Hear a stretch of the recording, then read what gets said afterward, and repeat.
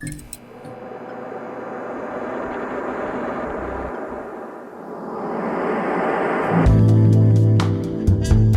short introductive story begins in 1989. Two writers for the Japanese magazine Gamist record footage for a VHS tape demonstrating Sega's recently released arcade version of Tetris. This tape will go on to be a massive hit, almost as much as the game it features. It is, for many people, a crucial guide on how to play Tetris effectively, if not also their first introduction to the game. Over the next year, reaching the maximum score in Sega's Tetris becomes such a common feat that top players are competing to see how fast they can do it.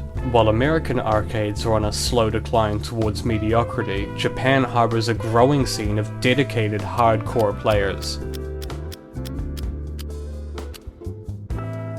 A Tetris player hears that a new game has arrived at an arcade in Ofuna a week before its intended release date. He leaves work at 10 PM, and since he is still an hour away, he runs to the bus stop in the rain. And he slips. He lands face first. His face is bleeding, his glasses are broken, leaving him barely able to see, his wrist is sprained. Undeterred, he decides to call a different arcade near Kawasaki Station and finds out that they too have a machine up and running. The man lumbers into the arcade and gets just 3 runs in. Soaking wet, covered in blood, in pain and with no glasses, he still manages to make it to the credit roll. He is one of the first people in the country to do so. This is the second game in a series built specifically for the most dedicated Tetris players. It's 2003. A French player sends to his friend a screenshot of an emulated version of Tetris the Grandmaster, the first game in the series. At this point, he is the only player outside of Japan who has achieved the rank of GM. The total number of people playing the game outside Japan is likely a single digit. 2 years later, the number of GMs has increased to 4. By 2009, there are 35. 2010. The creator of the TGM series announces on his personal blog that after a year of fighting for a publishing deal, the latest game in the series cannot be released. The majority of his despair is directed towards overseas players who cannot visit Japanese arcades and are forced to play on emulators and clones of the series. An American player tags him on Twitter with an image of his new personal best on an imported game board, accompanied with the caption, "We love TGM." The creator replies saying that if he really liked TGM, he should stop playing clones.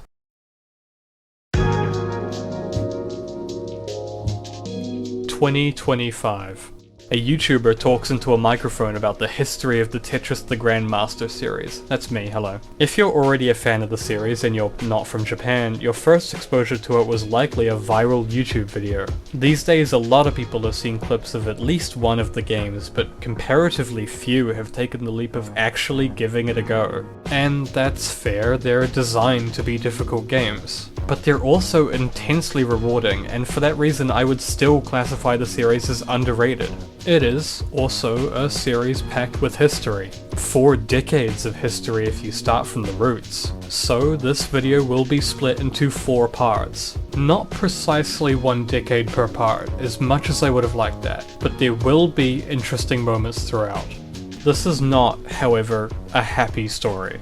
It is a story of struggle, compromise, petty rivalry, and at times, massive disappointment. If it is a story you haven't heard, you will likely grow disillusioned as we progress. But, at the end, you will be rewarded. Do you want to know how it feels to go through the gauntlet of becoming a Grandmaster? This is how it feels. But I mean, it's a niche video game series. How bad could it be?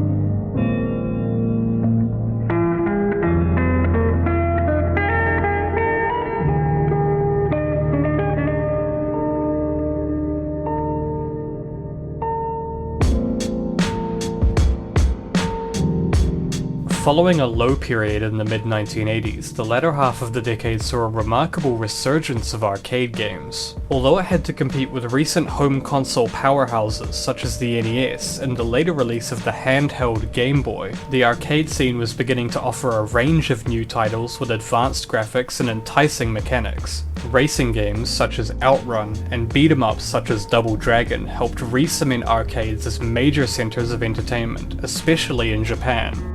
Fall 1988. Atari, long one of the leading arcade developers in North America, had recently released their own take on the Soviet mind game Tetris to American arcades. Sega, having recently secured the arcade rights from Atari for Tetris in Japan, was now tasked with producing an interpretation of their own. Their board of choice for the project was the System 16, an early 16-bit system first released in 1985. Although the board was limited to 128 sprites on screen at a time, which occasionally necessitated workarounds, it more than made up for it with its power. After around half a year of development, Tetris was released to Japanese arcades in early December 1988.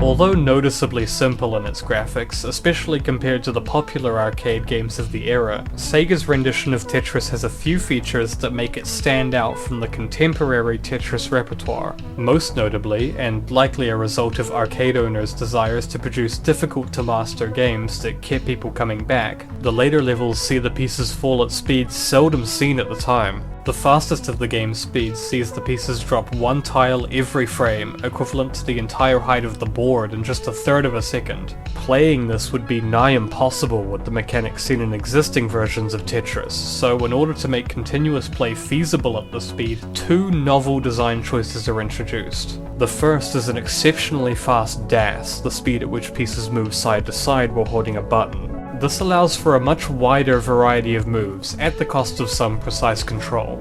The other feature is what's known as lock delay. When a piece lands, it remains active for half a second before locking, and during this time the player is still free to move or rotate it. Not only does this provide more control to the player, but it also makes fitting pieces into gaps a lot easier. So, despite being graphically basic and somewhat difficult to control, the game offers a high skill ceiling while remaining forgiving enough to still reward casual players.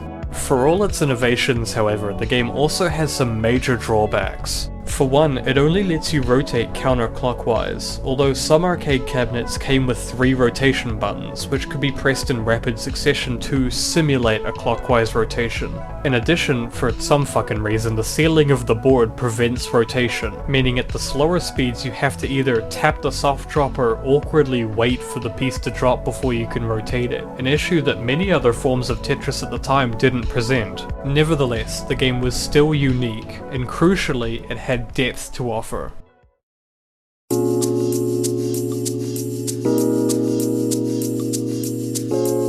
It's worth noting that at the time of release, Sega's management were still in serious doubt about the game's appeal in the current action-packed arcade sphere. This sounds silly nowadays, but Tetris had only entered the Japanese market in November after the release of Bulletproof Software's PC and Famicom versions, and they acquired the rights after Sega. More on that later. In fact, it's likely Sega's management never would have approved the game at all if it was pitched the normal way. It was only considered because they had verifiable proof of its addictiveness. Earlier that year, one of the company's developers had written a basic version of the game for internal use, and it was quickly getting passed around and built upon until it was beginning to distract people from their work, eventually ending in a department-wide Tetris ban. This is a recurring story. Mirasoft had experienced the same set of events back in '87, and Russian institutions had been banning the game and destroying discs as far back as '86. All this to say, it's no surprise that Sega's new arcade game was an immediate smash hit.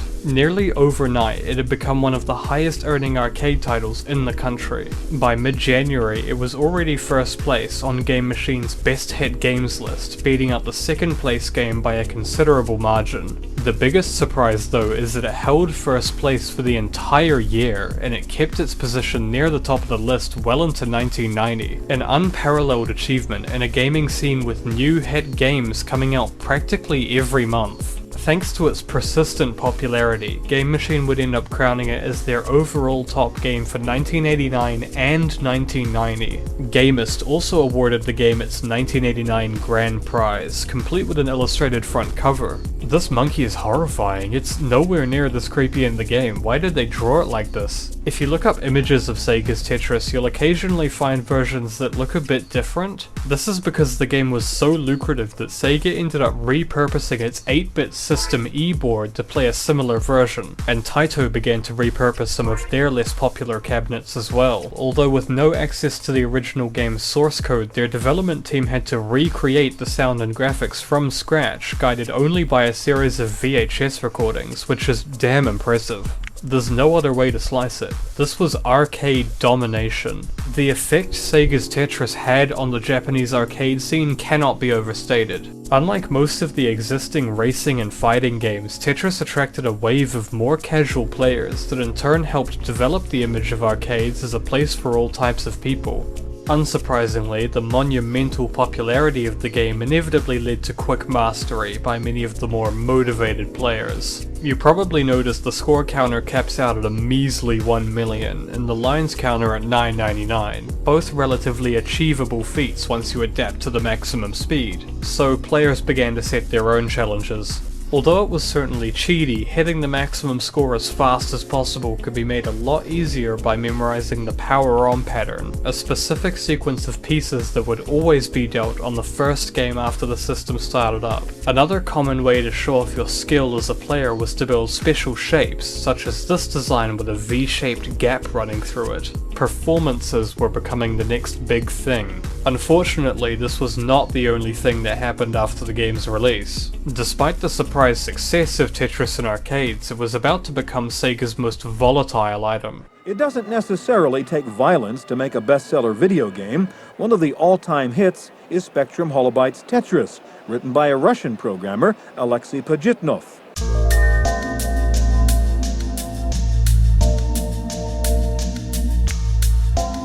Soon after the European Mirrorsoft had sold Japanese arcade rights to Sega through Atari, its American sister company, Spectrum Holobyte, was selling Japanese computer rights to Henk Rogers and his company, Bulletproof Software, with plans to sell him console and arcade rights as well. You might notice an issue here. After the computer deal was signed, Spectrum Holobyte's chairman, Gilman Louie, called Mirrorsoft's chairman, Jim Makinouchi, to report on it. Makinouchi was livid. As it turned out, Louie had no idea that Mirrorsoft had already sold Japanese and American Tetris rights to Atari, including the rights Rogers was seeking. These rights should have been Louie's, and Rogers was offering a better deal, but unfortunately the Maxwell family, who owned both companies, already supported Makinouchi's deal. So Louie had no choice but to cancel the pending deals, although Rogers was lucky enough to keep the computer deal he had already made. Rogers contacted Atari about the other two systems, and he was informed that although Sega had already acquired Japanese arcade rights, he could still have the console rights, and soon he had created his own Tetris ports for the Japanese market. Around the same time, Nintendo of America's Minoru Arakawa was looking to launch the company's in-development Game Boy with Tetris as its flagship game. So, in a meeting with Rogers, he tasked him with acquiring the rights for handheld Tetris. Okay, hold on. We need to talk about this meeting. A couple of years ago, the Tetris movie came out. It's your basic Hollywood drama, the kind you put on in the background while you make dinner. It's mainly notable for Hank's portrayal by Taron Egerton, who couldn't look less like him, and also for the sheer number of things the movie embellishes, including a scene with Hank and Alexei in a car chase against the KGB? Sure, okay. Possibly the funniest embellishment, however, is this meeting. These are our relevant characters: Henk Rogers, Bulletproof Software, Minoru Arakawa, President of Nintendo of America, and Howard Lincoln, Senior Vice President and Arakawa's BFF. Henk is shown a prototype Game Boy with Super Mario Land and told the game was programmed in C. So, naturally, he goes up to the computer in the lab and hammers out a perfectly working Game Boy Tetris in like 5 minutes. Arakawa is impressed with the game, which Henk uses to make his pitch that if Nintendo wants to sell the Game Boy to little kids, they should package it with Mario, but if they want to sell it to everyone, they should package it with Tetris. Now, Henk definitely did not program Game Boy Tetris by himself in 5 minutes, but in interviews he mentions this pitch a lot. I said, well, if you want little boys to buy your Game Boy, then pack in Mario. But if you want everyone to buy your Game Boy, then include Tetris. Game Boy will be for everybody. And I mean, I get it. If I said something like that, I'd mention that story all the time too. But while researching for this video, I read David Sheff's 1993 book, Game Over. It covers the history of Nintendo, of which Tetris was a core part, and the author interviewed a lot of major figures, including Lincoln and Arakawa. So, let's see what it has to say about the lead up to Hank's meeting. Minoru Arakawa first saw a prototype of Game Boy in Kyoto in 1987 and promptly topped Yamauchi's predictions. Before it was over, 100 million Game Boys would sell throughout the world, he said. To reach such astronomical levels, however, it would need a monster game, and Arakawa saw it at an arcade industry trade show in June 1988, where Randy Rowlett of Atari Games was showing off a prototype of an arcade version of a game called Tetris. At the convention with Howard Lincoln, Arakawa stood in front of the console and played, transfixed. Back in Redmond, Arakawa's engineers created a test version of Tetris that worked with a prototype Game Boy. His lawyers had figured out that Microsoft was probably tap dancing around the fact that it didn't have the rights. Indeed, it was possible that no one owned the handheld rights. That is when Arakawa decided it might be beneficial to try other avenues to get the game. In a meeting with Hank Rogers, Arakawa made an offer. If Rogers could get the handheld rights, Nintendo of America would take out a sub-license from him. Rogers was let in on the still-secret reason that Arakawa wanted Tetris. He was shown a prototype of Game Boy. This is a decidedly different story. A 2004 documentary on Tetris also seems to back this up. Industry giant Nintendo were about to launch a handheld game playing device and wanted to sell Tetris as part of the package.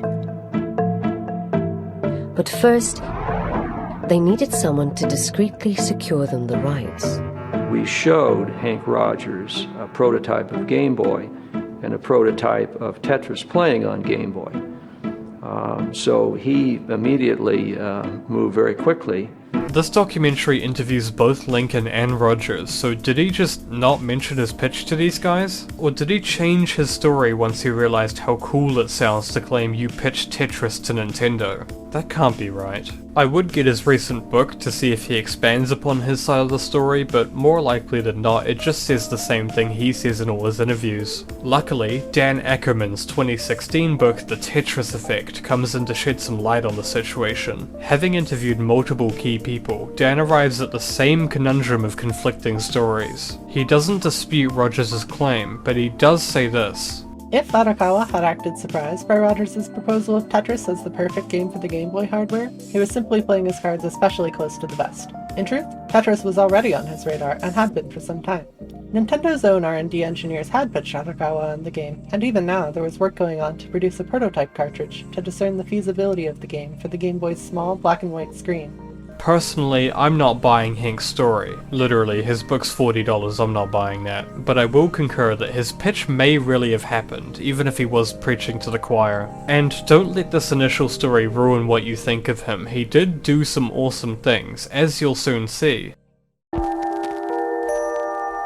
Late 1988, Lincoln and Arakawa had tasked Rogers with obtaining handheld Tetris rights. In November, Rogers went straight to Robert Stein and was promised that a deal with the Russians for handheld rights was forthcoming. However, what Rogers and the other licensees didn't know was that at this point Stein didn't even have the arcade rights that had already been passed down to Atari and Sega. The holdup was that Microsoft wasn't paying Stein royalties, and until he could pass that money along to the Russians, they were refusing to agree to any more deals.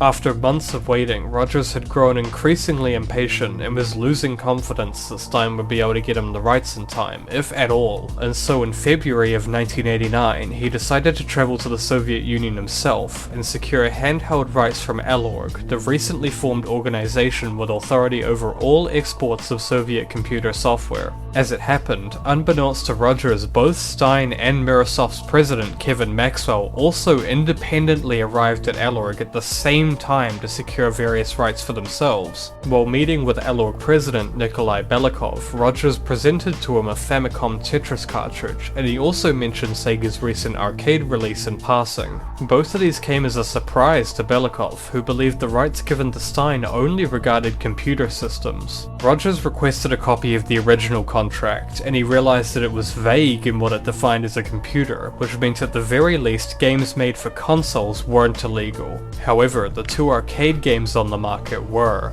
Belikov, feeling justifiably shortchanged and pulled along by Stein, was eager to revoke his rights and set up a new contract that explicitly limited him to computer systems while offering Rogers and Nintendo the rights for both console and handheld devices.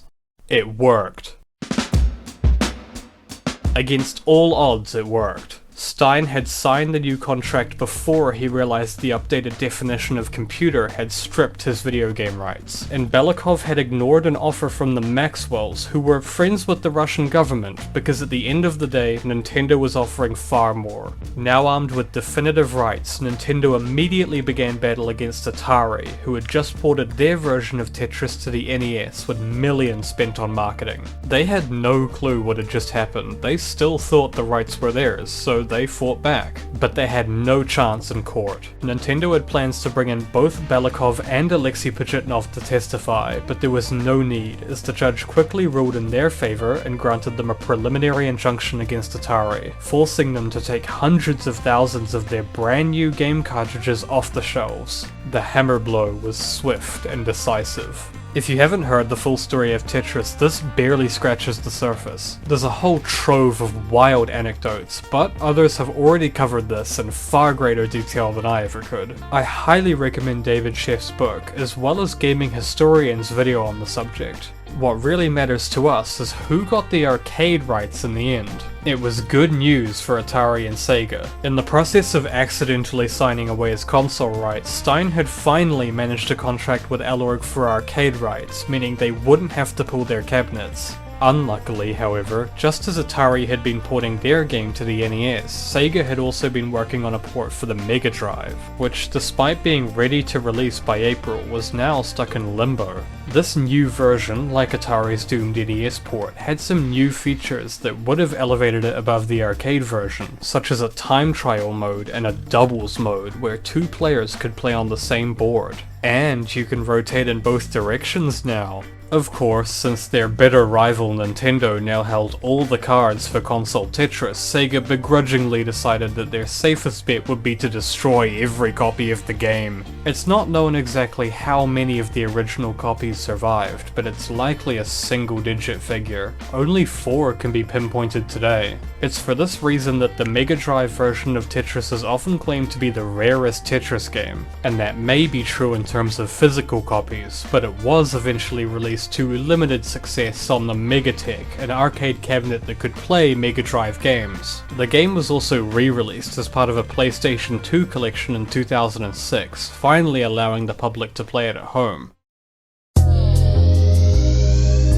Let's imagine you're Sega. It's April 1989 and you're looking to capitalize on your outrageously popular arcade game with some kind of sequel. Bad news, Nintendo just snatched the game's console rights out from under you, and now you're gonna have to throw your already finished console port in the dumpster. And Nintendo's saying the only reason they didn't take your arcade rights too is because they didn't feel like it.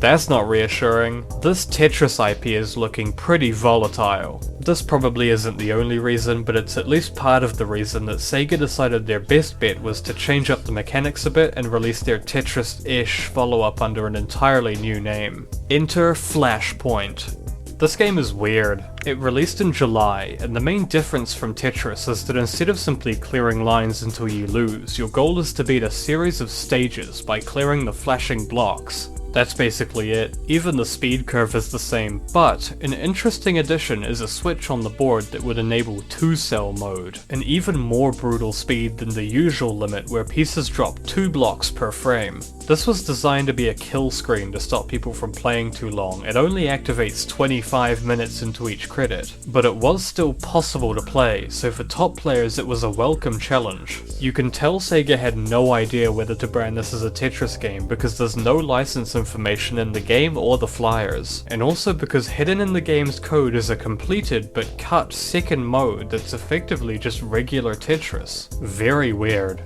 Remember when I said Tetris kept its #1 spot across all of 1989? I may have lied, a little bit. In the end, Sega had outdone themselves, as Flashpoint briefly knocked Tetris down to 2nd place when it debuted on the rankings in September. It did drop from the #1 spot pretty quickly after the initial hype ended, but the game has some replayability, so it's bound to stick around for a while. Oh. This little gap is because the game's rating wasn't even recorded, since it had already dropped off the top 25. By May 1990 it was gone. You know what, maybe this one just missed the mark. No problem, by December Sega had sorted out their license and completed their trilogy with Blockseed. This one's even closer to the original Tetris, just with some new gimmicks. This time there are quote-unquote garbage lines that appear at the bottom of the screen and push your stack upwards, and there are power blocks that assist you in various ways. So let's see how well it ranks, and it's the exact same. Didn't even break first place this time. Funnily enough, just as Game Machine's end-of-year rankings showed Tetris in first place across 2 years, Flashpoint ended both 1989 and 1990 in 17th, with Blockseed in 13th for 1990.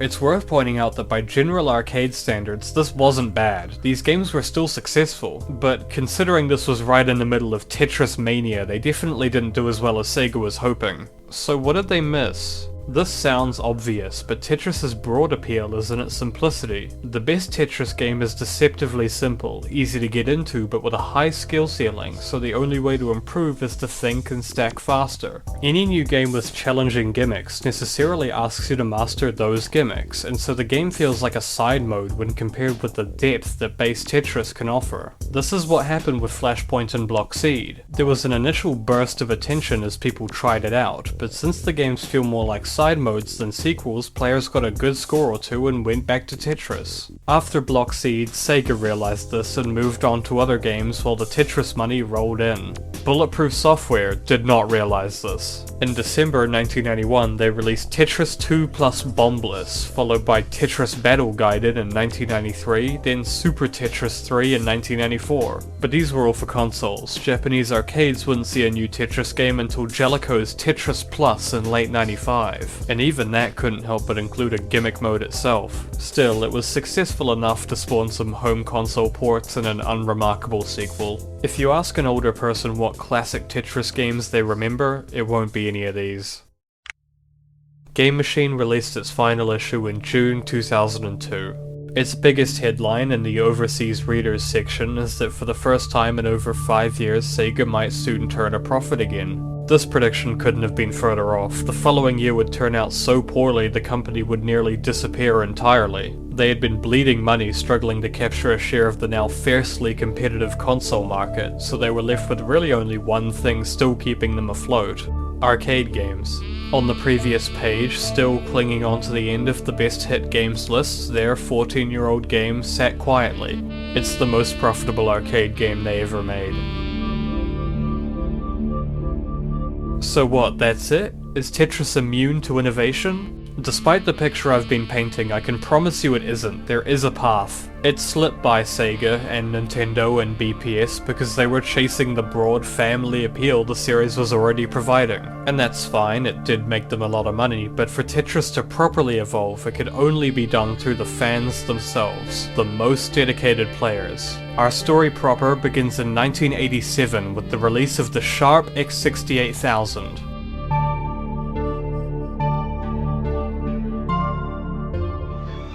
黄金のグラフィックスを持ったシャープ X68000。 Although ostensibly a home computer, the X68K was built with graphics hardware designed to operate similarly to the arcade cabinets of the time. In addition, the monitor's analog RGB input and variable scanning rate allowed it to double as a display for existing arcade boards. This made it a suitable choice for designing and developing arcade games at the time. Fast forward to late 1989. A person going by the name of Jun Shimizu began sharing a freeware game with the name Tetris SEMIPRO 68K, which would eventually grow to be known by its colloquial name, Shimizu Tetris. It's a visually basic Tetris fan game for the X68K, with many of the mechanics borrowed from Sega's arcade version. However, the deceptively simple look of SEMIPRO hides a wealth of features. Entering one-player mode, you'll find that considerably more information is provided to the player than in Sega's version, along with a wider range of difficulties. In addition, the board width is configurable, from 4 all the way up to 34 tiles. The rotation ceiling is still present, but at least there are now separate buttons for clockwise and counterclockwise rotation. The creator didn't put quite as much effort into the sound design. The only music available is the standard theme that comes with the X68K, and the sound effects are ripped straight from Gradius 2, including a vile roaring sound every 10 levels. Our other options are 2-player mode, allowing for a simultaneous play, doubles mode from the cancelled Mega Drive Tetris, versus mode, and a recreation of Flashpoint. Moving into the configuration tab, we're greeted with the option to switch to Pentaminos, a unique option for the time, and one that makes gameplay significantly more difficult. Still, it's a fun challenge. We also have the option for a second next piece, or none at all, an option for the piece sequence featuring Noble, which replicates the power on pattern, additional options for the 2-player modes, and Block Birth, a gimmick which creates single blocks each time a piece is placed. The timing settings for things such as the lock delay and the wait between pieces are also adjustable. These things on their own are interesting, but not exactly mind-blowing. However, the most innovative feature SEMIPRO offers is actually its most challenging difficulty. There are 3 difficulties I neglected to show earlier. 2-cell, same as the Flashpoint kill screen, 3-cell, and finally 20-cell, where the pieces drop 20 blocks per frame, the entire height of the board. At this speed, pieces practically appear on your stack, giving you just the half-second lock delay to move them into position. This presents a novel challenge. Both your movement and rotation options are severely limited, requiring you to completely rethink how you stack to avoid difficult positions. Sega's restrictive rotation mechanics make this difficulty especially frustrating, so it stands largely as an extra challenge for seasoned players. You need some practice. I do need some practice. Practice is clearly the name of the game here. SEMIPRO was pretty obviously designed as a training tool for players of Sega's Tetris and Flashpoint. But on top of practicing for the real games, it offers an alternative to travelling to the arcade, and crucially, it's a free alternative. This is the point that's ethically muddy, and the legality and impact of sharing a Tetris fan game is a complex topic that'll be covered later. But that's not something SEMIPRO would have to worry about. The game spread was likely severely limited by the requirement of owning an X68K, of which the basic model was selling for the equivalent of $5,500 in today's money. Unfortunately, it's difficult to say much about the game's origin or how many people played it, as information today is frustratingly scarce. In fact, even the identity of the game's creator isn't certain. Jun Shimizu does appear prominently in the credits for the Mega Drive port of the 1986 arcade game Slap Fight, as well as brief mentions in the credits for other games, including some for the X68K. If this really is the creator, then it's likely SEMIPRO was just a side project of a young arcade developer who happened to be a fan of Tetris.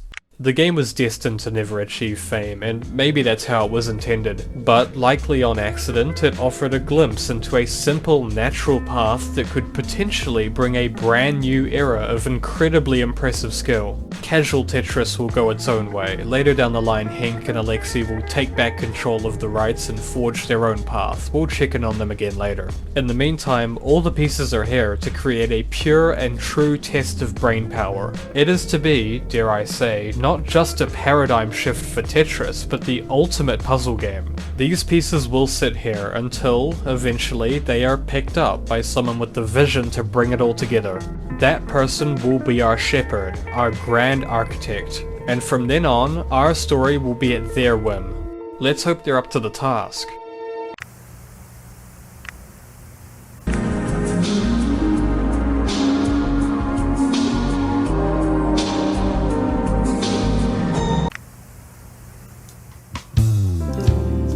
The 1990s, man, what a fun time for television.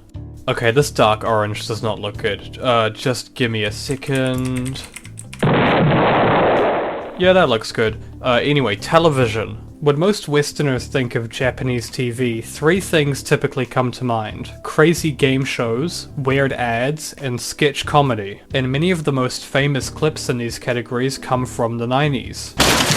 The comedy sketches in particular were often clips from variety shows, and in the mid-90s no variety shows were as widely known as those starring legendary comedy duo Downtown, consisting of Masatoshi Hamada and Hitoshi Matsumoto.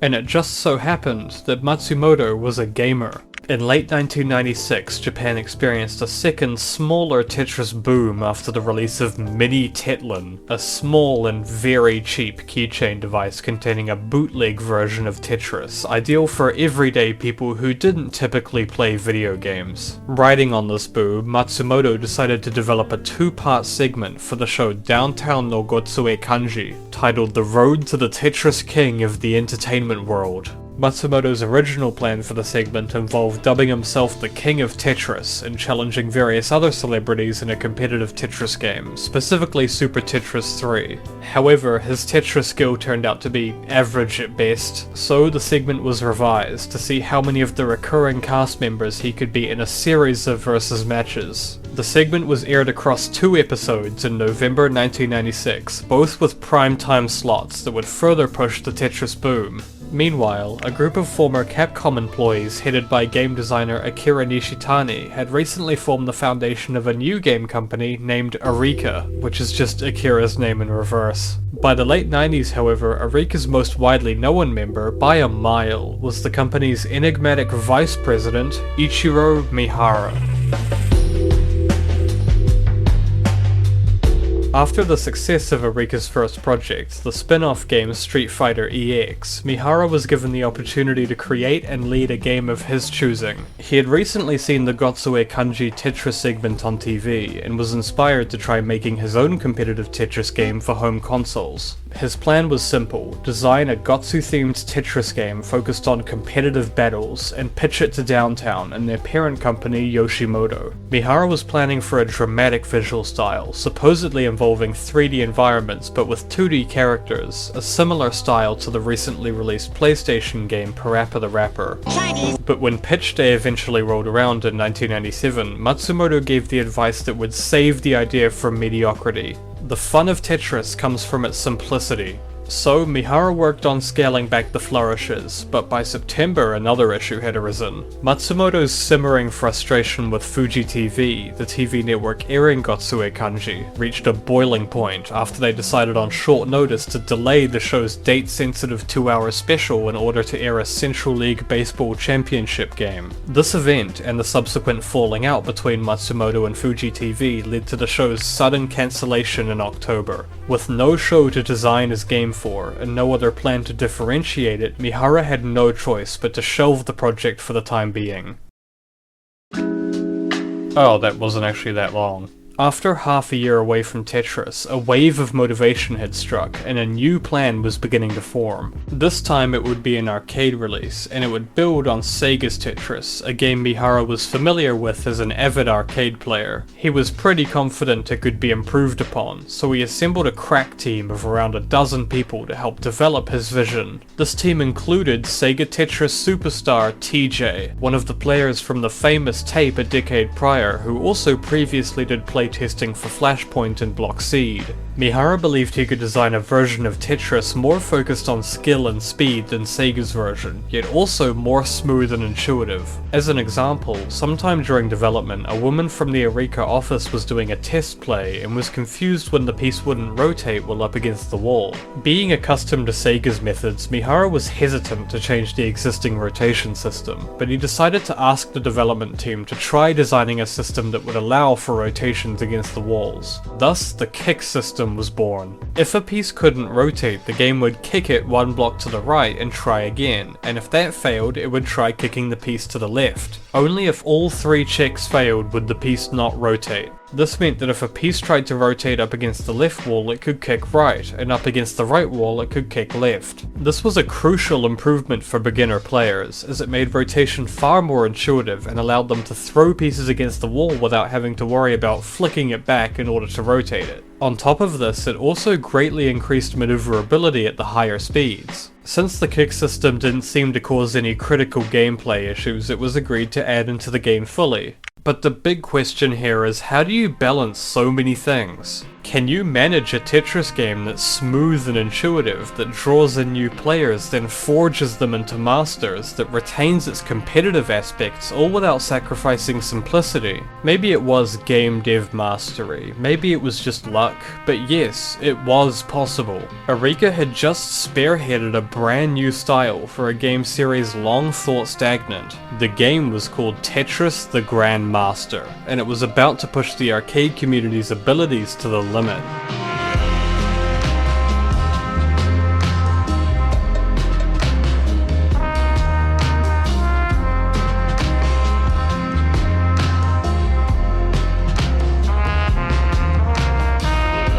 From a game design standpoint, TGM resembles Sega's Tetris only at a surface level.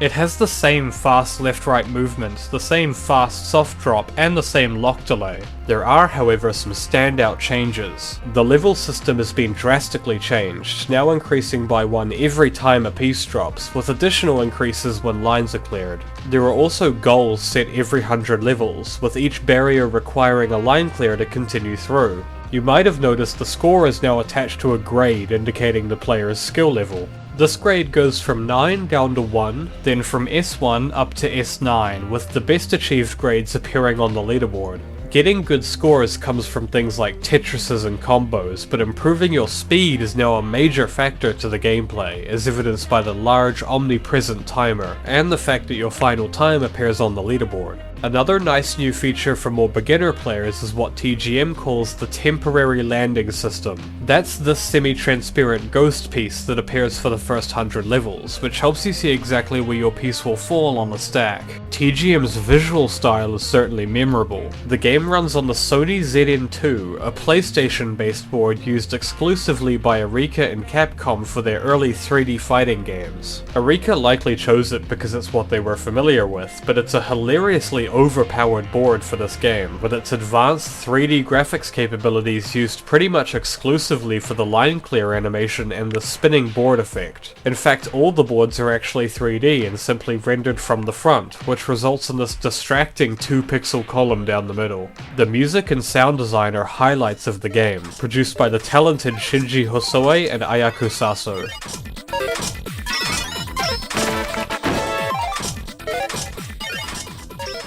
The CD for the soundtrack eventually released in May of '99, and you'll never guess who directed it.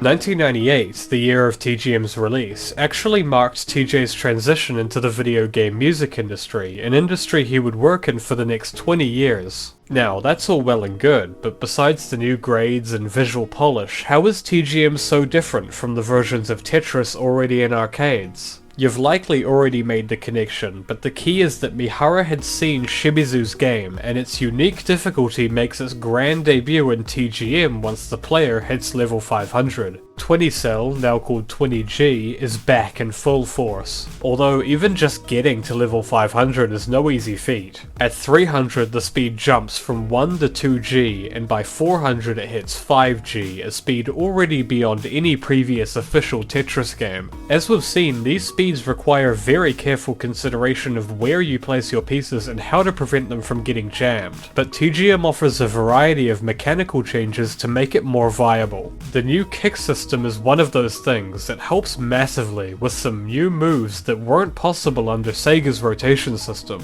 The game also generously adds what it calls the initial rotation system, where by holding a rotate button before a piece spawns you can make it rotate instantly, helping with maneuverability and potentially saving your pieces from getting stuck during 20G. Like the kick system, IRS also wasn't part of the original plan for the game. The idea started as a bug where the piece would rotate before falling in 20G only if you happened to press the button on the exact frame it spawned. But the development team realized it could be incorporated as a feature, and it made gameplay a lot smoother. This is what I meant when I said the game's revolutionary changes might have just been luck. Finally, a mechanic that you may not have considered before now is the way the pieces are chosen. Most early versions of Tetris use, or at least approximate, completely random pieces. This comes with the obvious downside that you can occasionally go dozens of pieces without getting the one you want, or the opposite problem where you receive an unworkable piece multiple times in a row. Both very well known frustrations in games like NES Tetris. Is freaking Z-Spire, what were you doing? TGM remedies this by severely limiting the chance of obtaining a piece you've recently been dealt, thereby favouring pieces you haven't seen in a while. It is still possible to occasionally get droughts under the system, and the level of randomness a piece randomizer should have is a debatable topic, but I'm sure it'll all get agreed upon and won't be part of any major dramas down the line. Although TGM's 20G may be a lot more playable than its incipient iteration, simply surviving it isn't enough to get a great score. The game ends at level 999, giving you a limited number of lines to achieve the highest score you can. As it should be, if you want to be a Grand Master, you should have to be able to show your mastery, and that means playing consistently well at the highest speed the game can throw at you. Speaking of which, there is indeed a Grand Master grade, but its requirements aren't as simple as gaining a certain number of points. Achieving Grand Master requires hitting 3 milestone levels with both a certain number of points and under a certain time, and these requirements are a considerable challenge. This is another notable change from high-level Sega Tetris gameplay. You can no longer get away with pausing to think at the lower speeds, since the GM time requirements demand fast play the whole way through the game. This made becoming a Grand Master a daunting task, even for seasoned Sega Tetris players. Unsurprisingly, this also made it highly alluring. The competitive aspect originally intended for the game is not lost. A second player can join for a versus match with a variety of goofy effects, or simply play at the same time if versus mode is disabled. There are also a few other fun things. Clearing the board completely, now called a Bravo, awards quadruple the amount of points, some fireworks, and a special medal that displays on the leaderboard. The V-shaped challenge that so many Sega Tetris players were familiar with is now rewarded with a secret grade based on how high you can build it. Some hidden modes are also unlockable by inputting certain codes, such as a mode that starts you at 20G, and a big piece mode. I don't have an explanation for this one, but it's fun.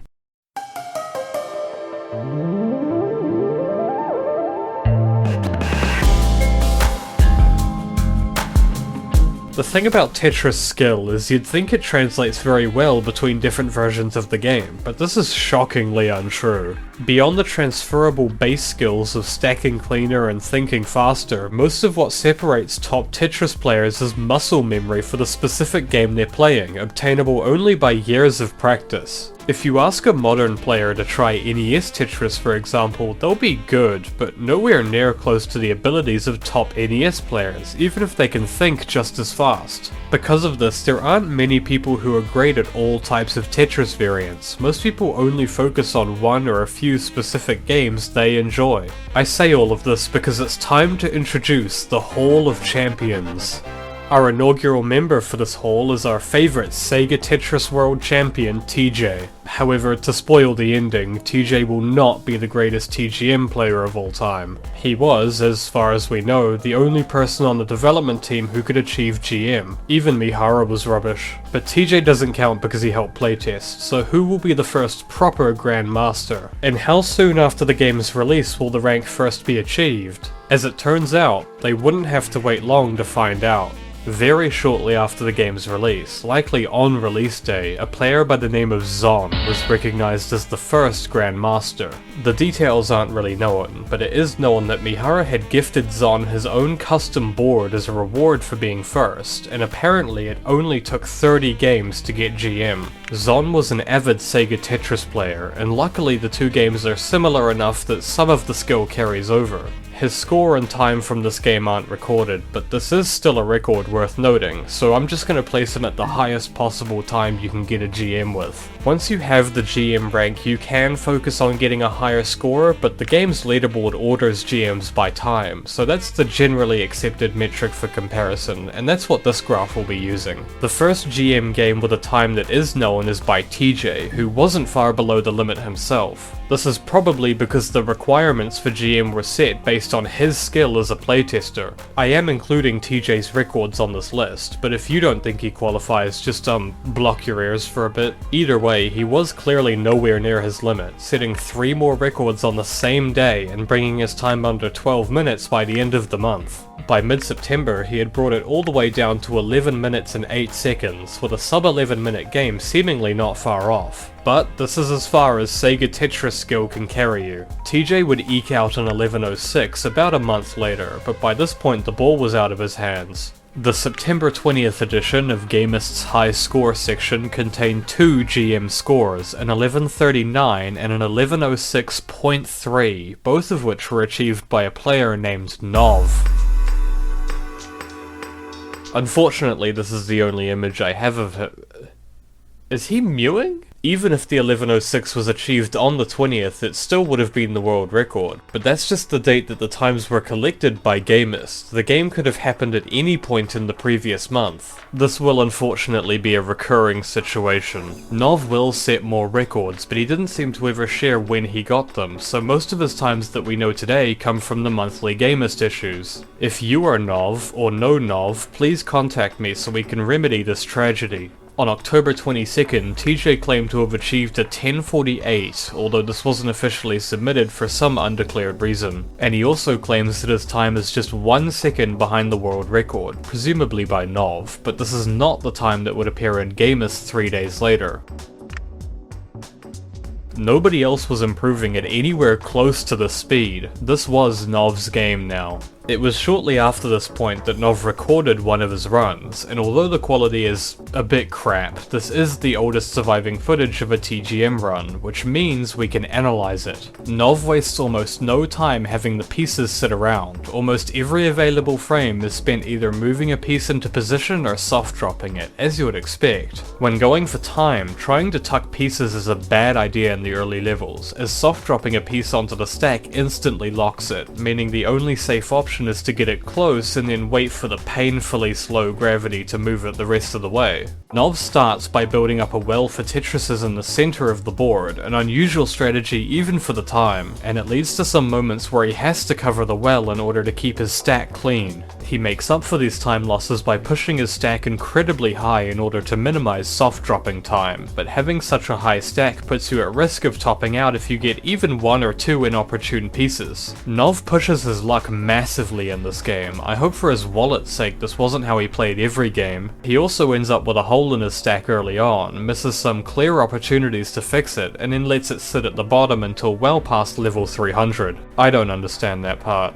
But he eventually decides to switch to a right side well, which serves him well going into 20G. This is where Nov's skill really shines. Despite the occasional misdrop, he demonstrates some very intelligent play, often intentionally setting up hanging pieces that he can tuck others into later. And although he begins to lose control of the board closing in on the end, he pulls through. Although this may not be the most polished speedrun out there, that mainly goes to show how difficult TGM really is, and how much of an achievement it is to even survive while playing at this speed. But Nov knew he could do better. By December he had broken the 10-minute barrier, 9:50 by January, then 9:40 by March. But once you're below 10 minutes, improving your time becomes extremely difficult. Back when the game first released, Mihara did some napkin math and predicted that 9:30 would be about the human limit. At this point it seemed pretty likely that Nov was going to break that barrier. The only question was how soon. He mentioned having gotten a 9:35 on June 1st, and the June 20th edition of Gamist showed his time at 9:34.41. However, this was not the best time on the list. A 9:31 had been submitted by a player named High7. Not much is known about them, but they had also been playing since the game's release, and they were a very strong player, so the first sub 9:30 could go either way. A week and a half later, it was announced that someone had broken the 9:30 barrier. That player was Nov. His exact time from this run wasn't mentioned when it happened, but by July 18th, his PB was stated to be a 924, and this may or may not have been from the same run. The day after, High7 fired back with a 923, which Nov had matched by August, but after this point things began to slow way down. By December the record was down to a 916, but High7 wasn't going for it anymore, and after this Nov wouldn't manage a new record for another 8 months. By this point TGM was nearly 2 years old, and unfortunately it didn't manage quite the same traction as Sega's Tetris, so not many people were still focused on bringing their times down, and even fewer had any chance of matching Nov's skill level, and Nov himself was playing less and less. The era was ending. Small side note, I did somewhat lie about Nov not sharing his records. He was posting them to an online high score page, but this page has no archives for most of his active period, because God hates me.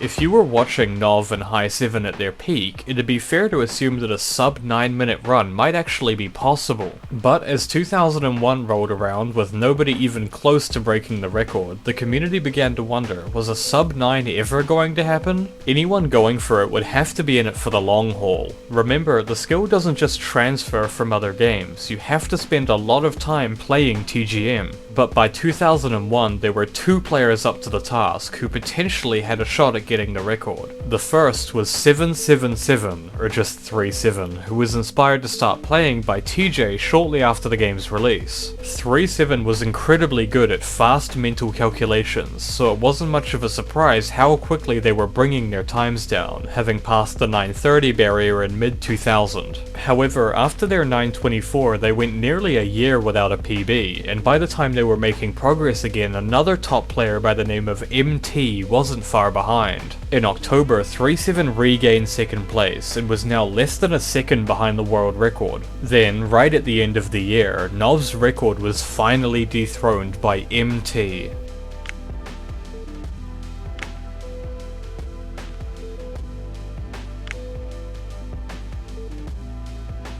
Shortly after this, 37 got a 914.31, and they also claimed that they had seen a 9 minute 11 second time, which although they didn't say who, was presumably done by MT. In March they managed a 912, but shortly after, MT's time was made public. Or maybe this was a different run, I don't know. 37 got a run barely behind the record again, before finally taking the lead in June. At this point, MT felt he had reached his limit, so that left just 37 to see how far they could bring their time down.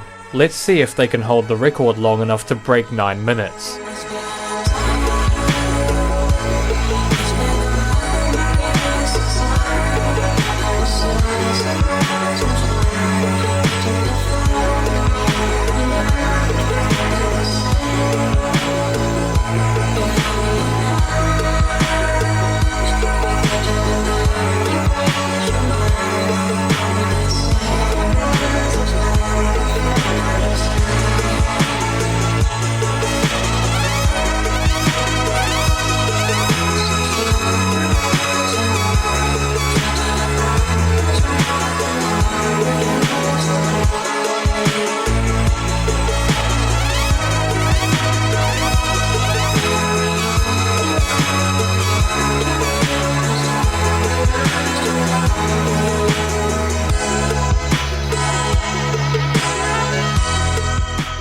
Yeah, the current record really has stood for the past 15 years. And it's not for lack of trying. Not only have there been active top level players for that whole period, but 37 themselves has been playing nearly every day since the last record. To put into perspective just how good the current record is, when it happened no other player had achieved a sub 9. There were only 2 or 3 people who had even achieved a sub 910 at this point. 37 was so good they could consistently get sub 9 runs, but the 848 was insane even by their standards. It was both the fastest first half and the fastest second half they'd ever managed. When you've played thousands of games, the chance of that happening... I don't normally believe in miracles, but this was not normal. It was also the biggest jump in the record since Nov's 916. Later on, 3.7 achieved an 849 and an 850, but they haven't managed times like those in years now. They really were at their limit. Even today, the second fastest player is still 7 seconds behind the record, with maybe a dozen people total who have achieved sub-9s. It is pretty damn rare to see a contested speedrun category dominated by one person, let alone one run, for so long.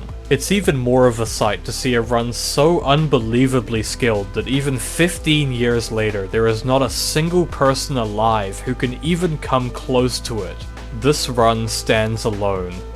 We have gotten way ahead of ourselves though.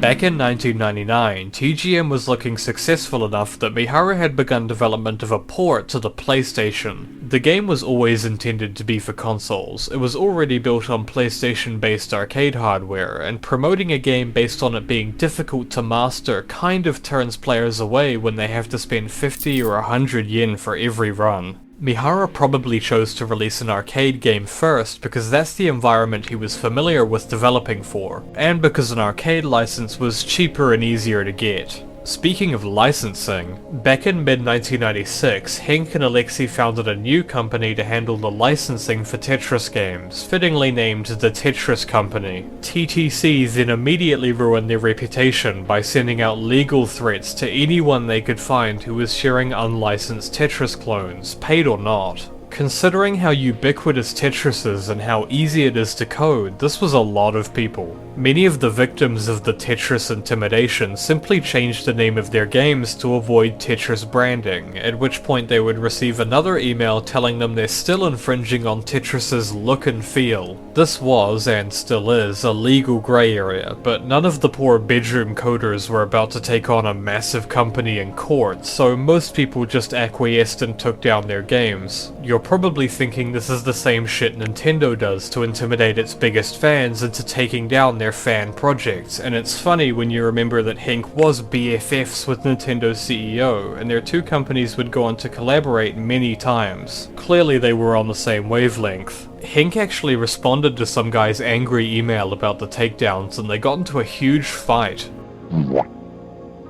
So what was co-owner Alexei's stance on all this? He is generally a nice person, so I hate to have to say this, but Alexei Pajitnov hates free and open source software. He's called it juvenile, nihilistic. In his view, it just kills business. In his words, free software has no market potential. It does not create wealth. It is only a display of sterile rebellion. To be fair, if there's anyone you would expect to hold this view, it's Alexei. He made an incredibly popular game that earned him nothing under communism, only for the ambitious, hard-working capitalists to swoop in and rescue him, earning them both millions. So they were certainly in agreement when it came to the takedowns. However, Alexei's level of involvement with the decisions TTC was making is unclear. He's never been a very public person. Henk's level of control over TTC's decisions has also been a long-time topic of debate, but he's always seemed to be one of the major decision-making players, and as the company's figurehead, he was the guy you'd talk to if you wanted to make a deal. By March of '99, TGM's PlayStation port was apparently nearly done. However, negotiations with TTC to release it were suddenly grinding to a halt, with the release date indefinitely postponed. TTC's claimed reason for this was to adjust the Tetris market, although it wouldn't be clear exactly what this meant until Mihara put out an announcement at the end of May. It turned out TTC had just changed their Tetris policy to only license one game per platform going forward. This was bad news. There were already 3 versions of Tetris on the PlayStation, including one developed by Henk's other new company, Blue Planet Software. This meant that TGM could not get a PlayStation release. Arika had no choice but to cancel it.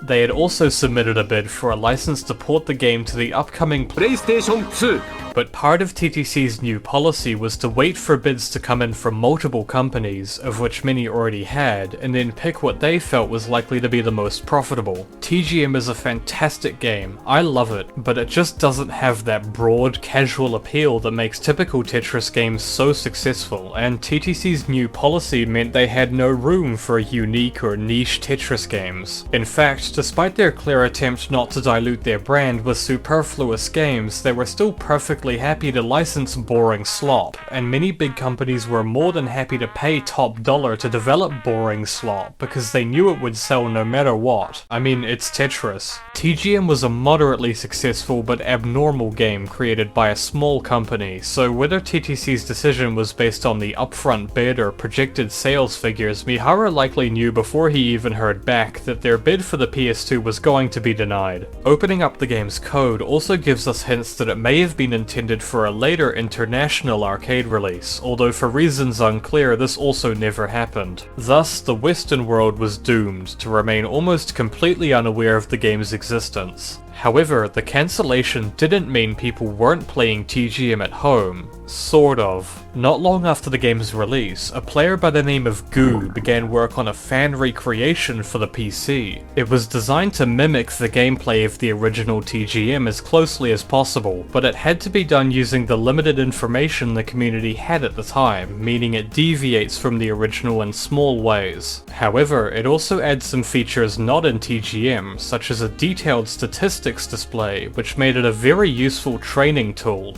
The benefit of a game like this for players at the time was twofold. It allowed people who didn't live in close range of a TGM cabinet to still play the game without having to make a long trip, and it also allowed players to practice and play a TGM-like game without having to go to the arcade to spend money. The game was called GTET, and it went public around January of '99, mainly keeping a low profile as most opted to discuss it privately rather than on public message boards. In fact, many message boards at the time had strict rules not to discuss any unofficial clones of TGM. This was fair, as we're well aware TTC was incredibly tough on fan-made games at the time, and having a bunch of people playing clones of TGM would likely make things more difficult if Arika wanted to secure a license for another Tetris game in the future. And of course, the letting players play without spending money aspect obviously raises concerns. If Arika couldn't get a license to port TGM to home consoles, it's fair to assume that the convenience of unofficial PC clones might draw away players that would otherwise put their money into the official cabinets. Despite all this, Mihara actually didn't mind GTET. It did have original features and original graphics, at the time at least, and it was mostly flying under the radar, so he never actually asked for the site to be taken down. For the moment, GTET would remain.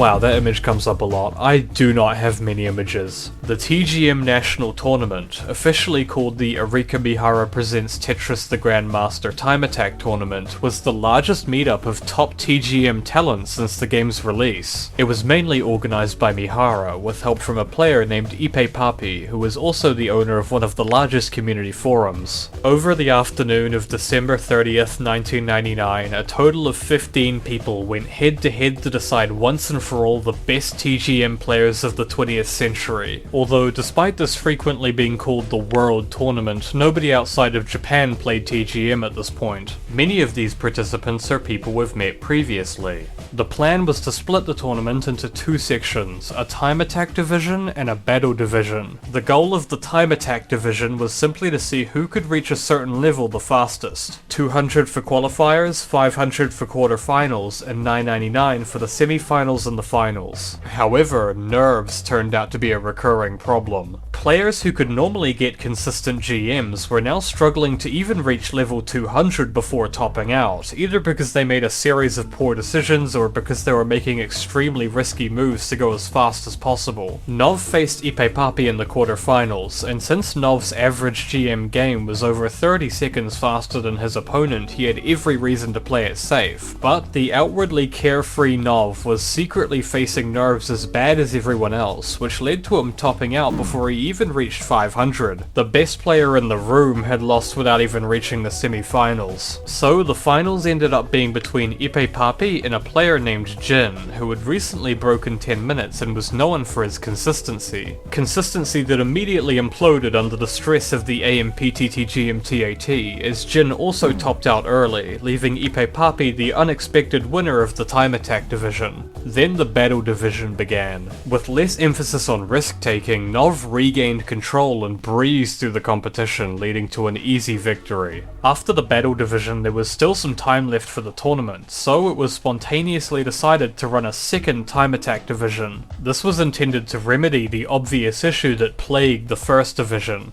which is that Nov didn't win. This time Zon faced 3-7 in the quarterfinals, and the match was so close that the person filming the event had to play it back to see who finished first. Zon won by half a second, and went on to battle a lesser known player by the name of Ani in the semi-finals. Ani then advanced to the finals, where Nov wiped the floor with him. Overall, it was a success. In fact, the community ended up enjoying the national tournament so much that they decided to host another one 4 months later. This second tournament was called the TGM Olympics, and despite not being hosted by Arika, it ended up with 20 participants, even more than the first tournament. Keep in mind that this tournament occurred at this point, and although High7 hadn't held the record in a while, he was still considered roughly equal in skill with Nov. Thus, the hype went through the roof when High7 confirmed that he would be attending this time around. The general skill level of the other players had also increased since December, and in a shocking upset, Nov didn't even make it to the semi-finals. In fact, High7 won the tournament. At this point, a large portion of the top TGM players lived in roughly the same area, forming a group colloquially known as the Ofuna Squad. This group consisted of Zon, Ipepapi, 3-7, Jin, and a player named Kuroda.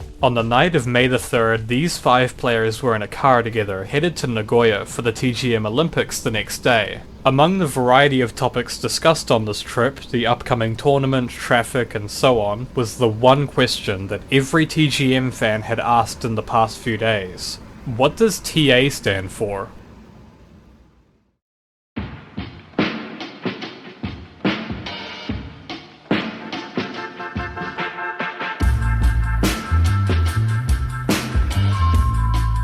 Sonan Arika was a serialized comic segment that appeared bi-monthly in Gamist starting in early 1998. The comic was effectively promotional material for Arika, dramatizing day-to-day events at their office and the development of their games. But Mihara's goofy little cartoon character was easily the most memorable. He's frequently seen shouting, annoying people, and generally being eccentric. This is how most people knew Mihara at the time. A gremlin. And that was intentional. Mihara has stated himself that his intense and eccentric personality in Sonan Arika was actually how he acted in real life, although it was mainly an act in order to make him more memorable. After Arika's initial formation and Mihara's sudden thrust into the responsibilities of vice president, he and Akira both realized that if they wanted to get into rooms with gaming industry executives, they had to put themselves out there. Akira started a personal column called Akira Does His Best, and Mihara got Sonan Arika.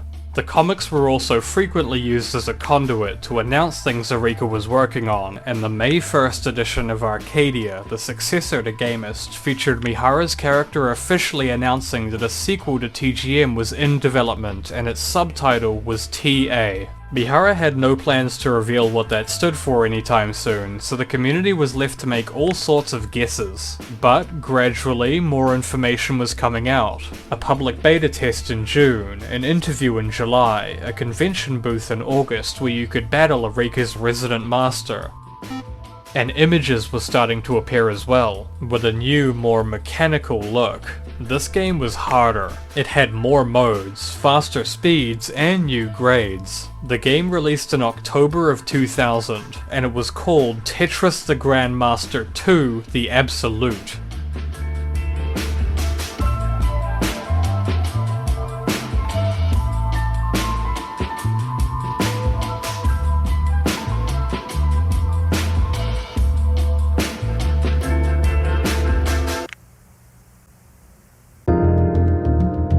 The Absolute, or simply TA, comes equipped with 4 modes: Normal, Master, Versus, and a secret 4th thing. Normal is intended as a shorter, easier mode to help make the game more beginner-friendly. The level only goes up to 300, and you get a few items to help you out, but other than that there isn't much to it. Then you have Versus, which is similar to TGM1, as well as the secret Doubles mode, where 2 players have to reach level 300 on the same board. Mihara claimed this to have been inspired by the Doubles mode from SEMIPRO, although that was itself likely inspired by Sega's doomed Tetris for the Mega Drive, which was itself likely inspired by Atari's doomed Tetris for the NES. Good to know it finally made its way into an official game that actually released. Master is the meat of the game. It's similar to TGM1, but with some key differences. Moving the joystick up now performs a sonic drop, similar to a hard drop except it doesn't instantly lock unless you flick the joystick back down. This is great for performing fast tucks, and it also just makes the game generally faster for high-level players. It also means you don't have to be building your stacks super high in order to minimize soft dropping time, making the early levels generally safer when going for speed. This feature was actually first developed for TGM1, although it was eventually cut as the development team wasn't sure if it was good for the game. But Mihara had grown confident enough in players' abilities to add it to TA.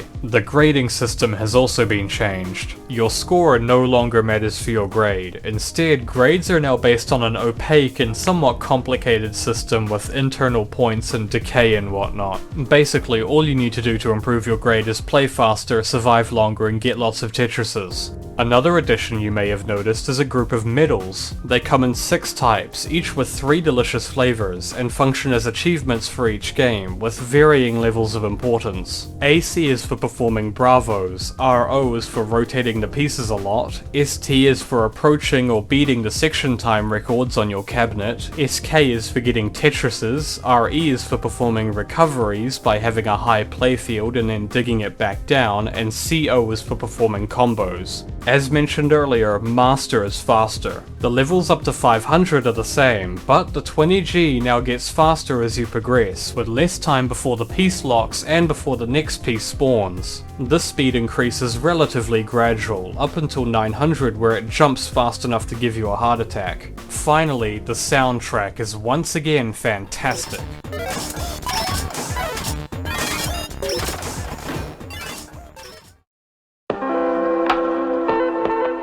Ipe Papi hears that TA has arrived at an arcade in Ofina a week early. It is raining. He slips. I've told this story before. After the previous night's debacle, Ipe Papi visited the hospital and the optician to get his glasses fixed. Then it was straight back to the arcade, this time with Kuroda. After a few games that ended on S8, he found that his S9 game turned into an M at $9.99. If M was similar to the last game's GM, what were the conditions for achieving it? And did TA have a GM grade? There was a lot to discover. The community was finding that some people were clearing with S9s and some people were clearing with Ms. It appeared that the main requirement was reaching $9.99 in under 9.5 minutes, although there were likely other requirements as well. Mihara confirmed in an interview that M was roughly equivalent to GM from the first game, although somewhat harder due to the speed increase. However, he refused to reveal whether there were any further grades. Unsurprisingly, Nov now had a solid lead for fastest M with an 8:13. Also unsurprisingly, the community was planning another tournament to celebrate TA's release. Tournaments are easy in a country like Japan. It's probably about time to talk about the credit rolls. Once you reach 999, you'll receive one of two types of credit rolls based on whether you achieved M or not. The non-M roll is a 60-second survival challenge with the added feature that the pieces turn invisible a few seconds after locking. Beating this challenge rewards you with an orange line under your score on the leaderboard. The M roll is far more difficult. In this roll, the pieces disappear the moment they lock. This is commonly called invisible Tetris, and this roll was way too difficult for anyone to beat at the time. Surviving it requires memorizing the shape of your stack at speed, something that none of the players had experience with. So there was debate as to whether the reward for beating the M roll would be a new grade or simply an orange line M.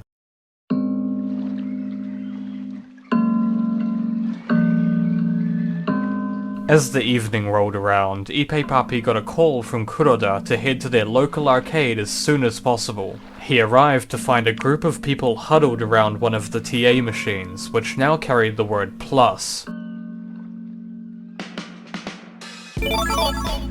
This mysterious new version came with two brand new modes. The first was TGM Plus. It seemed to be a side mode similar to TGM1 but with rising garbage reminiscent of Block Seed. The other mode was far more interesting. It was called TAEX and it started at 20G. Not just that, but it was really fast. It started similar in speed to Master's level 700, and by 300 it was similar to Master's 900, and it only got more hardcore from there. By 400 it's so fast that when you make a mistake, by the time you've registered it, 2 or 3 more pieces have already dropped, which have likely ruined your stack. In other words, it was a gift to TA's most hardcore players. Ippei Papi managed to make it to 499, and nobody else made it far enough to see how fast 500 was.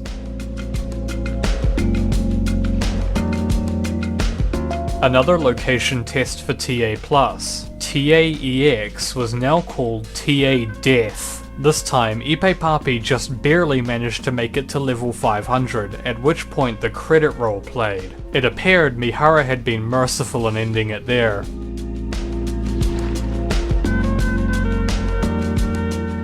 Tetris the Absolute the Grandmaster 2 Plus, or simply TAP, released to Japanese arcades as a free upgrade for TA. There were a few notable changes. The requirements for M were considerably more difficult. Doubles mode was now available in the menu, and of course TGM Plus and Death. A few of the top players were now reaching the credits at 500. That was, until Nov tried it. It turns out, if you reach level 500 fast enough, the game continues, and you're rewarded with Death's own M rank. So the race was on to see who would be the first to reach the true end of Death.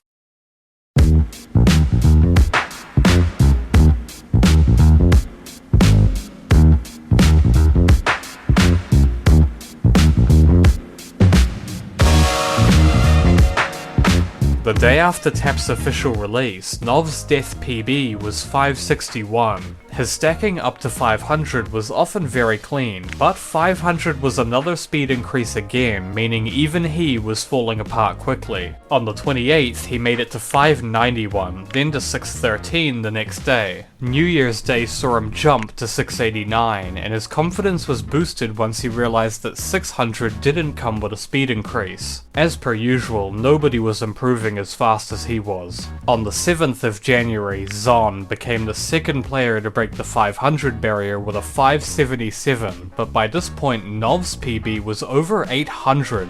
But don't get the idea that this was effortless. Nov had become obsessed with death to the point where he wasn't playing any of the other modes, which gave Zon in later 3.7 the opportunity to take the time record for Master M. By the end of January, 3 more players had achieved Death M, Ipe Papi, and 2 players named Bomi and MB. MB, not to be confused with MT, was a player from Narashino whose TGM1 PB was around 920 at the time, an incredibly good time that I unfortunately missed earlier due to the lack of archived records, and he was now honing his skills on both Death and Master. Also at the end of January, a new movie was uploaded to Arika's website. This was not a new thing, in fact this was the 4th TA related movie they had posted. There was previously a sample video of TA and demonstrations of TexMaster M and doubles, but this time the video was for Death. As it turned out, Nov had been invited to Arika's office to record himself playing Death for use as a promotional video, and although the quality is a bit crap, this is the oldest surviving footage of a TA death run, which means we can analyze it. Nov's stacking remains clean all throughout the first 500 levels. You can see him act with both speed and careful consideration, slowing down when he needs to for the more complicated moves. Despite some risky moments coming into 500, he manages to clean up and stay clean up until a brutal misdrop at 660. He falls apart quickly from there, effectively losing the whole bottom half of the board. So he switches to survival mode in the 700s, slowly creeping closer to the top until the video fades after 800. The proper ending of the run was eventually released in 2002, showing that he topped out at 812.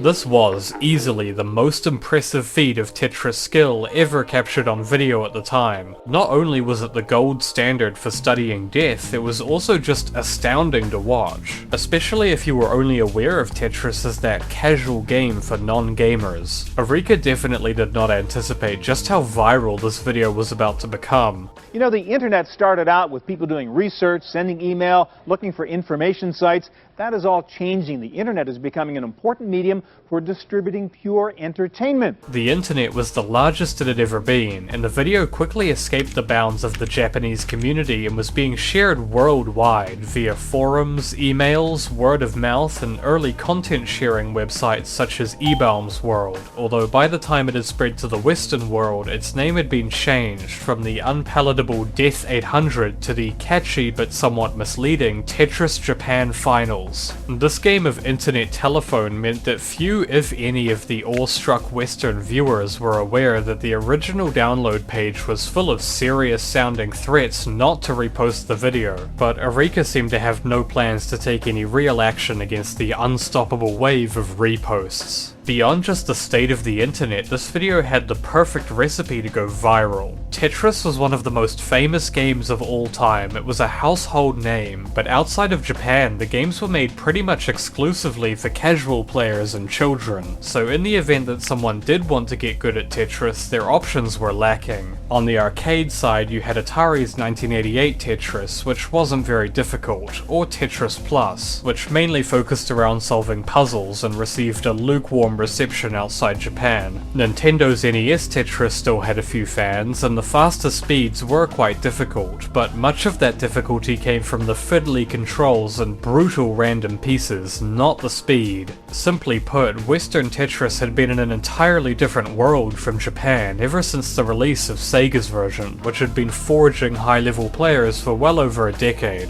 And of course, TGM was a completely unknown series outside of Japan. This was many people's first time seeing such a game, or even realizing that Tetris could be played with such skill. You probably won't be surprised to hear that Tetris Japan Finals heavily reinforced the hardcore Asian gamer stereotype, with download links frequently accompanied by quips like, "You may think you're good at Tetris, but wait until you see a Japanese level Tetris player." The video did also inspire some people to want to start playing high level Tetris. However, the few people who did look into the game helpfully named on screen quickly learned that the series was only released to Japanese arcades. There was some luck. The Impact emulator had been able to play TGM1 for over a year, albeit with some issues as the emulator was primarily developed for the ZN2's fighting game repertoire. By 2002, Impact had been superseded by the more stable Zinc emulator, and by this point a variety of curious people had begun putting various amounts of time into TGM1, effectively becoming the first genuine players outside of Japan. For the moment, however, these were just isolated people who hadn't yet formed any sort of community. In addition, despite the fact that TAP's underlying hardware was already compatible with the popular MAME emulator, the ROM for the game hadn't yet been dumped, likely due to fears of repercussions from Arika, meaning it wasn't possible to play. We'll have to check up later.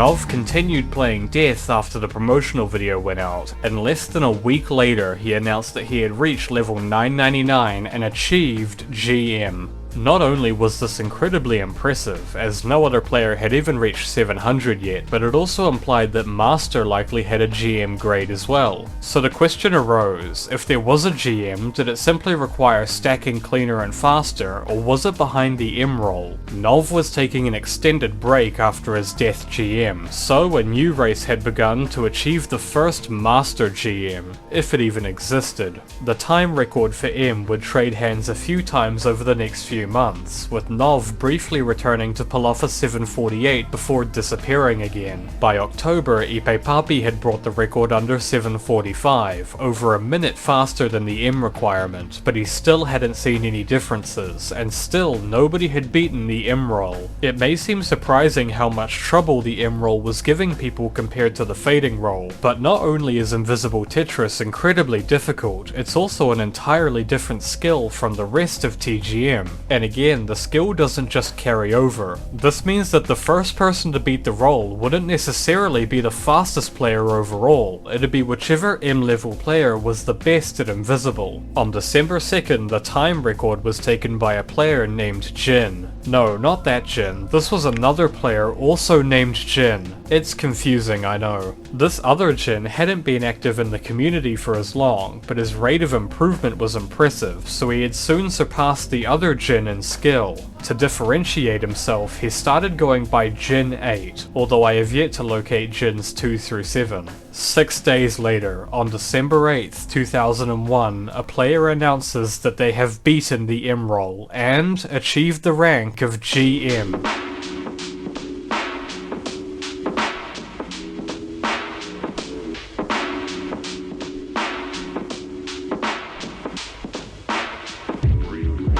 In the end, it wasn't achieved by any of the players we've met previously. It was achieved by a lesser known player by the name of HRB, although the achievement catapulted him to overnight fame. HRB had the advantage that he had bought a TAP arcade board in November, so he could play at home as often as he wanted, which was daily. However, there was one point of interest about the GM. It was a green line, and Mihara was hinting that there may be something beyond the green line GM.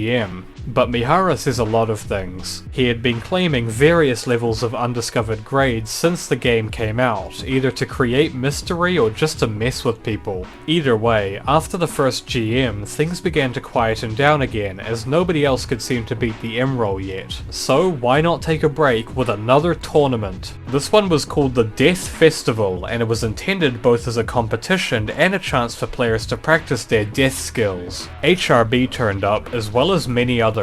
The quarterfinalists were MB and Jin, while the finals ended up being between Zon and a player named Key, who you may have caught earlier. Zon won the tournament, and he also took the opportunity to record for another promotional video, this time a pretty fast Death GM with even fewer pixels. But things weren't so bad for Key, who would go on to take the Death GM time record shortly afterwards. Fun fact, MB's death world record in January was less than a month after MT's 913, and at the same time as both of these, the doubles world record was held by a player named MO, not to mention that one of the fastest master players at the time was named MW. What are they, the Polgar sisters of Tetris? Meanwhile, Nov, having apparently grown bored of being at the top for so long, seemed to be permanently retired from TGM at this point.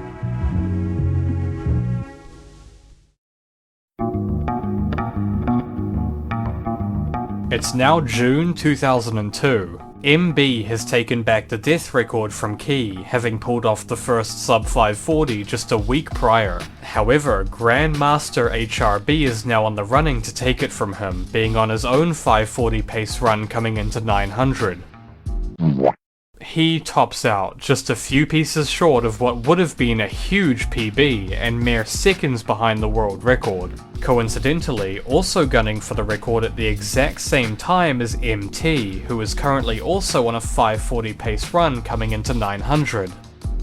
And the exact same thing happens to him as well. The two share their sorrow, and HRB returns to practicing Master. At this point he's now one of 3 Master GMs, along with 2 players named Toshyang and DDS, although HRB was still comfortably the fastest. DDS was also one of the participants in the Death Festival, although he lost to MB. 4 days later, on the 17th, HRB pulls off an astounding 531, improving his PB by a full 20 seconds and finally taking the record for death. Later that day, out of nowhere, Kuroda appears, claiming that he has achieved an Orange Line GM, although it wasn't clear what the exact requirements were besides doing especially well on the M roll. There was just one issue: it was done on the original TA, where M was a lot easier to achieve. So he switches over to doing attempts on tap, but with fierce competition there's no guarantee he'll be first. HRB pulls off 2 more GMs before the end of the month, but they're both green. Then on July 5th, a player announces that they have achieved the Orange Line GM on tap.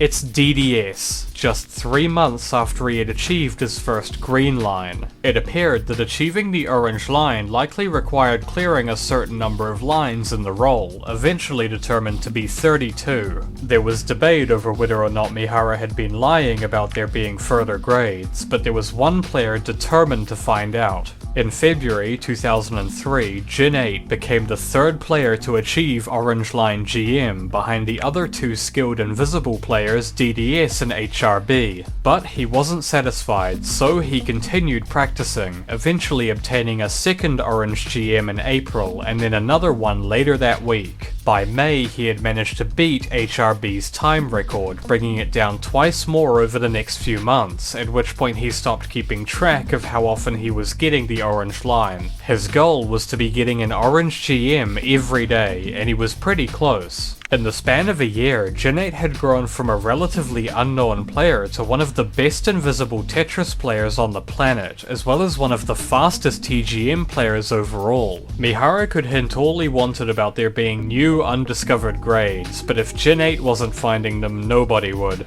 It had been nearly 3 years now since TA's original release, but thanks to TAP's longevity, the community was the strongest it had ever been. There were great top players, and there were plenty of new and improving players, so if there was any time to try going for a home console port, it would be now. Mihara wasn't really willing to admit it publicly, but he was desperate for a port of TGM or TAP as much as everyone else, so much so that he had already secretly begun development on a PS2 port of TAP, with no license and without even telling TTC, presumably in the hopes that he would have a shot at getting a license sometime in the future. That wasn't looking likely though. Shortly before TA's release in 2000, Arika had released another non-TGM Tetris game called Tetris with Cardcaptor Sakura Eternal Heart, and they ended up releasing this game on the PlayStation?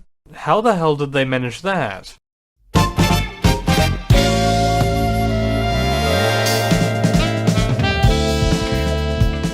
Clamp is an all-female manga artist group, active since around 1987. The dog isn't part of the group. They've produced dozens of works over the past 40 years, most of which were created during the 90s, and many of which are critically acclaimed. In 1999, Clamp began writing a shonen manga named Angelic Layer, following a middle school girl named Misaki who grows infatuated with Angelic Layer, a game which involves creating special dolls and having them battle in the Angelic Layer. She is supported on this journey by a mysterious and eccentric man going by the name Ichan. Wrong as usual. So, here's your penalty. 10 minutes with a live octopus in your pants. As the story progresses, it's revealed that Ichan is actually the genius inventor of the Angelic Layer and a longtime friend of Misaki's mother, so he enjoys watching her improve and compete in the various tournaments. Eventually, Ichan's full name is also revealed. Idiot. Mihara here. The real Ichiro Mihara was a classmate of one of Clamp's founding members in university and had since grown to be close friends with the group. Thus, they decided to base one of Angelic Layer's characters off of him, both in name and in personality. Fictional Mihara, like the real Mihara, is notoriously eccentric, loud, and immature, with the notable difference that fictional Mihara is a tall and handsome genius. Yo!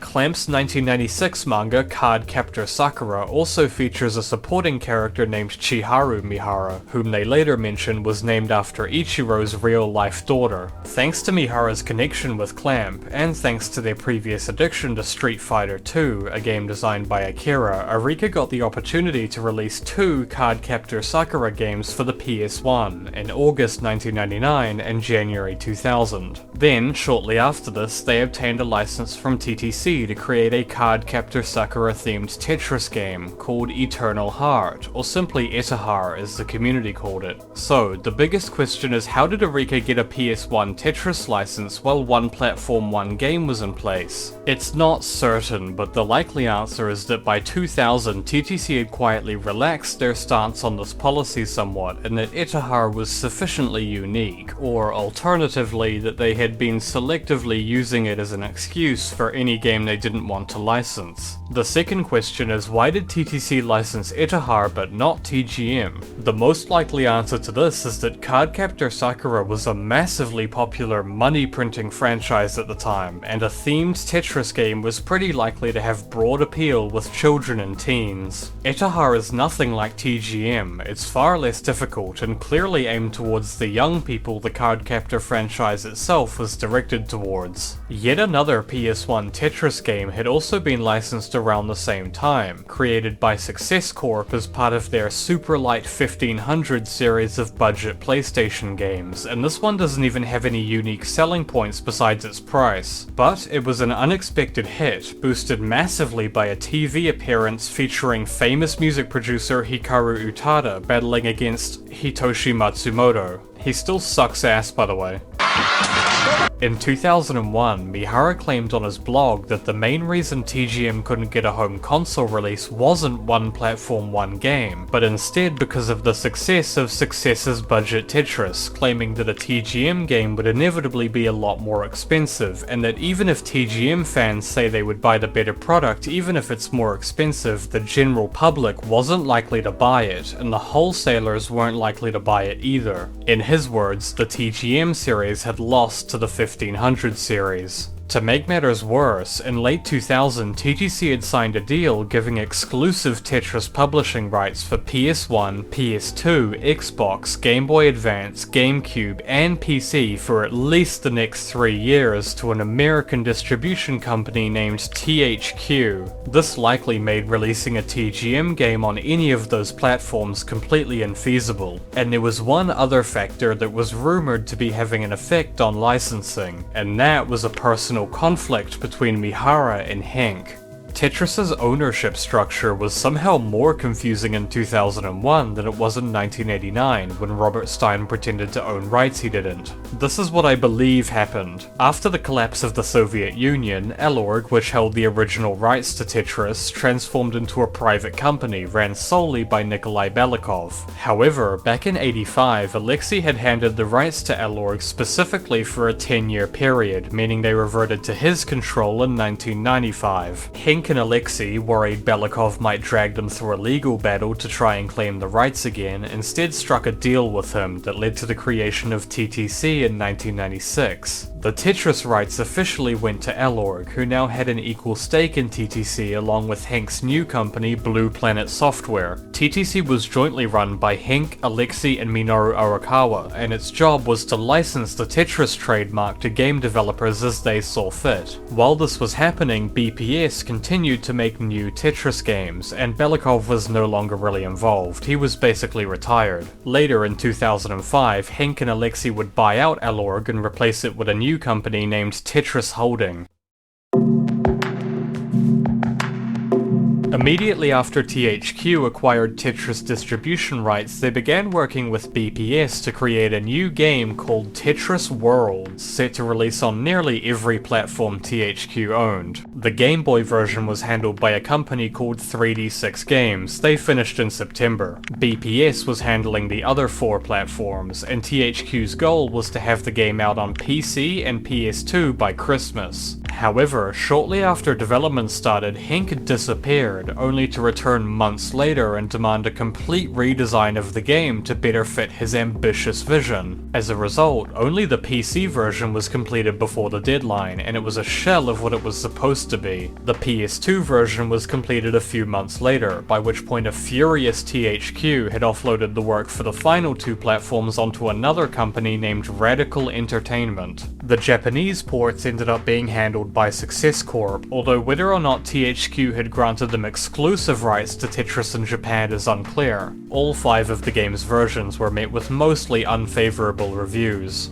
However, Tetris Worlds wasn't just Hank's vision in terms of the visual design. As it turns out, Worlds was effectively a pilot test for TTC's brand new Tetris Guideline, a strict set of rules for both the design and gameplay intended for all future versions of Tetris. This standardization was done partly because Hank and Alexei were hoping to turn Tetris into an e-sport sometime in the future. Another reason was to make sure the game was as simple and forgiving as possible for casual players, and playable with any type of controls, even on a mobile phone. One of the most notable aspects of the new guideline is the super rotation system, a somewhat complicated system designed so that pieces can usually rotate in any situation. The piece randomizer uses what's known as 7-bag, where each of the 7 pieces are handed out in a random order, followed by another set of 7, and so on. This makes it impossible to get a piece more than twice in a row, or a piece drought longer than 12. The guideline also enforced a hold feature, specific piece colors, and scoring for T-spins, among other things. With the guideline, Hank hoped to bring together what he saw as 2 opposing styles of Tetris, the Western style and the Japanese style. However, the guideline ended up being so controversial that short of standardizing Tetris, TTC had pretty much just invented a 3rd competing style. Most of the guideline's rules are great for casual play, but not so great for the existing high-level players. Memorizing all the different ways a piece can rotate is a much taller order with SRS, where each piece has 5 different kicks depending on the current rotation state,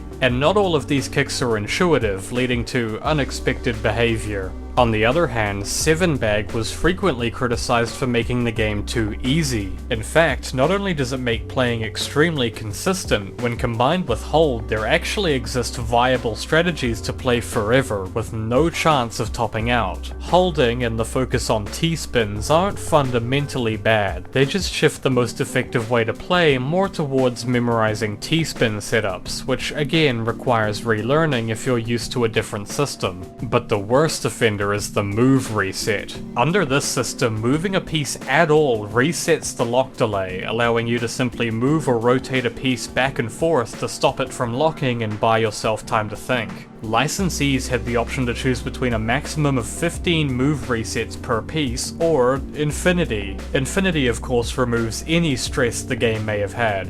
So, in essence, you're saying that they broke Tetris. They totally broke Tetris, Tetris Jeff. is broken. Tetris is totally broken. How do you break Tetris? If you want to play broken Tetris, play Tetris Worlds. Hank's reasoning behind adding this was that casual players would appreciate it and advanced players will be going for speed anyway. This of course assumes that every mode is purely about going as fast as possible and that casual players are completely averse to pressure. That's really all I have to say about Tetris Worlds. I feel broken now too.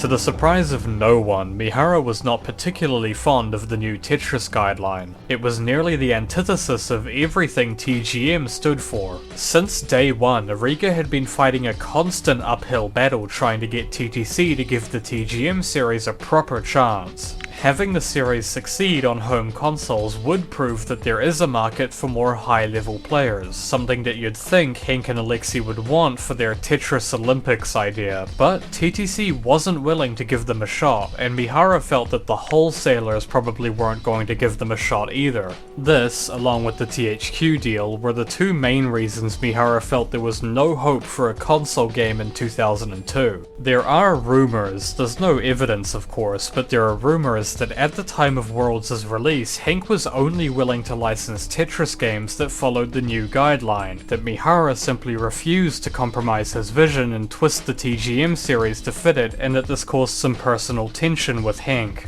This was a reasonable conclusion to make at the time. However, there's no reason to believe that Hank had some kind of personal attachment to the guideline simply because he helped design it. That line of thinking mainly followed from stories regarding his overbearing involvement with Worlds, which was mainly just a consequence of his very ambitious ideas. And besides, it turned out that Mihara wasn't completely unwilling to compromise. This is why he had quietly begun working on a PS2 port of TAP around 2003. He was going to try to work with the guideline, or maybe around the guideline. The plan was to give players the option between Classic Rule, which was regular TAP, and World Rule, which was named after and would be closer to Tetris Worlds, with SRS and Move Reset, thus hopefully satisfying both the community and TTC. Also, THQ's exclusivity deal was set to end at the end of 2003, meaning after 3 years Arika would finally have the opportunity to make a pitch for a port of TAP.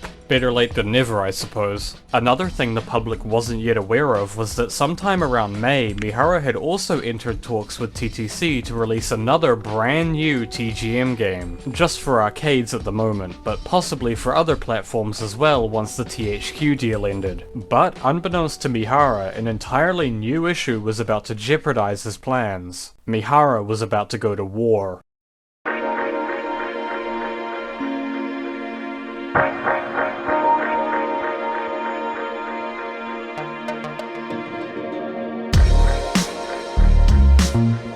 In May of 2003, Mihara made a post to his blog regarding the clone game situation, a topic he rarely discussed publicly. He admits that he does like clones with original features, likely referring to GTET, and that the TGM series took inspiration from clones of older games, likely referring to SEMIPRO. But the main purpose of the post was to implore players to exercise restraint regarding the discussion and spread of clones. The community somewhat complied, but there were a lot of different opinions. From this point on, there was near constant debate regarding whether clones were hurting revenue, whether TTC knew about them, and whether or not they were getting in the way of licensing. The complete lack of evidence either way prompted all sorts of wild speculation, which continued up until early September when Mihara officially announced in a magazine interview that Tetris the Grandmaster 3 was in development. Here's the important information. The game was being developed for the Sega Naomi arcade system, and it was set to release around spring 2004. However, this system used very similar architecture to the Dreamcast, and furthermore, this interview was published in Doremaga, formerly Dreamcast magazine, although it had since grown into a more general gaming magazine. Either way, much of the community reasonably concluded that the game was also planned for a Dreamcast release, and possibly other consoles as well. well. This would make TGM3 one of the last games ever developed for the Dreamcast, a console nearly 5 years old, but you take what you can get. Mihara admitted that he originally didn't think he could improve upon TAP, but TGM3 gave Arika the opportunity to experiment with a card system that would allow players to carry their data between machines by carrying around a physical card. And besides, the Guideline's mandatory hold feature in 3 next pieces did theoretically raise the skill ceiling.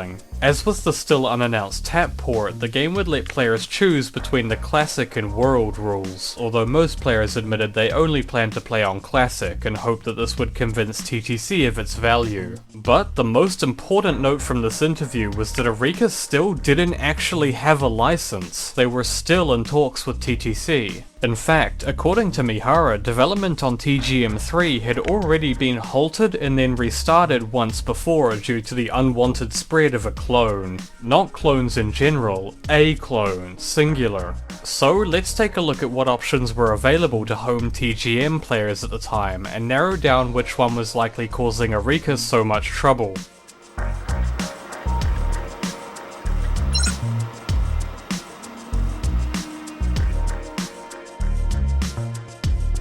GTET's website remained operational up until August of 2000, at which point TTC informed Arika that they needed to contact the game's creator and get them to cease distribution, and that this was a requirement for TA to release.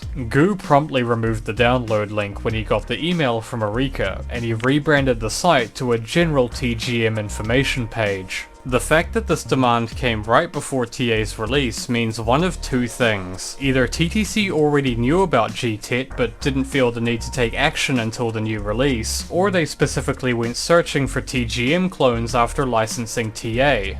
But something about this doesn't add up. TTC was sending legal threats to tiny fan games with like a dozen downloads in the 90s. There's no way they didn't already know about GTET, a comparatively widespread game. And why did they make Arika take it down instead of handling it themselves? The truth is that TTC was never as harsh against Tetris fan games in Japan, although the exact reason is unclear to me. Maybe differences with Japan's legal system? TTC didn't want GTET taken down because it was a Tetris fan game, or even because it was a TGM fan game, but instead because it was a direct copy of TGM1. So, a game simply inspired by TGM might be safe from the panopticon. Let's put that theory to the test.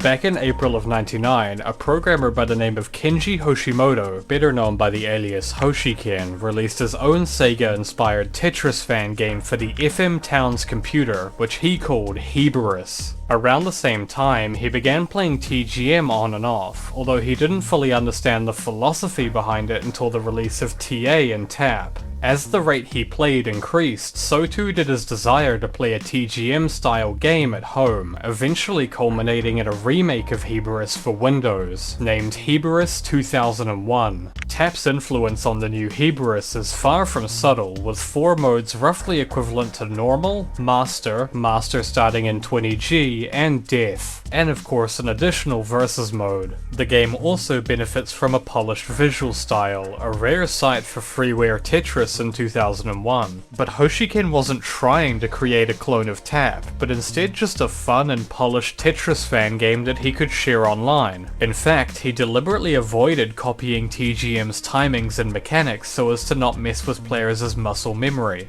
Hoshiken was only expecting a couple dozen people to download the game. However, unlike GTET's glacial spread, Heberus exploded in popularity upon release, spreading all across free game download sites and bringing in thousands of people who had never played or even heard of the TGM series before. This popularity was boosted by the inclusion of a replay system where players could share replay files of their runs, and by an online leaderboard run by Hoshiken. Also, it was just one of the most polished freeware versions of Tetris available. So, was Heberus safe from TTC? It appeared so. Hoshiken wasn't getting any legal threats or takedown requests from Arika, and as with GTET, DTET, Mihara seemed to enjoy its originality, so it seemed all good. That was until late 2002, when Hoshiken discovered that a 2chan thread had been started named Just Play Heberus for now. Unsurprisingly, Heberus had grown to become quite a popular option for TGM players looking to play at home, and a lot of them were disappointed about the differences between Heberus and TGM. They also realized that the game was incredibly easy to modify, and thus various thread members had begun developing mods in order to make it closer to TGM and TAP, as well as various quality of life improvements. This modified version was originally called Hebo Remix, although years later it would come to be named Heberus Unofficial Expansion, or simply UE. Many of the 2chan thread members were critical of Hoshiken, especially regarding some poorly received jokes present in the original code, so he mostly avoided reading the thread, thus remaining unaware of the direction Hebo Remix was taking in 2003. Still, like Goo, Hoshiken was completely willing to take down Heberus if he was ever asked to by Arika or TTC, except no request was coming.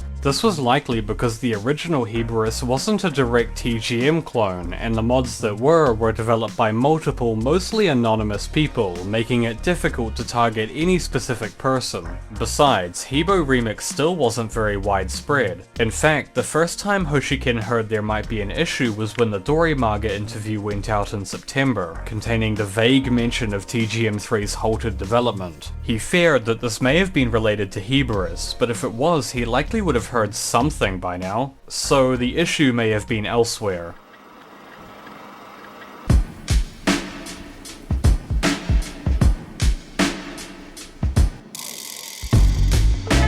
Starting around 2000, a Tetris player by the name of Mihis would spend the next 3 years working on what he considered to be the ideal Tetris fan game, mainly to remedy the fact that there were no home Tetris games that enabled fast, high-level play. Mihis hadn't actually played TGM all that much, although he was drawn towards Death when it came out. His game was mainly inspired by various other versions of Tetris, with the additional focus on playing as fast as possible. However, the end result was a game that happened to play similarly to TGM, and was thus quite popular with the TGM community. This game was called DTET, and it demanded an even higher level of skill than TAP did when it released in early 2003. Mihis was one of the first high-level Tetris players to understand the importance of having multiple next pieces for fast play, and as such, DTET comes with 25 next pieces as standard. The game also comes with brain-melting visuals and music, which is an interesting choice.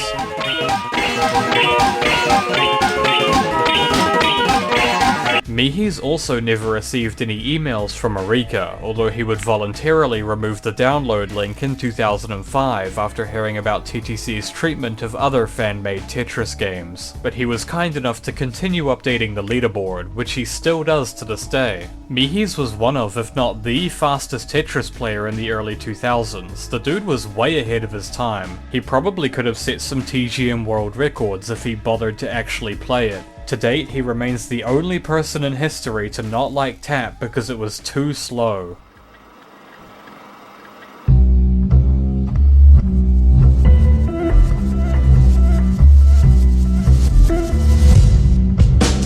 Although not exactly a clone, there was reason to assume that emulated versions of TGM might be cause for concern. However, Zinc was still the only emulator that could play TGM, and Tapster wasn't available on any emulator. On top of this, most of the community preferred to play the existing clone games, and the number of active players outside Japan was still a single digit. Further evidence towards this not having been the issue is that shortly after the Dorimaga interview, the TGM ROM was also added to MAME, although it didn't actually work until June 2004. Arika knew about this for sure, but they weren't taking action against either of the emulators, which they easily could have, so that rules out Zinc.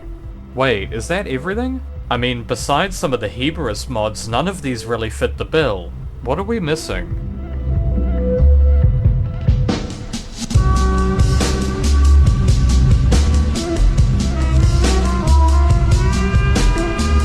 Right, here's where things get tricky. Akihiko Suehiro, also known by his player name Aki, was a master student and longtime TGM player in Fukui who was consistently achieving Master M by late 2002. It was also around this time that he sought to create his own game that would replicate TAP's modes in order to practice at home. Aki had done a variety of software development in the past, and he had recently begun publishing his software online under the name TrioSoft, although it's unclear whether this name referred to multiple developers or just him. In connection to this publishing name, Aki began to go by the name Trio, and it was under this name that TexMaster was first released to the public in February 2003. What separated TexMaster from DTET and Heberus was that it was designed to be a direct copy of TAP, featuring equivalent modes to TGM1, Normal, Master, and Doubles. And it wasn't just a clone in mechanics, the visuals were designed to emulate TAP as well. The game also used sound effects ripped straight from TAP, although how these sounds were acquired in the first place is unclear. Not long after the initial release of TexMaster, Trio began work on a professional version, containing Death Mode and replicas of Flashpoint and Blockseed, but this version wasn't available to the public. The only way to get it was to contact Trio and pay him for it. Most of the community agreed, this was a step too far. Trio was now selling a clone. Mihara was understandably displeased. Wait, aren't we still in the computer? Trippy. Strangely, part of the licensing deal with TTC was that Arika would handle any clones of the TGM series, not TTC. If they failed to prevent the proliferation of clones, they would lose their license. So, sometime in early to mid 2003, Arika's failure to handle the clone, almost certainly referring to TexMaster, led to TGM3's hiatus. The details beyond this are fuzzy, but presumably either Arika or the community contacted Trio and informed him that TexMaster was hurting the future of the series. The community did want TGM clones, but that was only because TAP wasn't on home consoles, and they really wanted TAP on home consoles, so they turned on Trio quick.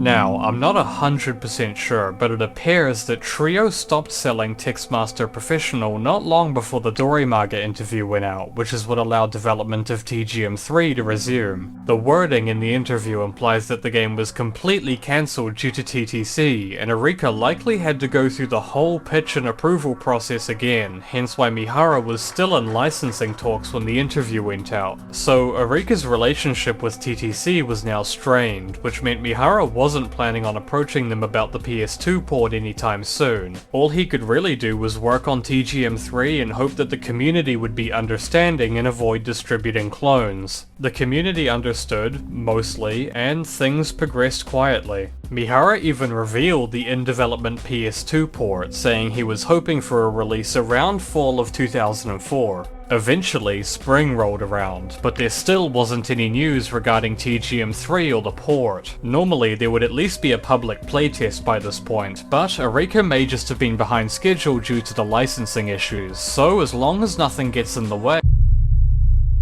Oh.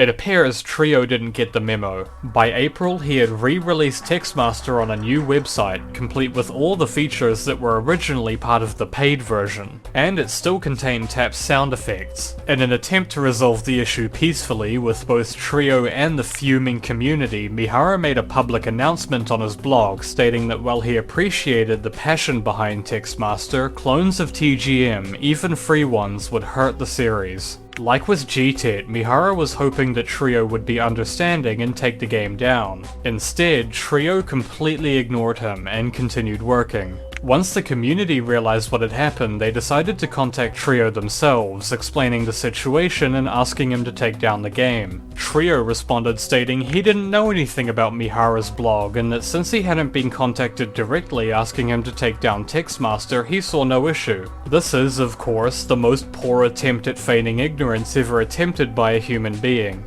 Trio had been reading the 2chan threads he 100% knew. He was very clearly taking advantage of Mihara's leniency and good faith in order to continue working on TexMaster, which is certainly not the outcome Mihara was expecting. So he decided to contact Trio directly and put an end to this once and for all. However, by this point Trio's email address no longer worked, and there was no point sending him a message on the anonymous forum. Mihara was at a loss for what to do. Arika could take Trio to court, and they would likely win, but doing so would personally and financially ruin a poor university student.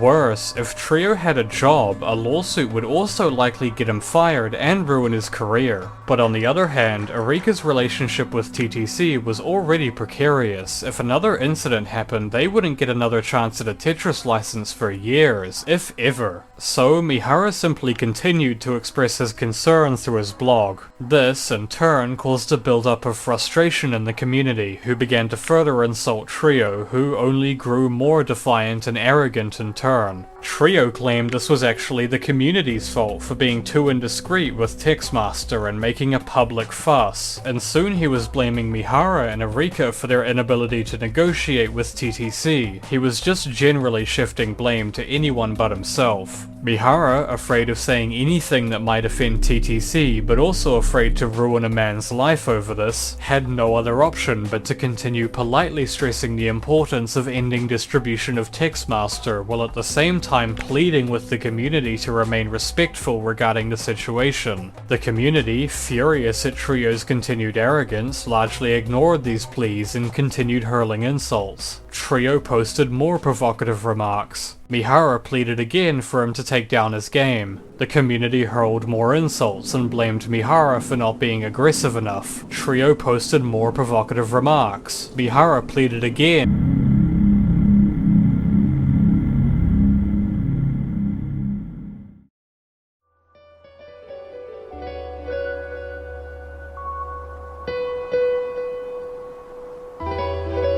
On the 6th of May 2004, Mihara officially announced that he had no choice but to report TexMaster to TTC. He explained that as the one responsible for policing clones, admitting his failure would almost certainly lead to Arika losing the license for TGM3, as well as losing any chance of obtaining a license for the PS2 port. He estimated that Arika would have to wait at least another 2 years before they would get a shot at any kind of Tetris license, and if they did, it would be without him. Because of the damage this drama had done to Arika's reputation and their relationship with TTC, Mihara was making plans to resign as vice president, after finishing the work he was doing on some of Arika's other games. Finally, he would be shutting down his blog, a complete admission of defeat. After nearly 6 years of trying, Arika had failed to release a TGM game outside of arcades. Mihara was completely, utterly miserable. Back in the late 90s and even the early 2000s, there were actually quite a few people who didn't like Mihara very much. He was commonly described as short-tempered, vindictive, and generally too immature to be a vice president. I suppose those people were getting what they wanted. However, the situation didn't quite go how Mihara was expecting. Not long after this announcement, Trio did finally take down TexMaster. His claimed reason was that enough people had the game that he no longer needed to provide a download link, and he proudly boasted that he would begin work on a new version soon, but for now he was gone.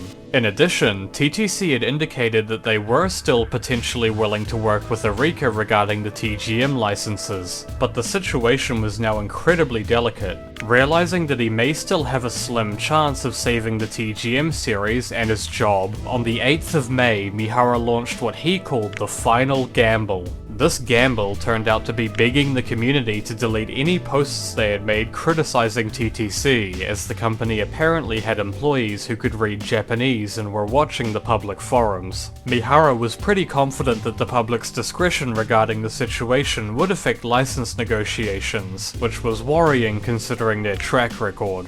But the community did largely respect Mihara's wishes and moderate their public posts. After 2 months of suspense, on July 12th, Mihara put out another announcement, and it was good news all around.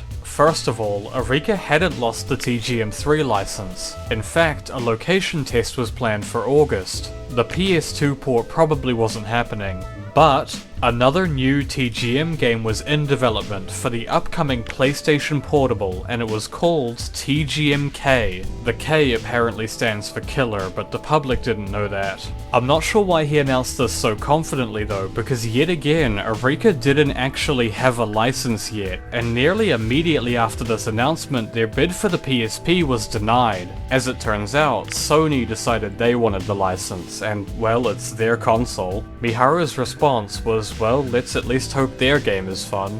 Sony would go on to not make a Tetris game. The only Tetris game ever released for the PSP was by EA in 2009. We do actually have an image of TGMK, can we pull that up? Thank you, Mihara.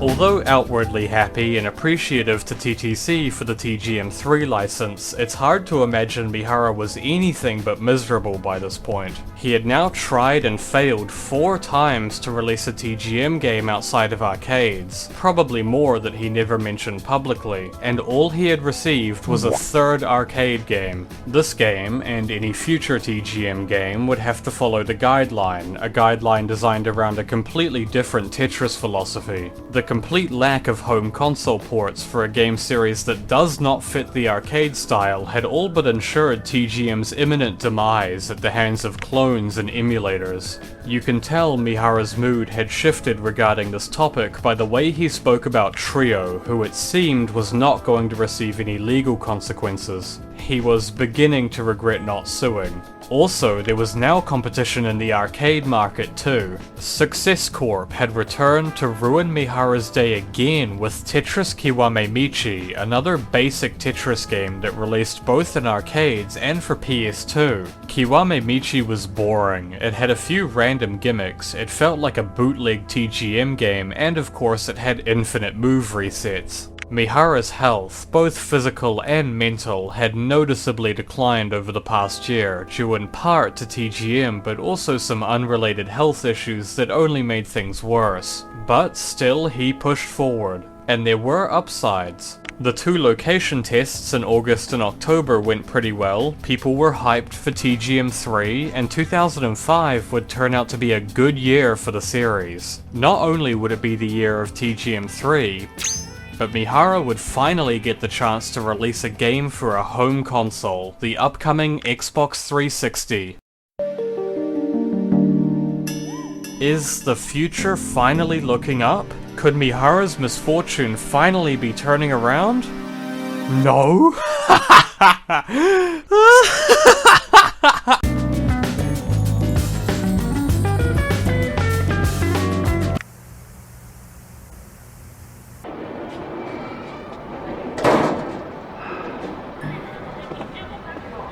You're tripping, man. Yeah. Yeah, you can tell.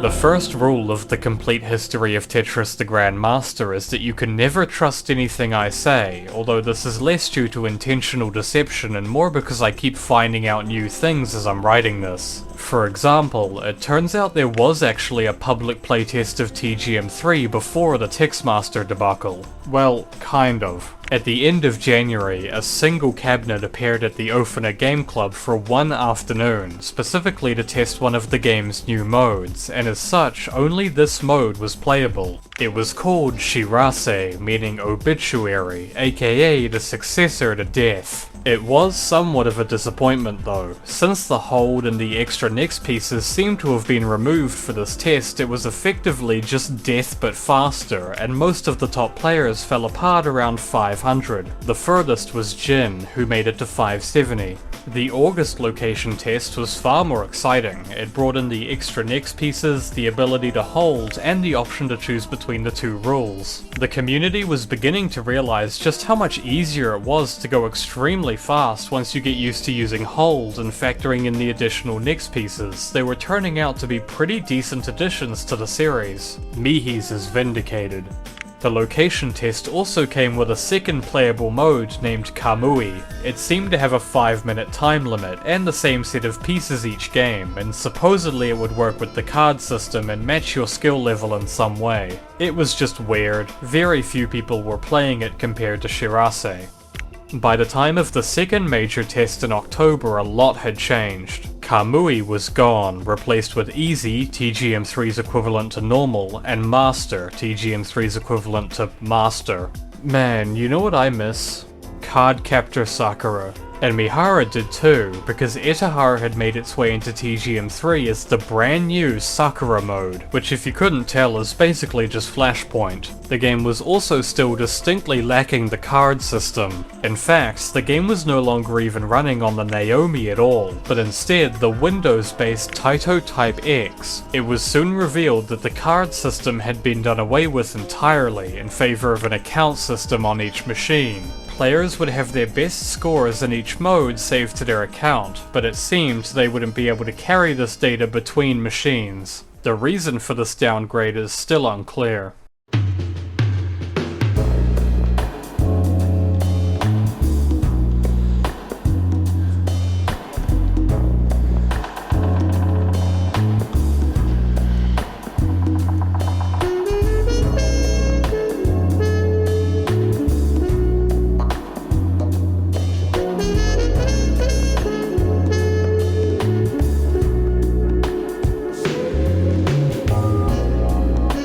Tetris the Grandmaster 3 Terror Instinct was officially released on the 28th of February 2005. The final selection of modes was Easy, Master, Sakura, and Shirase, but Easy and Sakura are both side modes with gimmicks, so the community mainly focused on Master and Shirase. Heading into Master, the score takes even more of a back seat compared to the previous games. Whereas TA removed score as the determining factor for Master Mode grades, TI now removes it from the screen entirely, only displaying it at the end of each game. I mean, why even bother including it at that point? The end screen also includes some statistics for the game, and it does not tell you what any of them mean. The bar graph measures your general performance every 50 levels. It accounts for both your speed and how clean your stack is. The pentagon tracks your overall speed and cleanliness. The pink metric is for the level you reached, and the blue metric is completely random. Why did they do this? Master's gameplay is largely similar to Tap, although the rate the gravity increases is now dynamic. It depends on how well the player is doing, meaning for faster players, 20G can start as early as level 300. There is also now a 7-minute time requirement to continue past level 500. These time requirements are known as Torikans, an abbreviation of an abbreviation, roughly meaning maxed out for the time being. Master still has grades for each game, and considerably more than in Tap. We'll talk about those later. But players also have a qualified class that saves to their account and represents their general skill level. If your recent Master runs are consistently graded higher than your current class, you'll receive a promotional exam that you must also achieve a certain grade on in order to attain that class for your account. The result of this is that overall consistency is strongly encouraged over risk-taking. Consistency is also encouraged in each game, as each 100-level section can give you a cool if you complete it fast enough, or a regret if you complete it slow enough, and this does affect your grade. TI also contains the same two types of credit rolls, and performing well in these rolls also adds to your grade. Oh, and if you suck too much you can receive a demotional exam as well. So Master is faster, but it's still a disaster as reminders of your skill are plastered, and until you surpass your past abilities the lasting frustration will supplant your memories. Basically, the exam system makes gameplay considerably more stressful, which made it a highly controversial addition. I mean, who looks at a video game and goes, you know what would make this more fun? Exams. At the time of TI's release, it wasn't clear how far away the top tap players were from the GM grade. In fact, nobody knew anything about the GM grade. All they knew was that the fan favorite to get there was Hachioji's own Gen 8, whose classic Shirase PB was just over 800 from the location tests. Despite not being big on death, Gen 8 found himself surprisingly addicted to Shirase, quickly taking the lead for classic rule. The other top contender was a player named 309, who currently held the record for death. But what about the world side? The guideline had been in place for a few years now, so anyone who was enough of a Tetris fan to play both TGM and guideline would have a pretty big leg up, especially in a scene where most players refused to play world rule. The perfect man for the job was the self-proclaimed Tetris demon Corian. Corian had been playing Tetris for a long time. He had maxed out Sega's Tetris back in 1992 at just 15 years old, and since then he had been playing and mastering a wide variety of Tetris games. In mid-2002 he became one of just a handful of death GMs, and he was quite fast at TGM1 as well. He also had the advantage that he had attended most of the location tests for TI, and at the time of release his Shirase PBs were 669 in Classic and 575 in World. The World PB seemed to be the record at the time, owing both to his broad skill in Tetris and his willingness to actually play World Rule. And even if it wasn't, he was sure he could do better. On the Master side, Corian was qualified M6 on both Classic and World, with Gen 8 presumably slightly ahead on Classic. But how many grades were between them and GM? And does Shirase have a GM? This is gonna be fun.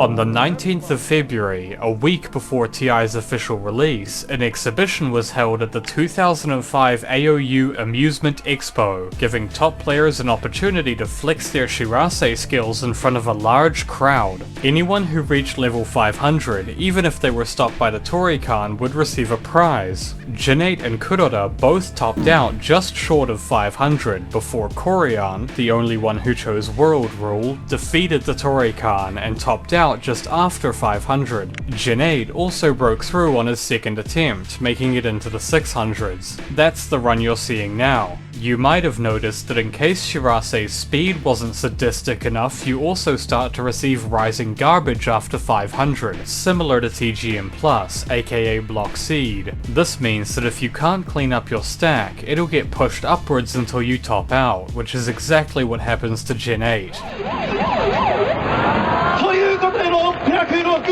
He would get another opportunity later in the day, setting a new PB of 888.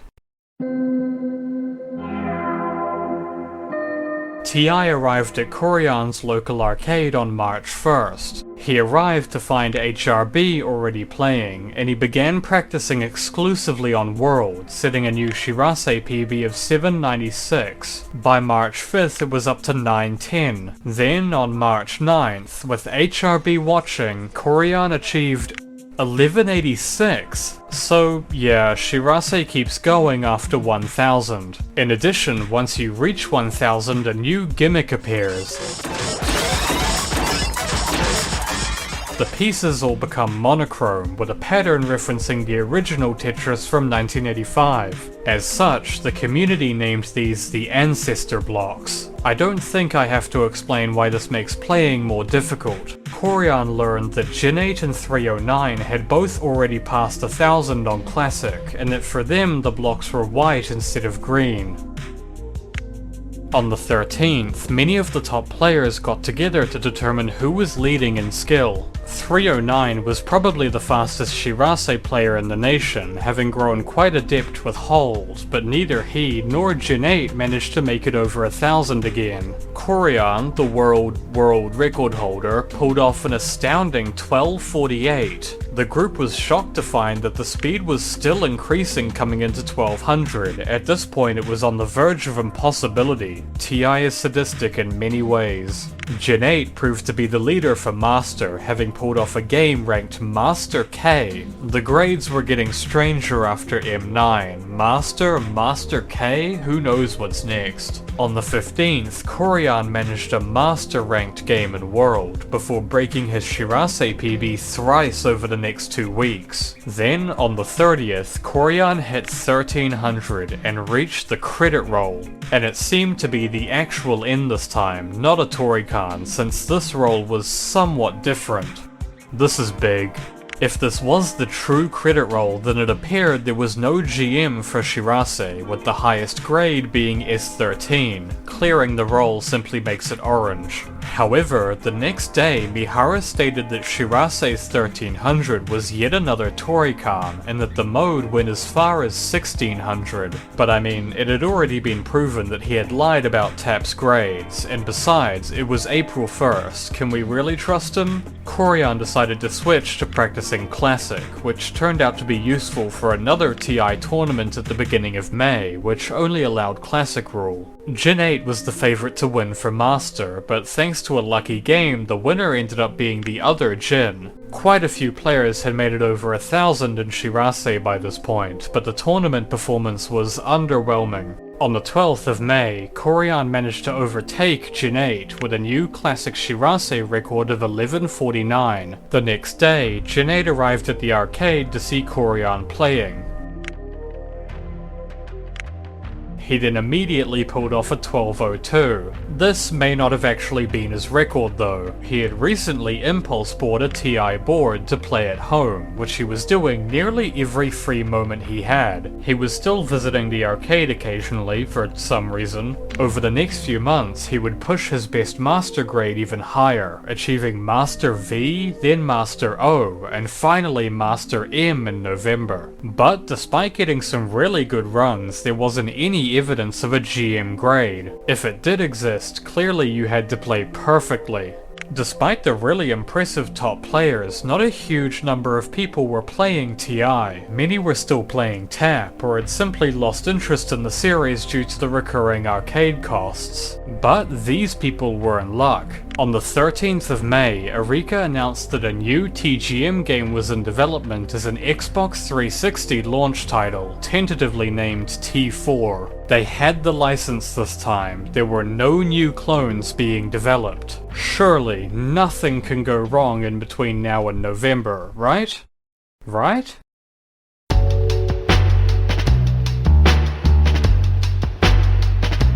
By 2005, most of the people playing TGM outside Japan had coalesced within the QuakeNet IRC network, which had quickly become the central location to discuss the game. One of the early members of this nascent community was the Swedish Lost, who began playing all the way back in 2001 after seeing Tetris Japan finals. Although with close to zero outside information about TGM1, his rate of progress was extremely slow. In fact, he wasn't even aware that TGM1 had a GM grade until August of 2005, when he decided to post a video of one of his runs to the Zinc forums, only to discover that multiple Western players had already achieved GM, and that most discussion was now taking place in the IRC channel. He was invited by the Canadian Color Thief, who had first achieved GM around a year prior. But CT was only the second player to achieve it. He had been chatting with and learning from the French Jago, who first managed GM in November 2003. Thank you, Tyler Durden. Due to the overall lack of awareness about the game outside of Japan, the community's growth was at a snail's pace, and with no English guides, no resources, and starting half a decade behind, the few active Western players were leagues behind the Japanese community. By the time of Lost's appearance, Jago was still the top player, and one of only two who had managed to time under 11 minutes. Although Lost now had a community to help him gain some skill, he was disappointed to find that the game that inspired him to start playing TGM still wasn't available outside Japan, and it would remain unavailable for 2 weeks. By coincidence, someone had bought TA and TAP arcade boards back in April, and by June they had arrived in the hands of a MAME contributor named Guru. After a grueling 2-month wait, the two ROMs were dumped on August 22nd, and a few days later they had been added to MAME version 0.99 Update 4. This was huge news. Working emulated versions of both TA and TAP were now available to play for 3 entire days. Nearly immediately after the ROMs were added to MAME, Arika caught wind and sent the development team a takedown request. So, on the 28th, version 0.99U5 was released with TA and TAP removed, along with all download links for 99U4. But it was already too late. Once you have the files, you have the files. Both the Western and Japanese communities were now privately sharing 99U4 amongst each other in order to play TAP at home. Mihara was sweating buckets. TGM1 was still available on MAME, so policing TAP was clearly more important, either for financial reasons or TTC reasons or both. Either way, Mihara really didn't want anything interfering with the new release, and the Japanese community agreed. If they got an official game on even one home console, that would still slash the need for emulation. However, T4 was planned to be exclusive to Japan, so there was no incentive for the Western community to stop sharing clones and emulators other than to make Arika happy. But the Western community was still like 8 people. The far more pressing issue came in October when a video of an extremely impressive death run began circulating around the Japanese forums. Not only was this video recorded on MAME, but it also turned out to be a cheated run, likely achieved by using MAME to slow down the game. Eventually, this video caught the attention of TTC, who were very unimpressed. Arika was lucky that T4 wasn't cancelled, but they had apparently been penalised in some undeclared way. I wish I could tell you. As expected, Mihara took it quite hard. No matter, T4 was still happening, and its official name was revealed: Tetris the Grandmaster Ace. And it looked promising. It came with online battles, a wide variety of modes, and it was in HD. This was everything the community had been waiting for. It was a precarious road to get here, and it took some time, but it's finally paying off. And it could be the start of a whole new chapter for the series. December 2005. The fans are hyped. The Xbox 360 launches in Japan and Ace along with it. The players boot it up and it sucks.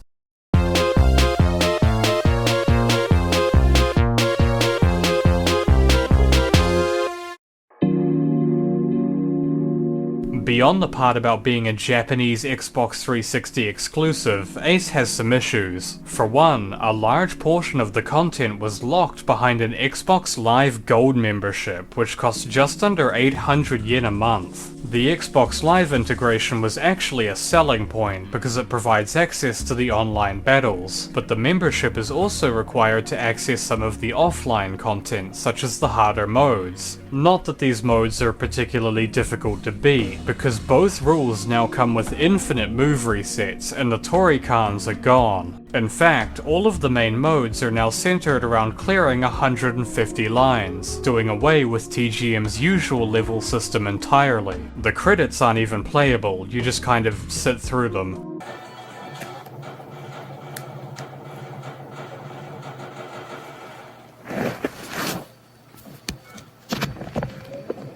Ace as a whole is generally more Guideline compared to TI. For example, the sonic drop is gone, replaced with a regular hard drop, while the soft drop is slower and doesn't instantly lock upon landing. Mihara clearly wasn't happy with these changes, because there also exists a hidden alternate version of Classic Rule with the normal TGM locking system, a fact he hinted at multiple times. In a later update, this alternate version was just added to the settings. A lot of the graphics are copied straight from TI, although the Classic Rule piece colors are now switched to fit the guideline. The online battles ended up being buggy, poorly balanced, and ended extremely quickly, a hard sell considering the monthly subscription requirement. The exams are still present, although they work slightly differently, and to top it all off, the game has no GM grade. The thing that is in the name. Ace simply doesn't add anything new to the TGM series, and it was a deeply underwhelming game for the 360, a console that also did not sell very well in Japan. In late 2011, Valve CEO Gabe Newell pointed out, now famously, that piracy is almost always a service problem, not a pricing problem. If piracy of your product is rampant, it's often simply because the pirates are offering a better service than you are. Applying this mindset is part of what led to Steam's complete dominance of the gaming distribution market, as well as Valve's consistently positive reputation compared to other game companies. Ace isn't terrible, all things considered, but the community already had better, more widely available free options, so why bother? Ace feels unfinished, it looks unfinished, and it probably was unfinished. Apparently, the Xbox launch release was just too tight a schedule for Arika, which probably explains some of its issues. Even being able to battle people over the internet wasn't a selling point for long. Mere months after Ace's release, Nintendo released Tetris DS, an online Tetris game so much more enjoyable than Ace that despite being entirely guideline, most TGM players still preferred it. Interesting thing about Tetris DS, a much earlier version of it without any online features began development all the way back in 2004, not by Nintendo but instead our old pals THQ. They planned to release it in March 2005, a timely 4 months after the DS's release, but they would never get the chance. TTC decided to backstab them and revoke their rights out of nowhere, presumably because Nintendo decided they wanted to handle Tetris for the DS, and well, it's their console. I think Nintendo might be the only company TTC hasn't pulled along. THQ responded by taking them to court, which went on up until early 2006 when they came to an agreement. This agreement included THQ receiving Tetris rights for the Xbox 360, prompting speculation that they may have been planning to port Ace to the West. This would be big news, even with all of Ace's issues, as the Western community would finally have a legal way to play a TGM game, and it could help spread the series outside Japan. Unfortunately, it turned out that THQ actually decided to make their own game for the 360, the deeply boring Tetris Evolution, complete with its own Xbox Live multiplayer that nobody really cared about. We should lighten the mood. Let's lighten the mood by checking up on our top TI players. About a week before Ace's release, Gen 8 had managed to reach qualified MO. However, he wasn't achieving any games higher than MM, nor was he achieving it consistently enough to get the promotional exam. The struggle for MM continued into January, then February, March, April, May. The unthinkable was happening. Gen 8 had completely plateaued. What he wasn't aware of was that he was technically achieving GM games, he just didn't know it. See, GM is the next grade above MM, but even if you perform extraordinarily well in both the game and the role, your GM grade will still display as MM. The only way to get a GM game is to get the GM qualification, and that means playing multiple games consistently at GM until you get the exam. By the end of 2006, Gen 8's qualified grade had gone up and down, but never higher than MO, and this long plateau meant that other players were beginning to catch up in skill. Corian was now only occasionally playing, just enough to keep his skill from slipping, but he was now far behind in Classic. The record for Shirase was neck and neck between 309 and a promising newcomer named Aya, whose qualified rank was sitting around M to MK at the time. Also sitting around this point was another promising player by the name of Khan, who was more focused on Master. In November 2006, Khan qualified MV for the first time, and in March 2007 he qualified MO, but just 3 days later, Gen 8 finally qualified MM. He had escaped the plateau, but Khan would not fall victim to the plateau. He also qualified MM in June. Finally, on July 28th, over 2 years since TI's release, it happened.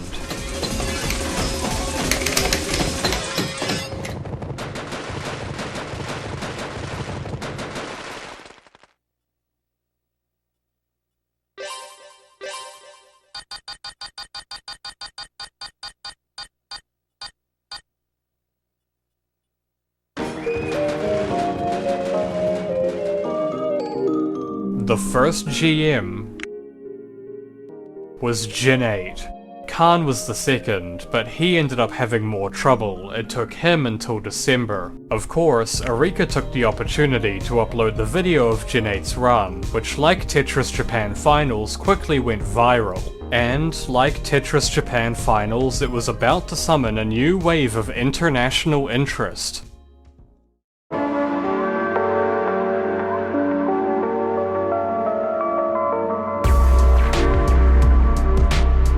Back in May of 2005, a Tetris player named Caffeine, disheartened by the lack of a unified Tetris information website, decided to start his own, which he called Tetris Concept. The new site contained a blog, a wiki, and, starting in November, a forum. This forum soon grew to become the central public location to discuss TGM alongside QuakeNet, and so the rate of new members finally began to pick up. In September 2006, Jago became the second Western player to achieve Death M behind an American player named Matt, and his TGM1 PB was down to a 1024. Coming into 07, around a dozen people had achieved GMs in total, with more soon to come as Gen 8's brand new video would bring in more curious people. Soon, Jago had also become the first Western Master M, and he was now focusing on the M role, with CT not far behind. And finally, in February 2008, CT became the first Death GM.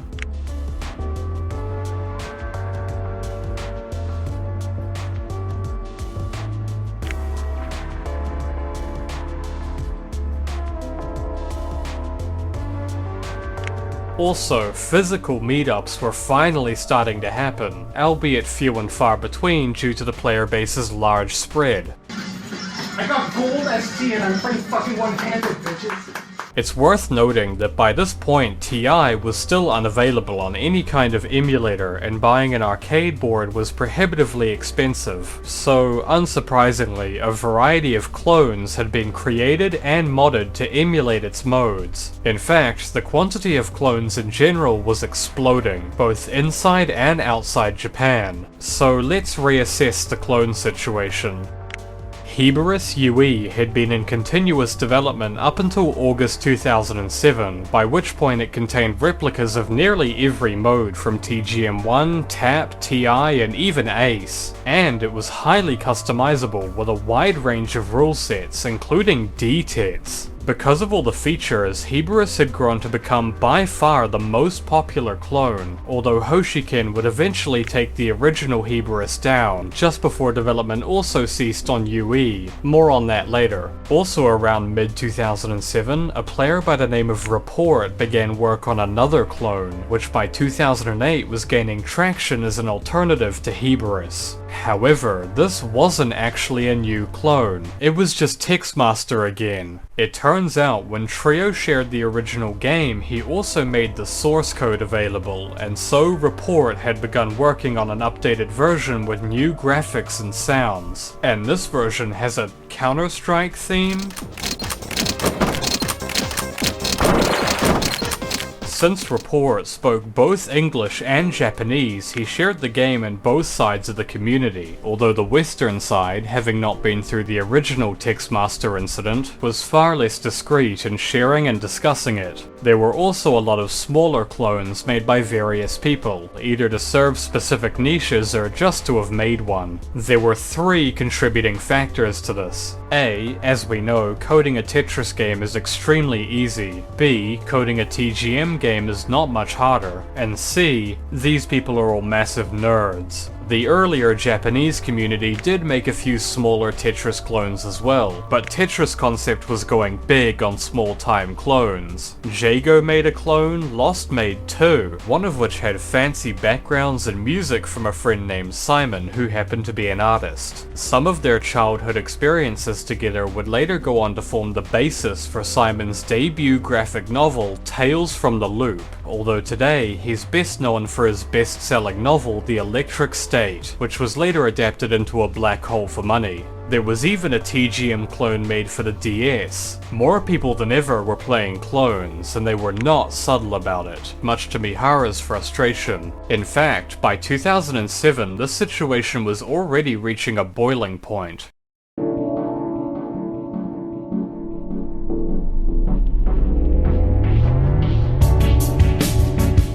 Back in late 2006, Mihara had begun to discuss clones again in light of the rapidly devolving situation. The Japanese community was playing more clones because of how lackluster Ace was, and the Western community was playing more clones because they didn't have any other choice. And there was another factor making things more difficult as well. Over the course of 2005 and 2006, the new video sharing site YouTube was growing into a massive household name, and thus, naturally, it was becoming the go-to place to share videos of TGM, as we've seen, as well as its clones. Forget the one video of MAME going around file upload sites. Millions of people now had easy access to videos of both clones and emulations of the series. You might have noticed the viral Gen 8 video wasn't even posted by Arika, and their webpage still warned against reposting videos. But the dude who uploaded it to YouTube probably couldn't even read Japanese. Would you be surprised to learn that he was a member of Tetris Concept? To make matters worse, Japan's own popular video sharing site Nico Nico Doga appeared in December 2006. This issue continued to build and build until Arika finally folded in early 2007, and they began sending takedown requests en masse to almost every TGM related video across the internet.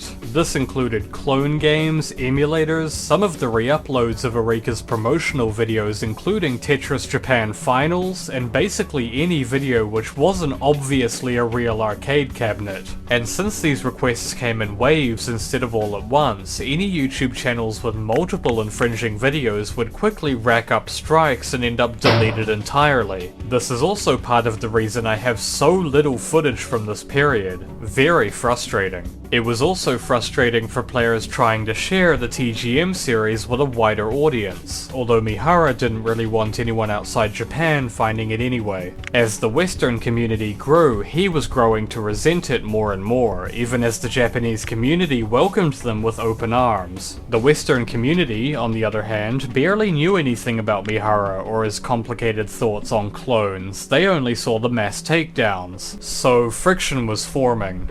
By June and July, Mihara's ire towards the clones themselves had also intensified again, and he began to subtly hint his dissatisfaction with Heberus specifically, while trying not to name it directly. Realizing the writing on the wall, Hoshiken decided to take down the original Heberus, which then prompted the people working on UE to cease development as well. TexMaster's development hadn't yet picked up again at this point, but it wouldn't receive quite as much attention in Japan anyway. Why does it matter what country it's popular in? Well, although it's possible Arika wanted to take down clones and videos anyway, it's almost certain that TTC was simply placing pressure on them again. But Arika wasn't working on another TGM game, so what's the deal? Well, Henk may be the one to blame this time. Back in 2005, he came to the conclusion that the future of Tetris would be online multiplayer.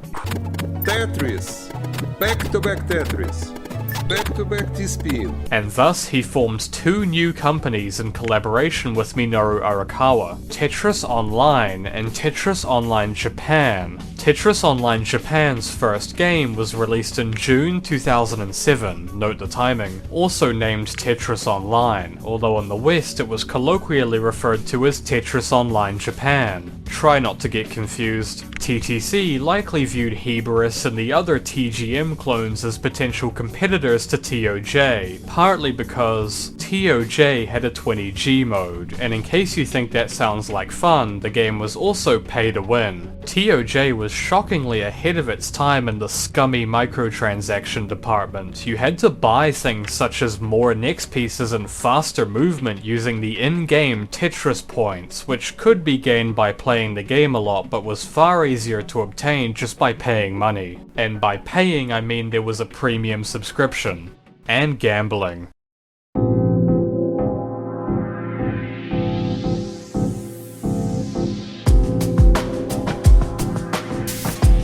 Coming into 2008, Mihara was finding that the mass takedowns were doing nothing to slow the exponential growth of Tetris Concept. On the other hand, the Tetris Concept members were finding that the takedowns weren't stopping, although their scope was now restricted just to videos of clones. Anytime someone uploaded a video of Heberus or TexMaster, it was almost immediately taken down, as well as videos of more general Tetris fan games that happened to include TGM-like mechanics, such as Lockjaw. But this wasn't even about Tetris Online anymore. In fact, TTC had likely stopped placing pressure on Arika, so why were they still putting in the effort? Well, if it wasn't because of some other company's TGM-like game, it had to be because Arika was seeking a license again. And indeed they were. Over the course of 2007, Mihara had been hinting that he planned to develop a fourth mainline TGM game, and now he was finally going for it, which meant Arika had to do everything they could to appease TTC. In Mihara's words, letting clones and clone videos run rampant would indicate to TTC that there was no need to license a new official game.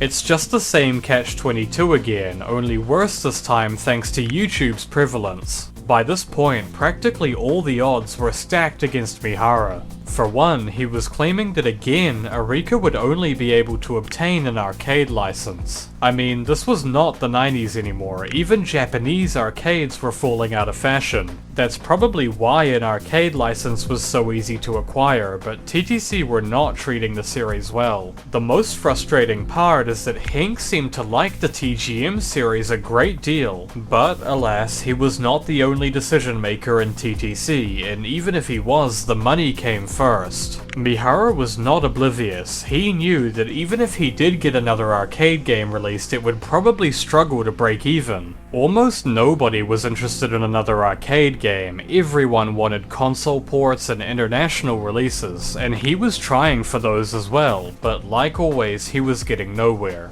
In terms of pushing the bar for skill, TI was already testing humanity's limits. A third classic GM had appeared in February, but nobody else was even close to achieving it in either rule. On top of all this, yet another new clone was growing in popularity, named Null Pamino.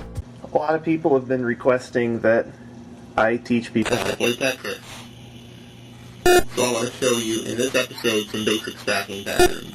TGM's once unique mechanics had now spread to a variety of other Tetris games, usually in the form of a 20G master mode. Tetris New Century, a Guideline remake of Sega's Tetris, Tetris Zone, Tetris Online Japan, Tetris Friends, Tetris Party, and more all had 20G modes. But the first was our old friend Tetris DS. Did Tetris DS steal the idea from the TGM series? Maybe. I mean, it's impossible to say for sure. There's always the chance that Nintendo did just come up with the same idea themselves. But imagine you're in Mihara's shoes. You have an idea for a new type of Tetris game. It's successful and you want to put it on home consoles. You get rejected time and time again, and then, over the course of a few years, the idea you pioneered gets grafted onto everyone else's games. I would be crushed. But somehow, Mihara still wasn't crushed. He was completely dedicated to releasing another TGM game, no matter the cost. Even if it meant alienating everyone outside Japan. Even if it meant putting out a 4th arcade exclusive. Even if it meant convincing Arika to take a loss. Mihara was going to release TGM4 or die trying.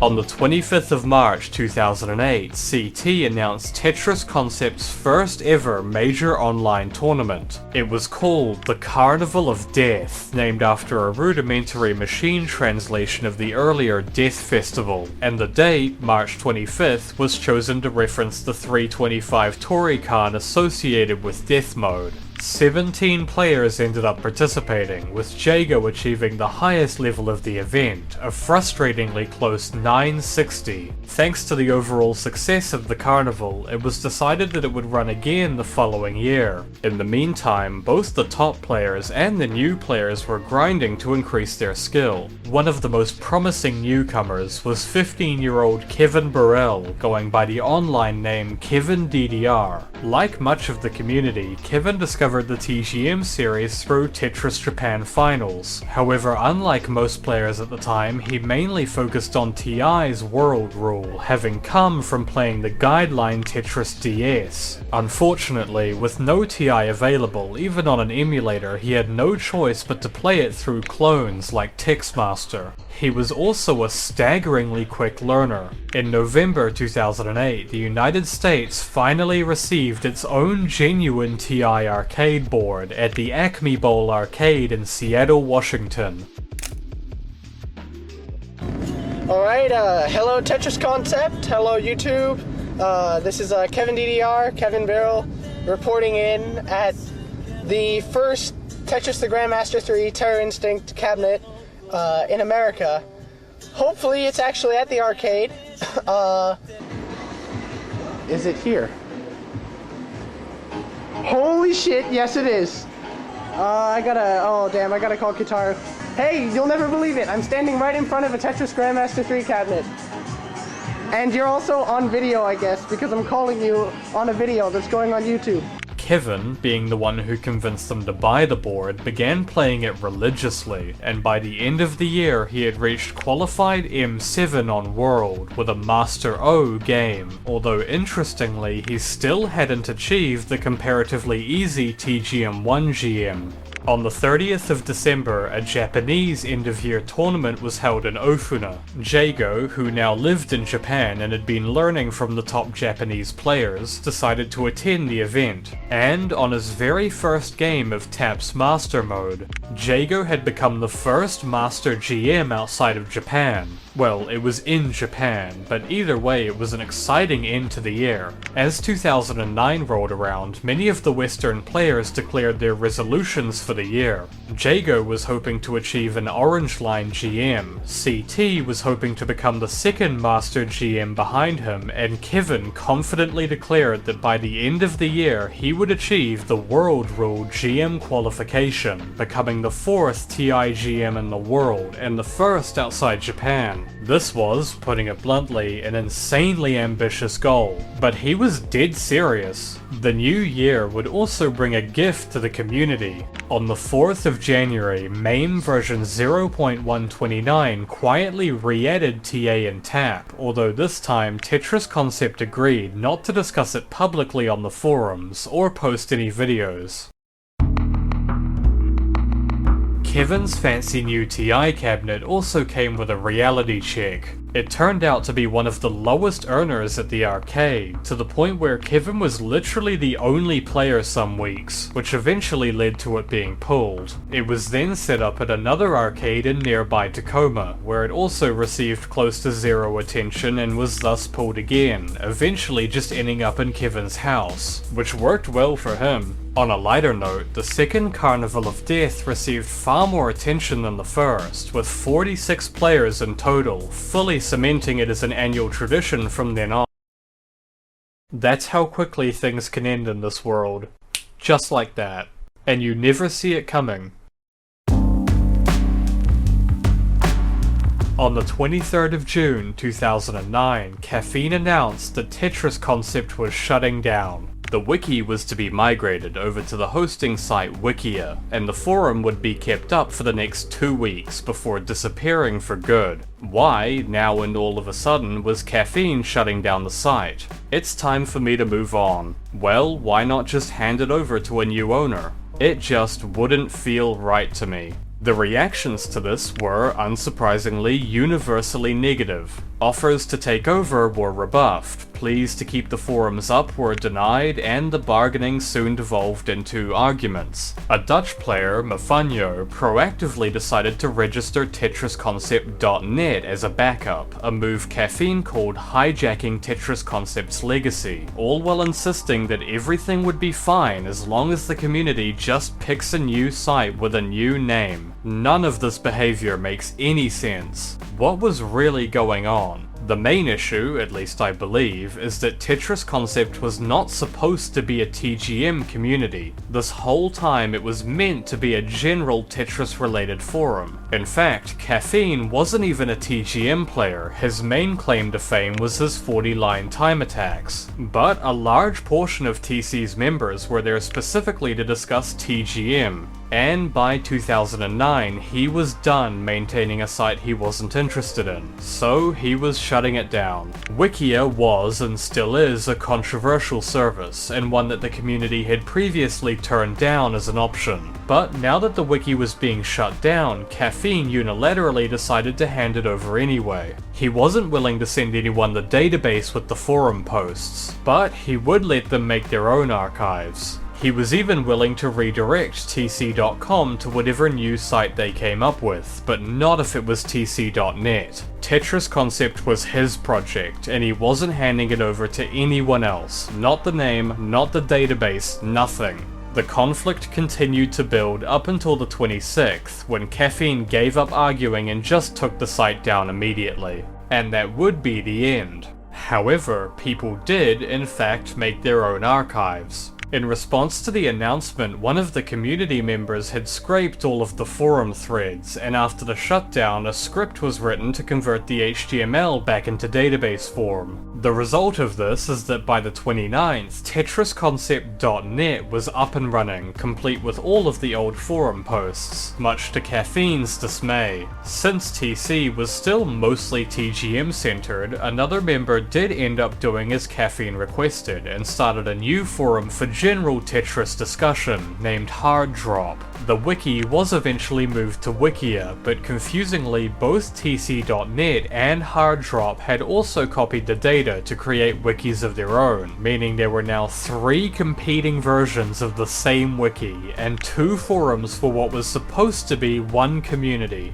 And so, June marked the month where Tetris Concept split in 3, but the TGM community survived, and this time it probably wasn't going anywhere. The 2 forums and the 3 wikis all live on to this day, and Caffeine continues to renew his domain every year, just to make sure nobody ever gets TetrisConcept.com.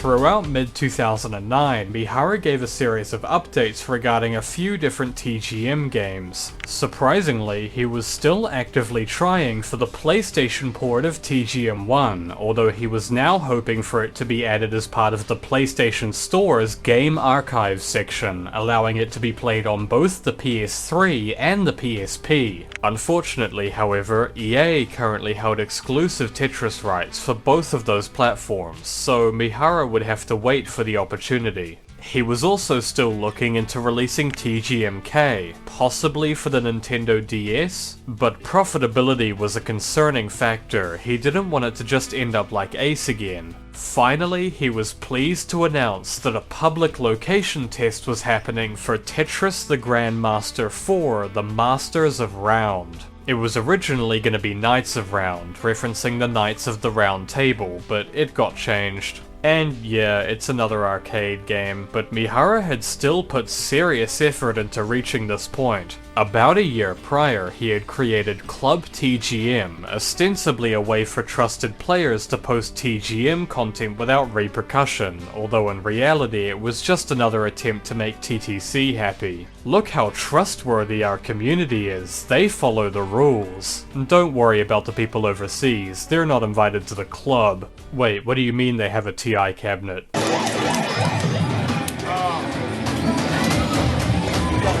That's pretty okay, right? The TGM4 location test was happening at the 2009 Amusement Machine Show in late September. Here's the situation. Sega had been brought on to be the publisher for the game, which was being developed for their ring-wide arcade board. However, Sega was also testing another Tetris game at the same show, Tetris Decorous, known outside Japan as Tetris Giant. TGM4's success at the show, both in general and relative to Decorous, would determine whether or not Sega goes ahead with publishing it. So let's see what it had to offer. TGM4's Master Mode appeared to be basically the same as TexMaster, just with more Torikans and no grades. The far more interesting mode was Rounds, the equivalent to Death in Shirase. This mode came with a new gimmick. For some sections, the bottom half of the board would freeze, preventing any lines from being cleared. Rounds appeared to go beyond level 1300, but it turned out to be too difficult for anyone to find out how far it actually went. TGM4 also brought back Kamui, although it was unavailable, as well as Konoha, a gimmicky big block mode with the goal of clearing the board as many times as possible. The visual style this time around was a seasonal nature theme, with the contrast between the cheerful aesthetic and the brutal gameplay being somewhat of an intentional joke. In a pleasant surprise, Gen8 would be at the show to perform demonstrations, as not only was he one of the best TGM players in the world, he was also a playtester for the new game. Actually, more than that, he was now working at Arika as a developer. Thus, Gen8 has now graduated to producer Hiroshima. As a gamer, this is like the ideal result. But even producer Hiroshima's divine intervention wasn't enough to save this game. It performed terribly at the show, and for good reason. It had nothing to entice casual players, and almost nothing to entice the hardcore fans, an already small group. Across the show's 3 days, TGM4 had only barely managed to make it into the top 10 on the final day. Decorous, on the other hand, was in the top 3 for all 3 days. And of course it was. It's Tetris. It's free money. This wasn't even that exciting for TGM fans. How do you fuck up this badly? There were a few more location tests over the next few months, and they did receive a reasonable amount of attention, but most of that attention was coming from long-time TGM players. In fact, the whole series had mainly been acting as a series of filters. TGM1's player base was largely people who had played Sega's Tetris. TAP's player base was largely TGM1 players, TI's player base was largely TAP players, and most of the people interested in TGM4 were TI players. After the last location test in late November came silence. By early 2010 it was clear that there was some kind of hold-up. It just wasn't clear which company was the cause. Eventually, in June, Mihara responded to a direct question about TGM4's status. Ask Sega. July, nothing. August, nothing. September, Mihara finally spoke on TGM4 again. Whatever had been going on behind the scenes, it hadn't worked out, so he was admitting defeat yet again. TGM4 was cancelled.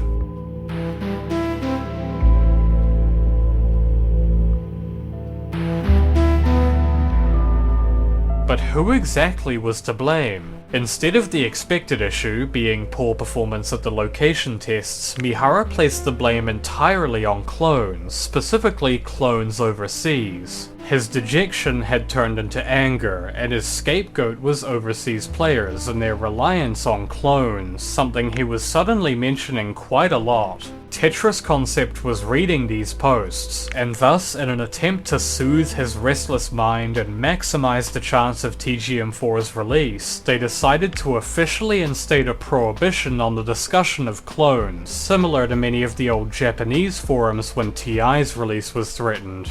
But this was a highly controversial decision. The community was heavily split on how much impact such a change would have on the viability of TGM4, and whether it was worth limiting such a major aspect of the Western community to give weight to a game of debatable importance headed by a man with such intense disdain for them. Either way, it was clear no progress was being made towards the release of TGM4 anyway, and by December the prohibition was reverted. However, during that time an interesting development came to light. Entering the story is the American Alex Kerr, going by the online name Kataru, an active member of the community who had also learned of TGM through Tetris Japan Finals, and who had recently become the second Western Master GM behind Jago. Since he and the other Western players had reached out to Mihara and received nothing but arguments and sulking, Kataru decided he might as well contact Hank Rogers directly, under the assumption that TTC were behind the cancellation. A lot of us have been left puzzled and saddened in light of a recent post on Ichiro Mihara's blog, stating that Tetris the Grandmaster 4 has been cancelled. If you're at liberty to do so, do you think you could explain a bit more about what exactly happened? This is the first I hear of it. I'm looking into it. Nothing to do with me or TTC, I'm a big fan of everything Mihara has done. Yes, even in 2010, Hank still personally responded to emails about Tetris. This response seemed to indicate that Sega was at fault, but Arika themselves may have also been part of the reason the game wasn't being released, if they felt they wouldn't make back the cost of publishing and promotion. Meanwhile, a deflated Mihara had basically just been arguing with people on Twitter. I may have somewhat lied about the cancellation announcement. It actually stated that clones were just one of the reasons, but it was the only reason he listed, and over the next few months his stance would gradually shift until the clone wars were apparently the source of all his problems. By this point he had completely abandoned his restraint. Far from being appreciative of Tetris Concept's prohibition and their attempts to reach out about it, he was now effectively threatening another round of video takedowns. If he was hoping for the community to take their content down voluntarily, that wasn't happening. Half of them now hated him. Meanwhile, Hank had sent another reply after a follow-up from Kataru. No problem. We've been working with Arika for about a year to try to get them to renew. Apparently Sega is not willing to publish Arika's next version. That's the holdup. I hope we can get Arika to do a new version. We really like what they've done in the past, and there's no holdup on our side.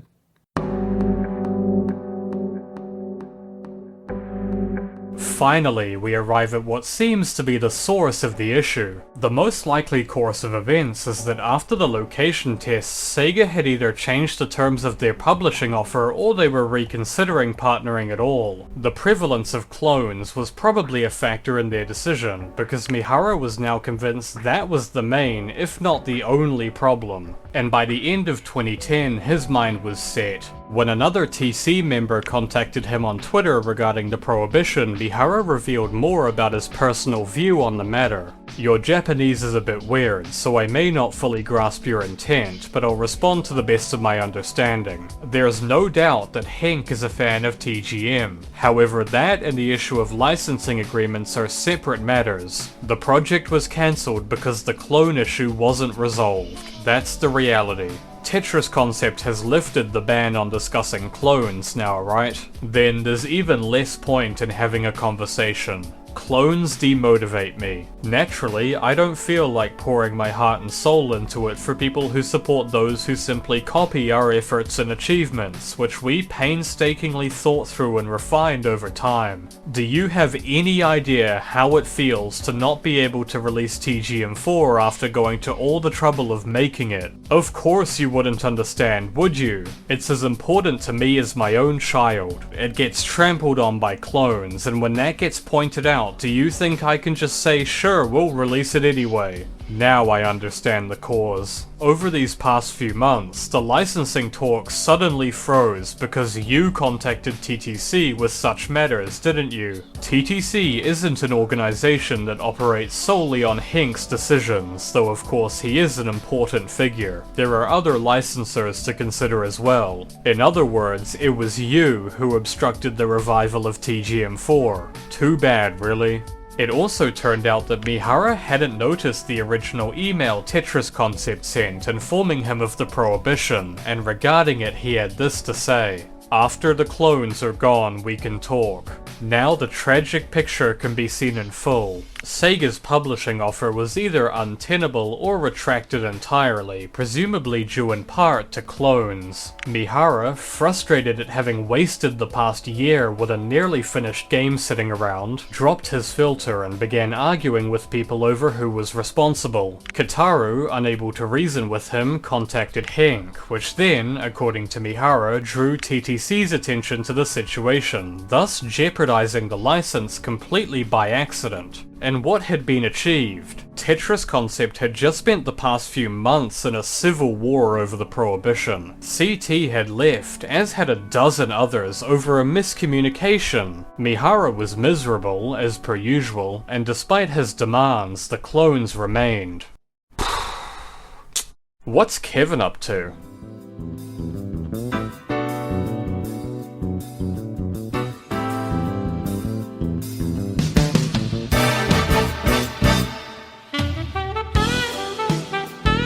Kevin did not meet his resolution of achieving TIGM by the end of 2009. He may have been a little ambitious at the time. He did achieve all of his goals besides the GM, and it's possible he wasn't too far off if he wanted to keep going, but for 2010 he had decided to switch to practicing Classic Rule. In fact, all of his 2010 resolutions were for Classic. Another player had also joined the forum at the end of 2009, the 16-year-old Steve, a player who also specialized in World and was qualified M6. Steve would then proceed to immediately disappear again, but he was still practicing. Over the first half of 2010, Kevin grew to be the top US player in basically every mode across all three games. He was MV in Classic by June, and by December he was qualified MM in both Classic and World. The only other player who was this good at both rules was producer Hiroshima. Kevin was inches away from GM. In either rule, it didn't matter, he just had to make the final stretch and not plateau. But it was beginning to look like he might. He didn't see a single GM exam in January, February, March, April. Finally, on the 31st of May.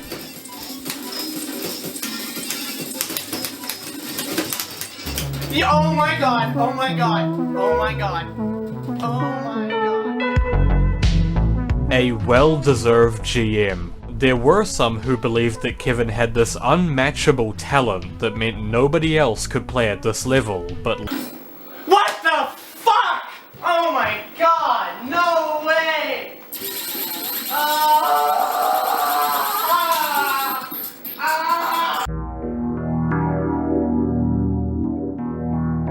Kevin would end up getting 3 more Classic GM exams in June, all of which he failed.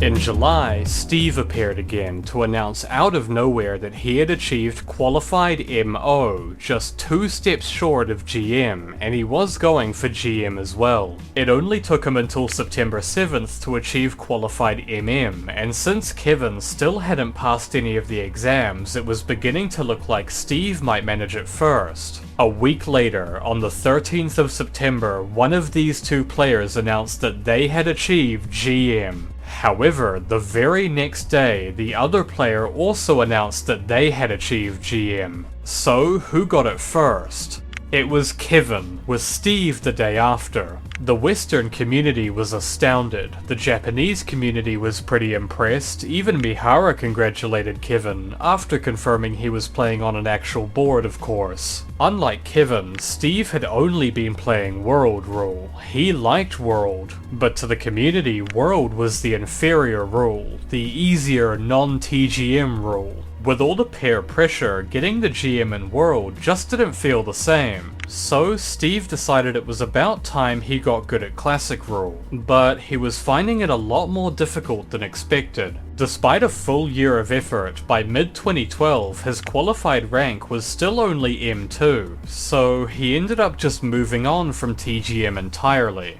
Kevin, meanwhile, had basically just grown bored of going for Classic GM due to the lack of competition. So he sat at MM, mere inches from the finish line. Nobody else in Tetris Concept was even close to GM in either rule. The Western community's zenith had passed.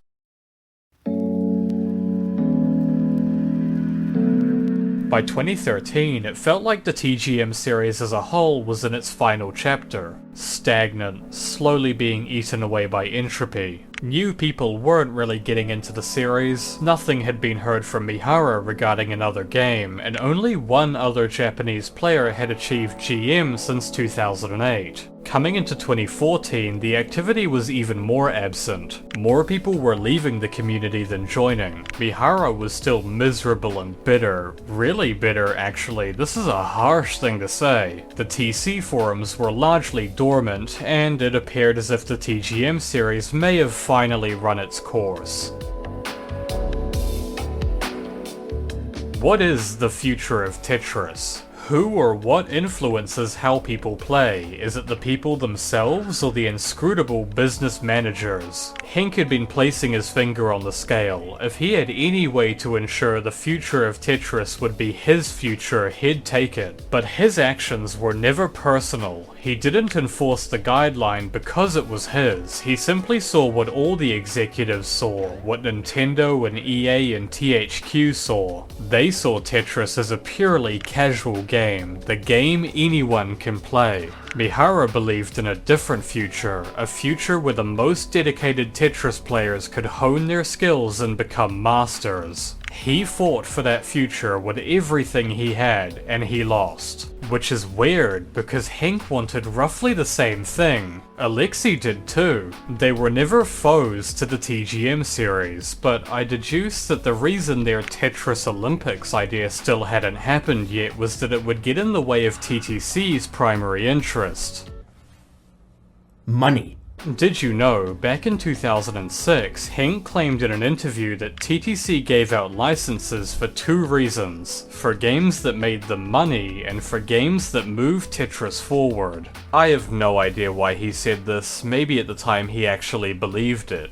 All the world's great ideas could not outshine the alluring green of the dollar. Actually, there kind of had been a TGM Olympics. Concurrently to the TGM community's slow decline, a separate Tetris sub-community was beginning to re-enter the mainstream. I can't really imagine a person being too much better than Jones. Yeah. No, I've been watching him. He's just about as good as he can get. Oh. 909.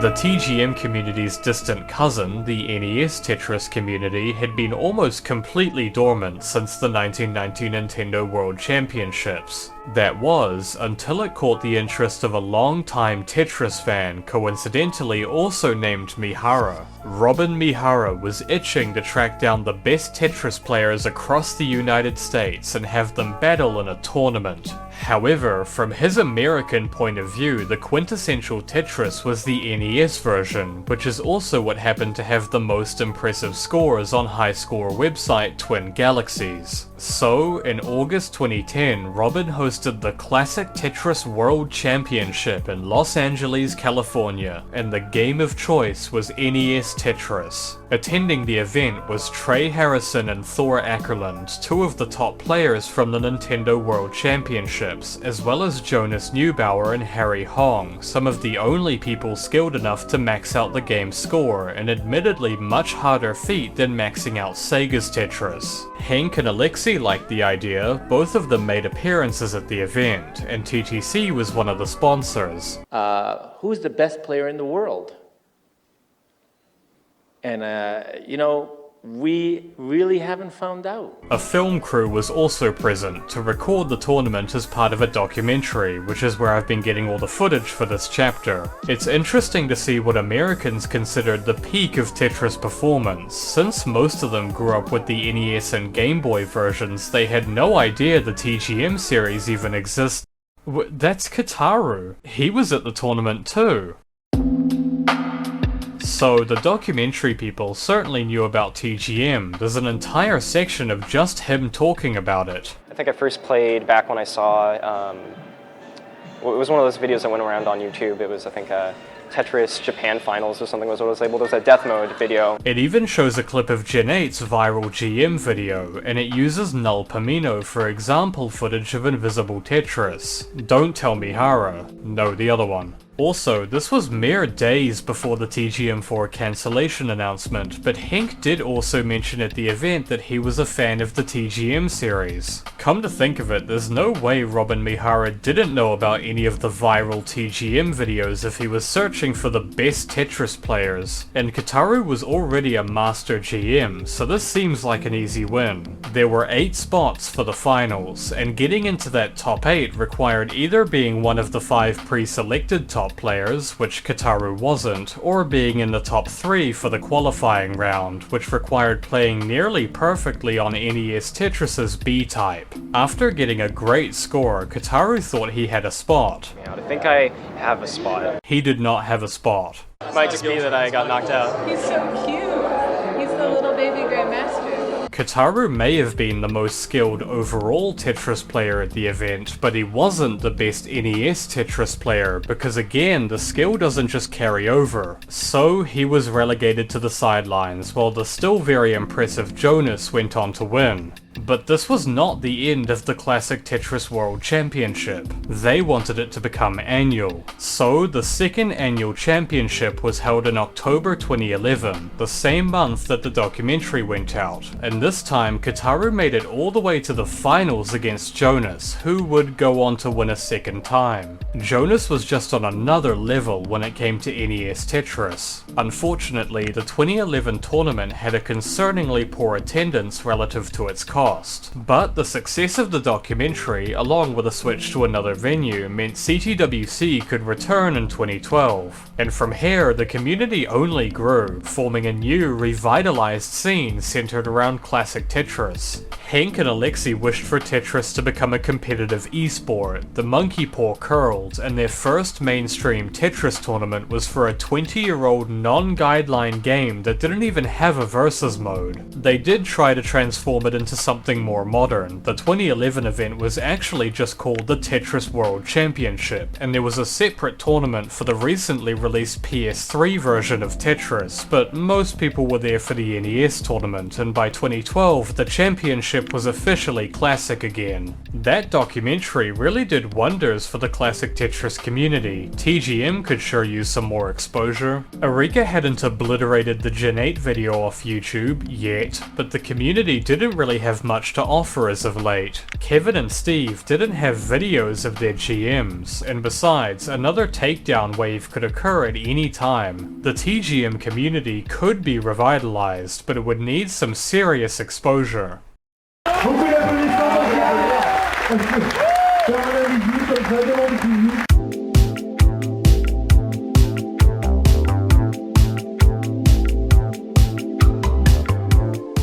Shooting Game Weekly is a set of YouTube and Twitch channels dedicated to weekly shoot-'em-up game content created in December 2012. Starting in July 2013, the channel began hosting awesome game replays events in which they would take some time away from their usual content to shine a spotlight on other types of arcade games. The first event covered the 1988 game Ghouls and Ghosts. The second, hosted in March 2014, covered its predecessor Ghosts and Goblins, and the third, hosted in April, covered the TGM series. Present at the event was the recently remotivated Kevin, Kitaru, and as a pleasant surprise, CT, who hadn't been active in the community since the Prohibition drama. The people behind STG Weekly, being arcade players who also happened to enjoy TGM, already had cabinets for the games on location, making setting up the event extremely simple. And it went pretty well. CT managed a death GM in his first run by the skin of his teeth, followed by Kitaru managing a master GM.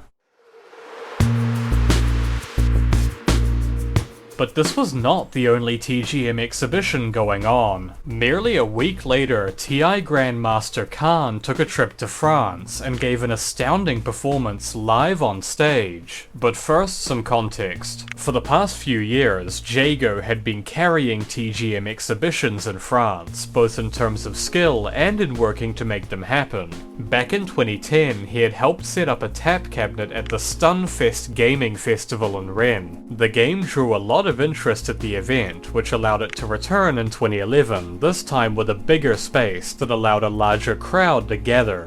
Stunfest 2012 was even more generous, offering Jago a live stage performance, and he was now also giving performances at a variety of other French gaming events, including one where he managed to achieve MM.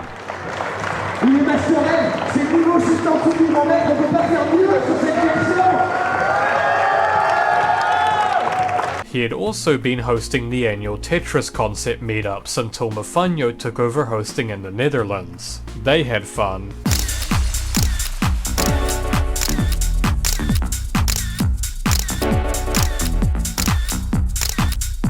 He had been invited to perform again at Stunfest 2013, however due to logistical issues he wasn't able to bring a TI board to the event. No problem, by this point the game was available through an emulator, so he just used that instead. This turned out to be a bad decision, because Mihara ended up finding out, and Jago was now permanently on his list of grudges. And I mean permanently. 12 entire years after this, Jago tweeted at Mihara regarding TGM. Mihara unblocked him, said thank you for the feedback, I still haven't forgotten May 13th, 2013, and promptly reblocked him. Mihara had also harassed the Stunfest organizers about it, but luckily real boards were available for the 2014 performance, and better yet, Khan had arrived all the way from Japan to perform. And he was really good, achieving both a fast MM and an S13. Thanks to Khan's stunning abilities, Stunfest 2014 was possibly the most popular live TGM performance yet.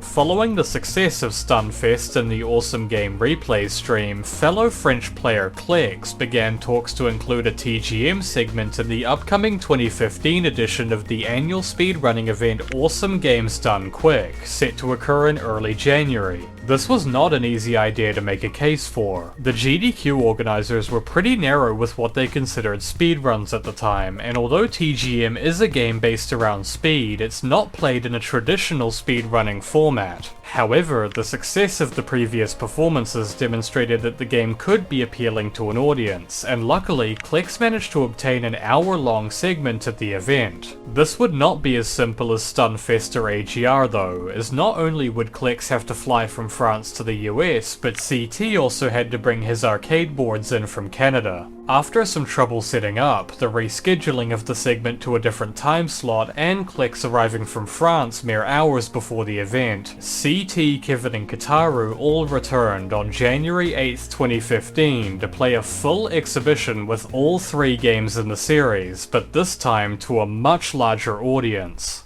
Everybody, let's do it. We got this. Yeah, we got this. The segment starts with a simultaneous playthrough of TGM1 by all 4 players. Kevin and CT top out, while Klex and Kataru make their way to GM. After a few decent games in Tap, Master and Death, Kataru was challenged to go for a secret grade thanks to a donation incentive. Just because the pattern seems simple does not mean GM is an easy feat. Most of the bottom rows can be done consistently, but the last few largely come down to luck. Despite multiple moments close to death, he pulls off an extraordinary game and achieves GM first try.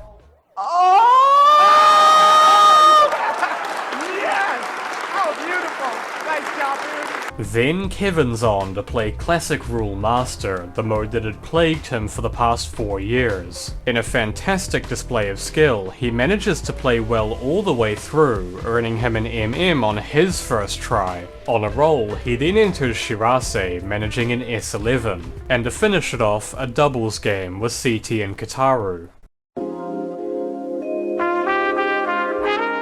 AGDQ had clearly rubbed its luck off on Kevin. After the event, he began to go for Classic GM again, and later that same month... Oh! Woo! Oh, that's good. I think it was a Tetris at the end. I'm like trying to tell you. I heard it. I remember you got the one on the bottom and then there's one on the top.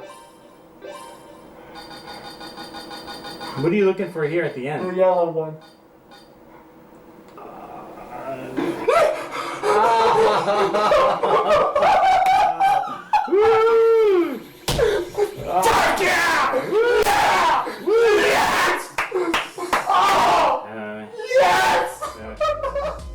All things considered, the AGDQ exhibition went surprisingly well. Over 100,000 people were watching it live, many of whom had never even heard of the series before, so this could end up being great for TGM's future. Mihara hadn't realized it yet, but this level of interest could indicate to TTC and any publishers that the TGM series could be profitable after all. It could solve the catch-22. But success would not be handed out on a silver platter. Mihara would still have to overcome his disdain for the Western community. It all comes down to him.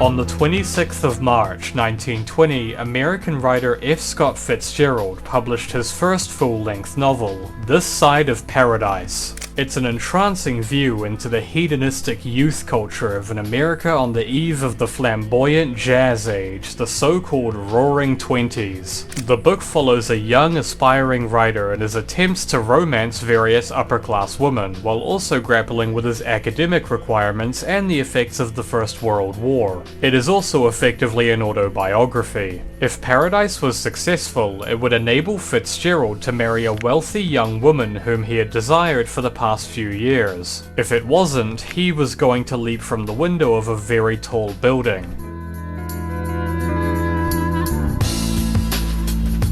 F. Scott Fitzgerald just could not catch a break. In 1897, only a year after he was born, the family business went under, and his father would spend the rest of his life a broke alcoholic. But Fitzgerald had a knack for writing fiction, publishing stories in a school newspaper and later for various clubs during his time at Princeton University. It was also during this time that he fell in love with a wealthy socialite named Geneva King, frequently visiting her at her school in Connecticut until she was expelled for having too much game. But even moving away wasn't enough to deter Fitzgerald, who travelled halfway across the country to meet her at her family's estate, only to be rejected by them. He was simply too low class. As you do in this situation, Fitzgerald was immediately determined to end his life. As such, he decided to enlist to fight in the war, in the hope that he would die in combat. Before he was sent off, hoping to leave a mark on the world, he quickly hammered out a 120,000-word draft for a novel, and although his publisher rejected it, his talent was recognized, and he was encouraged to revise and resubmit it while he was still stationed in the US. Instead of doing this, he immediately began flirting with various women and attempting to find a rebound girlfriend. While stationed in Alabama, he fell in love with another wealthy socialite, Zelda Sayer, who also had feelings for him. But just to cover his bases, he also wrote to Geneva asking if there was any chance they could maybe get back together. Sorry, I'm marrying a rich guy now.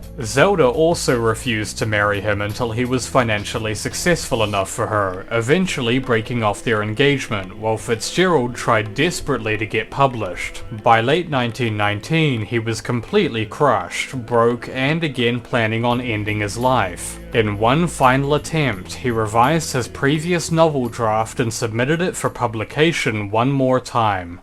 It was accepted.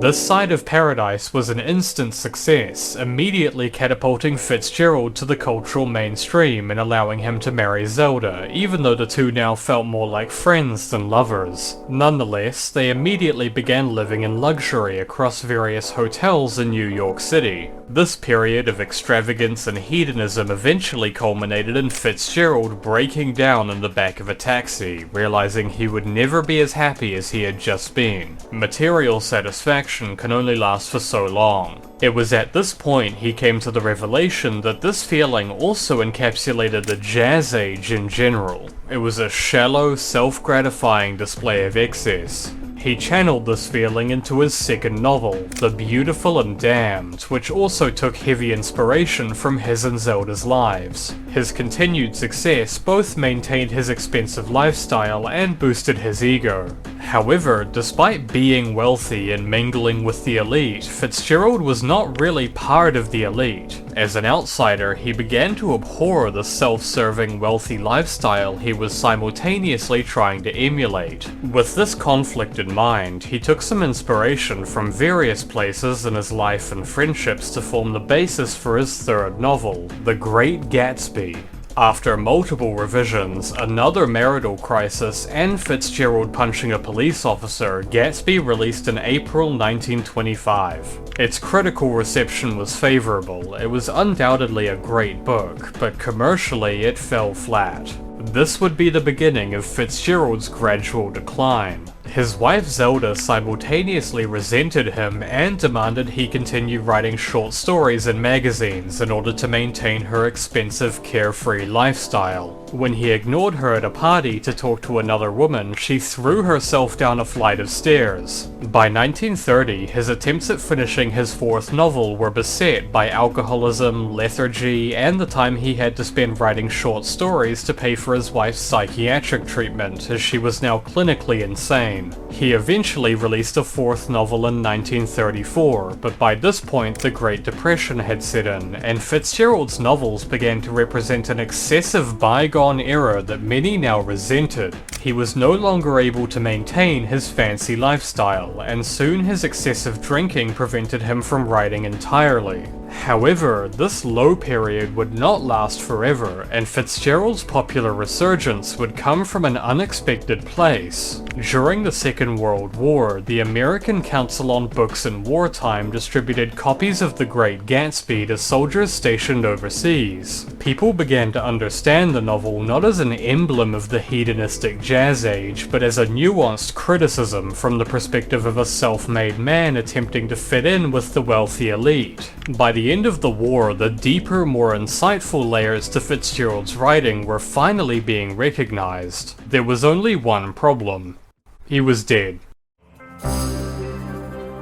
Heart attack in 1940. It wasn't even the alcohol that killed him, he'd just managed to kick that. After decades of struggle and perseverance, F. Scott Fitzgerald died believing himself to be a failure, destined to be forgotten. Today, he's regarded as one of the greatest American writers of his time, and Gatsby is widely considered to be a masterpiece of literature.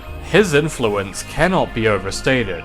He was a fantastic writer, a flawed person, an unfortunate victim of circumstance, and eventually, once the world found a place for him, he was recognized. 3/4 of a century later, another man's works were experiencing an unexpected resurgence in popularity. The only difference was he was lucky enough to be alive to see it happen.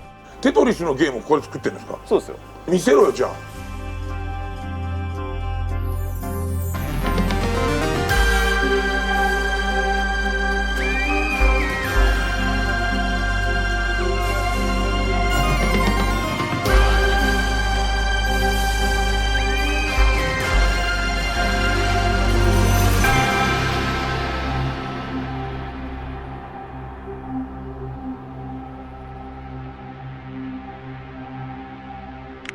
For the first time in years, Ichiro Mihara felt hope for the TGM series, and he was ready to put his animosity behind him and work with the West to capitalize on its newfound attention. Probably. In March of 2015, a brand new Twitter account was created specifically to promote the TGM series and manage user-posted media instead of just having it taken down. To this end, players both in and out of Japan were encouraged to post TGM media with hashtag TGM series, granted they follow a few rules. It's the same sort of thing as the short-lived Club TGM idea, just with more permissive guidelines. The account was being managed by an Arika employee and former Tetris producer named Mr. Kondo, who would also be in charge of something even more exciting. Shortly after the account was created, Mihara and Kondo announced that an American location test was planned for sometime in the next few months. They initially considered testing an updated version of TI, until eventually settling on TGM4. Introducing they don't have a license yet, so it's just the Grandmaster for now. Mihara also stated that they were still only able to get an arcade release, which, in American arcades, we're off to a great start. Good evening. I'm Dr. Emmett Brown. I'm standing on the parking lot at Twin Pines Mall. On a warm night in 1985, Marty McFly and Doc Brown first tested time travel on the parking lot of the Twin Pines Mall. It was on this date that McFly traveled 30 years into the past and had a fling with his own mother. If he instead traveled 30 years into the future, he coincidentally would have arrived to see a group of Arika employees at the exact same mall to set up for a TGM4 location test. Like with the 2009 test, the two playable modes were Rounds and Konoha. In fact, the game was still largely the same, just with a shoddy English translation. The highest level reached in Rounds was a 1580 by Kevin, although Mihara claimed there to be another undiscovered gimmick in that the mode went a lot further. As with the 2009 test, the player base was pretty much exclusively existing TGM fans. To be honest, I'm not exactly sure what Arika was trying to accomplish with this, but the community was just happy they were making an effort. They also did another test in Japan, but since it was a profitability test, the time and place weren't shared in advance. The results from that are unclear, but I'm going to assume the game had not magically grown more appealing in the past 6 years. After the location tests, Arika began seeking out a publisher, and in the meantime, Mihara and Kondo went quiet. Meanwhile, the TGM crew had been invited to perform again at the other major GDQ event, Summer Games Done Quick, taking place in late July. Attending this time around was Kataru, Kevin, Klex, 3 new Western players, and 2 of the top Japanese players, Khan and SQR. The segment featured an incredibly gripping death race between Klex and SQR, a doubles race, SQR and Kataru playing with themselves, some other bullshit, and finally the main events, Khan and Kevin playing TI Master and Shirase. If you think that this cannot get any better, then I strongly recommend that you support the potential release of a new Tetris the Grandmaster game.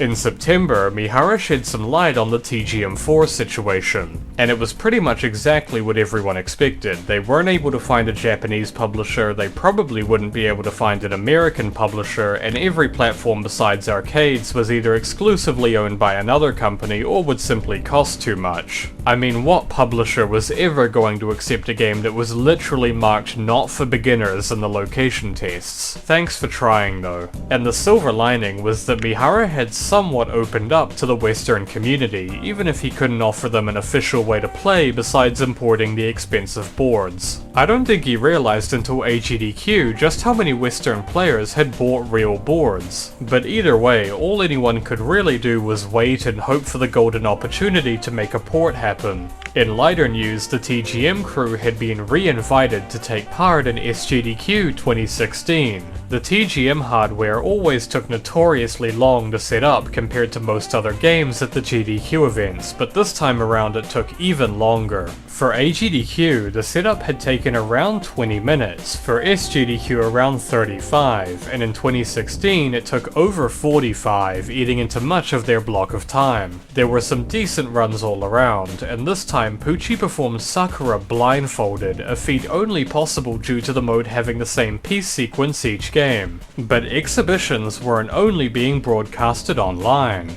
Earlier that year, the TGM series had been taken to television in an unexpected country. In December 2011, Germany began broadcasting a game show called Deutschland Superhirn with the aim of finding the smartest and most talented people in the country. A few years later, China launched its own version, known simply as Superbrain. In the Chinese version of the show, the first few episodes of each season focus on giving contestants a variety of challenges based around memory skills or mental ability, usually in specific areas they claim to excel at, and those who complete the most impressive challenges, according to the judges, go on to compete against a set of foreign teams with their own best people. This was not helping China beat the Asian mega nerd stereotype. My math specialist, look at him. You notice anything different about him? Look at his face. That's pretty racist. Of note to us is the 4th episode of Season 3, which premiered in January 2016. It introduces the proclaimed King of Gaming Wu Songhao, who announces that his challenge is to outlast a team of 6 other gamers in a game of Tetris. As it turns out, the Tetris game in question is TI, and the mode they'll be playing is Shirase. After a cheesy intro,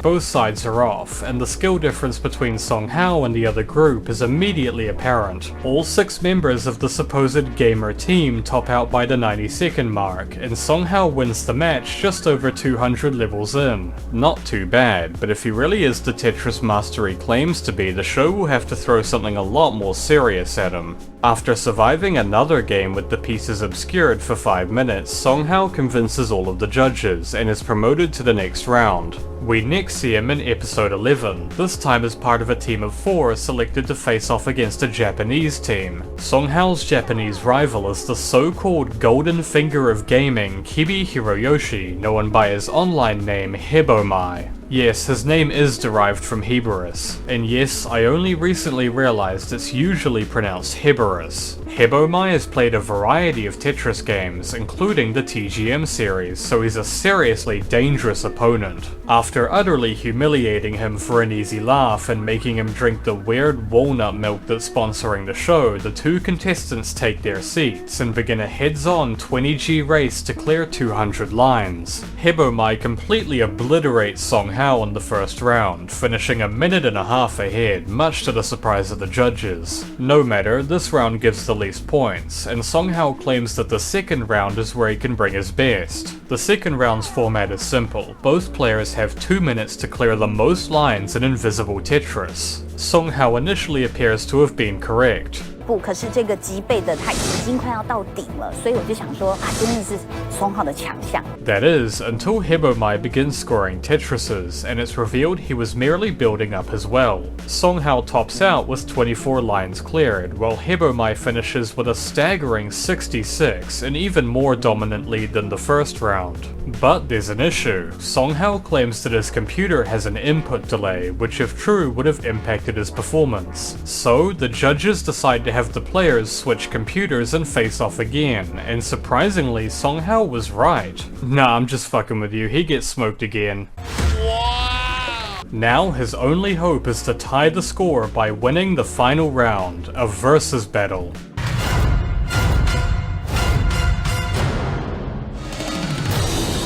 As expected, Hibomai wins again, securing a point for the Japanese team. Songhao goes quiet and timid while the judges discuss the results, and the two head off to make way for the next set of contestants.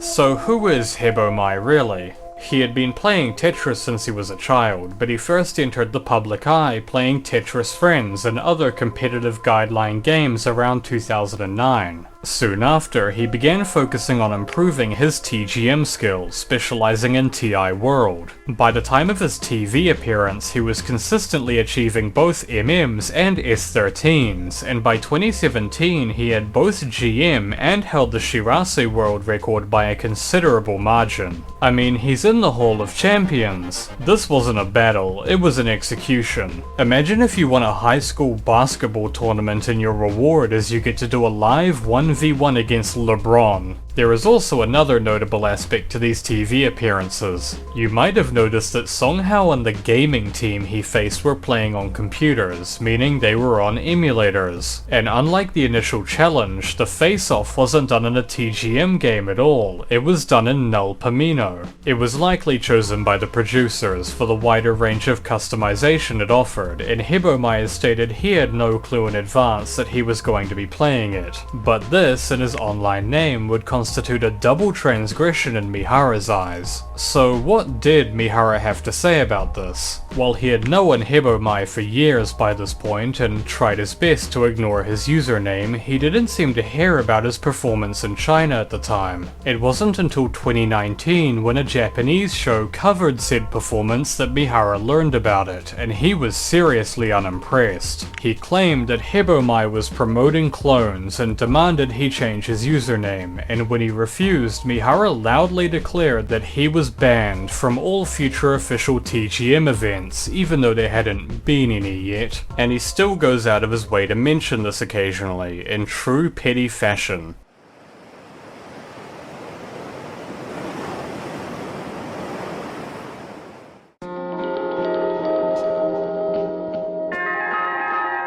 Back to the TGM crew. Unlike the previous year's performance, SGDQ 2017 didn't go so well. The crew had planned to up the wow factor by starting off with an 8-way TGM1 race, meaning the setup now required 4 arcade boards at once. But they overextended themselves. There were unexpected technical difficulties, and the larger-than-ever audience ended up having to sit around for well over an hour before the segment could even begin. To make things worse, the computer capturing the video would end up blue screening while the crew switched over to TI, further adding to the setup time. It's halfway to the $30,000 incentive. Let's see some donations toward that. So first of all, I'd like to really apologize for what has happened today. The rest of the exhibition went okay, but the crew would not return to GDQ for the foreseeable future. A similar event would take place later that year, but not in America. RTA in Japan is the Japanese equivalent to GDQ, hosted annually since 2016. The second event was held in December of 2017, and the Japanese TGM crew had received a 90-minute segment to showcase the series on the 31st. The segment began with a playthrough of TGM1 by 3-7, who was still the game's fastest player by a massive margin. After a close call at level 800, they finished with a 9:56, far from their best time, but achieving a sub 10-minute GM on command is a skill very few have. In a pleasant surprise, Kevin had also flown over, and he rejoined SQR to play TexMaster mode. SQR cut it too close and topped out just before 500, and Kevin made it to the end but couldn't quite meet the M-roll requirements. SQR attempted to redeem himself with a death run, but despite his impressive speed, he topped out again at 600. Then a doubles run, a very nice TI Master run from Kevin, a World Rule run from Hebomai, and what better way to close it off than with an S13.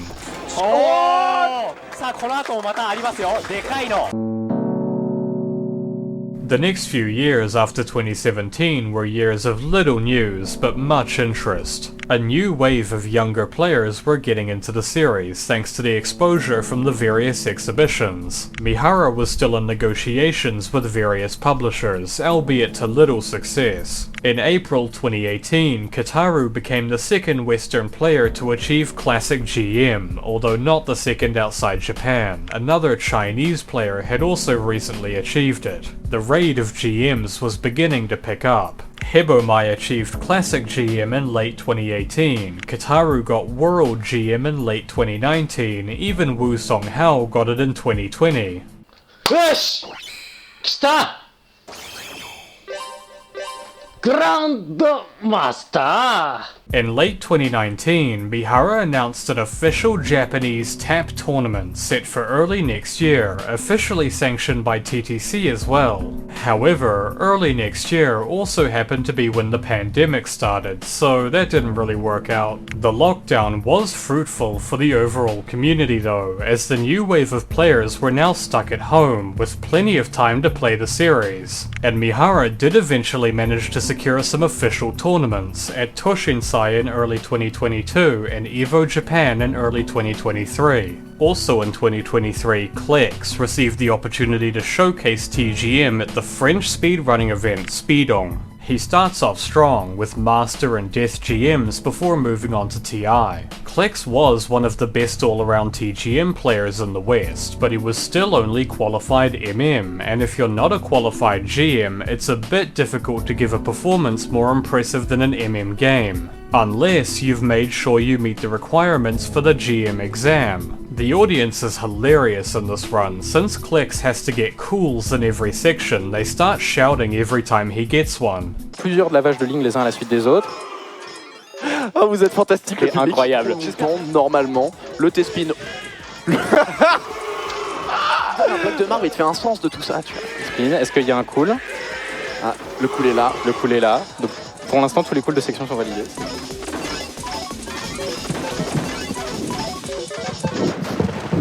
Yes!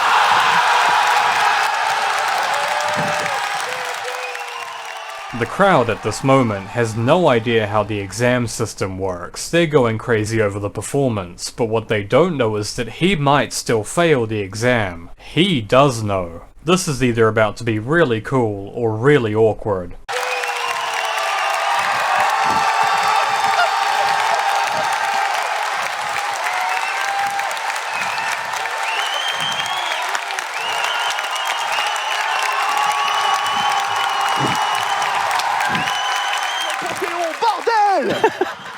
C'est historique, c'est fou. C'était cool, ouais. We have arrived at the present day, so let's take a look at the current state of the TGM community.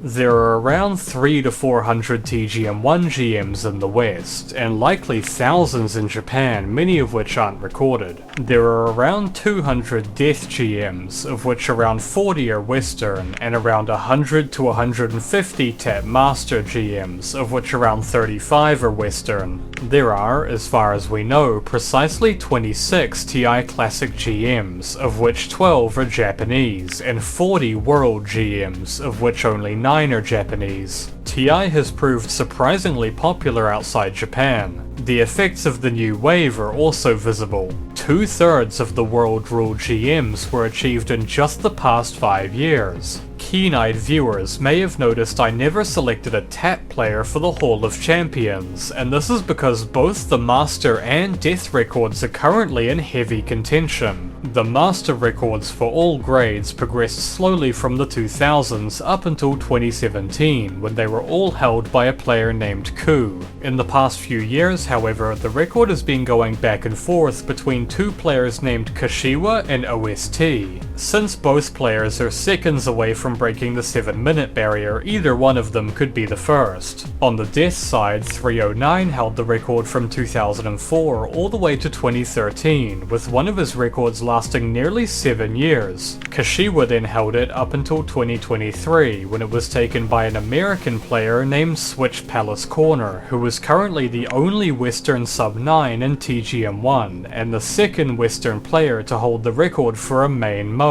The first was Eric ICX, winner of the 2022 Classic Tetris World Championship, who had also taken the record for Classic Shirase in early 2023. At the time, this was a pretty big lead, but interestingly, multiple other players have recently closed the gap. On the 13th of October 2025, a French player named Magent became the second to break the 4-minute barrier with a 3:58. A few months later, in January 2026, a Russian player named Iandis became the third with a 3:57, and just 2 days later he achieved a 3:56, although he was well ahead of Eric's record coming into 1000. 6 hours after this run, Magent achieved a 3:54, also ahead of Eric for much of the run. Magent began playing TGM very recently. Formerly a modern Tetris player, he first got into the series after seeing Clicks as GM in 2023. Just over a year later, he was the youngest person to achieve TIGM at just 14 years old, and by 15 he had GM in both Classic and World. Iandis began playing a few years earlier, but is similarly strong in both rules. Since both of these runs occurred literally days ago at the time of recording, the record could be taken at any time.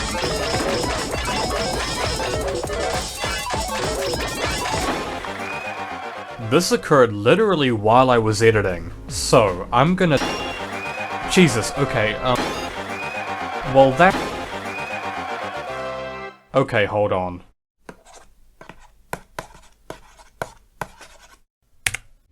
Luckily for Hebomai, he's still well ahead for World. Eric was also not the only TGM player attending the Classic Tetris World Championship. In fact, the event had received quite a lot of attention over the years. It's the 23rd of October 2016. The 7th annual CTWC has just reached its final two, Jonas Neubauer and an unexpected dark horse named Jeff Moore. Jonas is the favourite to win by a mile. Out of the past 6 tournaments, he had won 5, losing only to Harry Hong in 2014. But Harry had a habit of coming close. After being second in the original 2010 event, he placed 3rd in 2011, 2nd again in 2013, 4th in 2015, and finally 3rd again in 2016, having been taken down by Jeff in the top 4. Concurrently, Jonas was facing Corian. The former Grandmaster had since pivoted to NES Tetris, making it into the top 4 at his first CTWC at the ripe age of 39. He unfortunately lost to Jonas, so we're back to the finals. Gear up for level 19. Now they're neck and neck. Neck and neck. Despite some great play from Jeff, Jonas narrowly pulls off his 6th victory. However, the most notable aspect of this match is the YouTube video, which, thanks to the exciting games and the memorable commentators, Boom, Tetris for Jeff. Boom, Tetris for Jeff. Boom, boom, boom, quickly grows to massive popularity. By late 2017, it's sitting at 7 million views, beating out the already popular 2015 match between Jonas and Kataru. Then comes CTWC 2017. Kataru, now sporting a mustache, defeats Corian in the top 16, followed by a player named Yanni in the top 8. Coming into the top 4, he's up against another former finalist named Quaid. That was pretty exciting to see someone that we didn't know in the scene rise to the top, and now here you are top 4. How do you feel? I'm extremely hungover. Oh, sorry, he's up against Quaid's alter ego, Hauser, also sporting a definitely real mustache. Not ideal pieces. Oh, he couldn't get it over there. He couldn't slide over there. And this is what I was Alex saying. tops out. This is what I was saying. This could be Hauser's strategy here. And he is in prime position now to try to steal this one. But the stack is getting so high. Yeah, that was not ideal. Alex!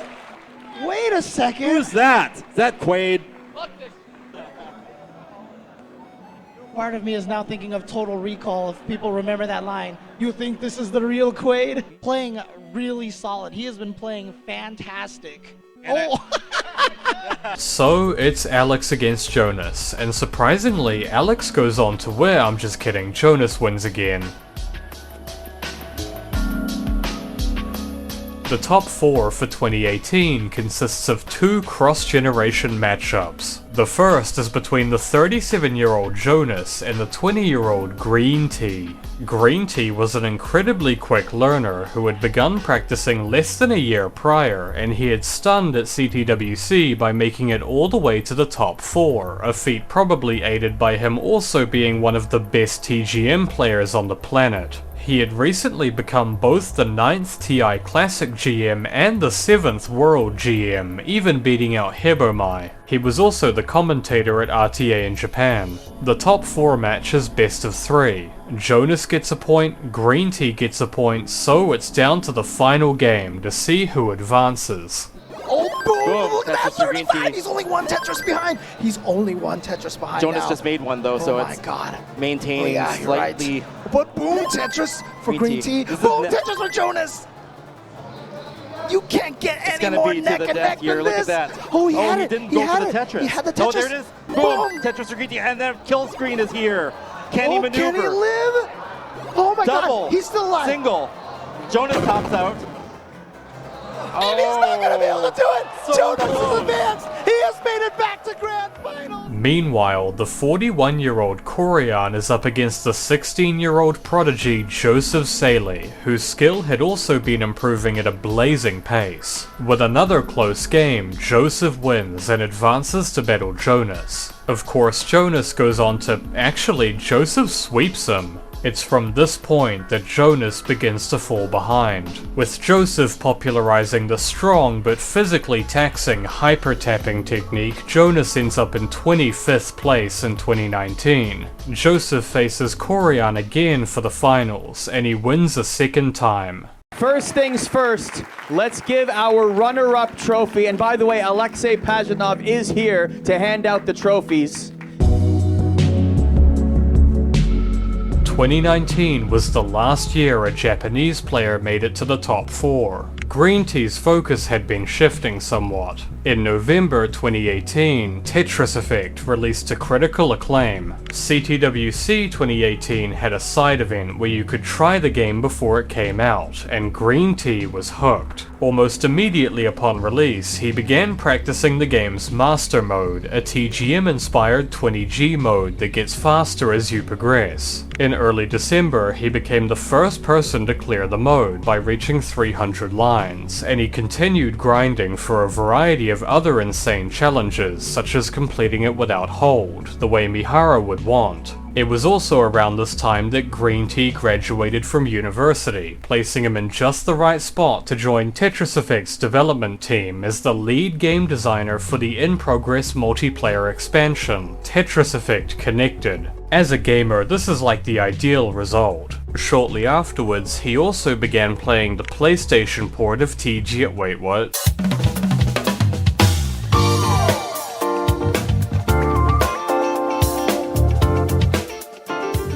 In November 2021, Mihara announced that his upcoming announcement regarding a home console port of a TGM game would be postponed. Given his history of announcing things that would then not happen, this comment was largely forgotten about, but around a year later, Arika officially announced that TGM1 was getting home console ports. They did the smart thing, which was waiting until they knew it could be released. And it wasn't some random console where it would be doomed to receive no no attention, the game was coming to both the Nintendo Switch and the PlayStation 4. The ports were being developed by game publisher Hamster Corp as part of their Arcade Archives series, through which they had been porting a wide variety of classic arcade games to modern consoles since 2014. TGM would be the company's first foray into a port of a 32-bit game, and it was not a quick process. In a live stream shortly after the announcement, the team shared a note from Mihara, which contained some surprising details. First of all, the talks regarding the ports had begun over 3 years prior, which was at least 2 years before he first tweeted about it. On top of its length, Mihara also admitted that the production period was fraught with conflict as a result of his stubborn attitude, mainly regarding lag, which he apologized for, but it was revealed that Mihara was not the one with the final say about the release, but instead producer Hiroshima. The ever-disgruntled Mihara vaguely hinted at his dissatisfaction with the result, but Hiroshima was happy enough. Thus, the ports released on December 1st.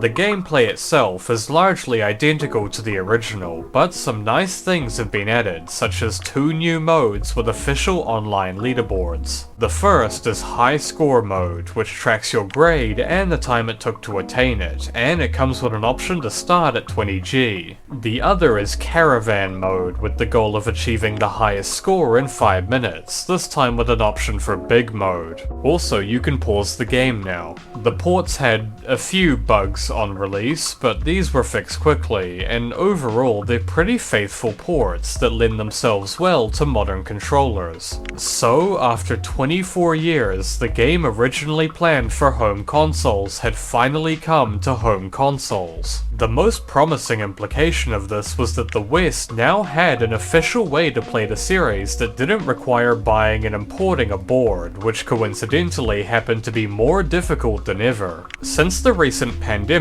had caused the closure of many arcades and increased the desire to play at home, and due to the growth of the community, the prices for boards had skyrocketed. Average prices for TGM1 had jumped from $2 to $3 to $500, and TAP and TI were both well over $1,000. The ports cost $7.99. It's worth noting that the new releases had been far from a guarantee. I don't know exactly what happened licensing-wise, whether TTC had changed as a company or if they had simply been convinced, but the size of the community, the popularity of the showcases, they showed definitively that people wanted to play the TGM series. And Mihara recognized this. With some of the weight off his shoulders, he was interacting with Western players quite actively. There was also something else. Back in the non-announcement, Mihara claimed that a new TGM game was still on the table, and no more arcade releases. Arcades were dead and buried by this point, so it can only be concluded that Arika and TTC were finally working out a home console license. However, whether or not TTC would go ahead with the release apparently depended entirely on the success of the Hamster ports. So how successful were they? It's difficult to tell exactly how many people were buying the ports, but it was somewhere in the ballpark of 20,000 purchases in the first few months. Not too bad. And in case TGM1 doesn't catch your interest, in May 2023 it was announced that Hamster had also been working on porting TAP.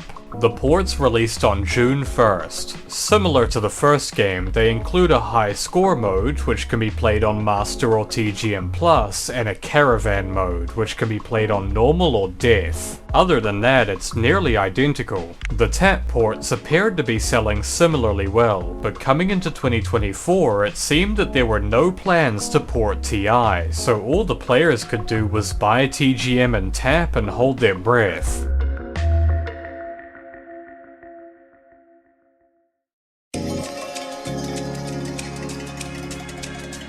New Tetris is coming. Arika Co. Limited and the Tetris Company Incorporated signed a license agreement on the new Tetris game. New Tetris will implement new ideas based on the concept of Tetris that makes good at Tetris, and is scheduled to be released during fiscal year 2024. Please stay tuned for further details. This was happening. The Catch-22 had been broken. The name was revealed on December 3rd. The Masters of Round had been dropped. The game was now called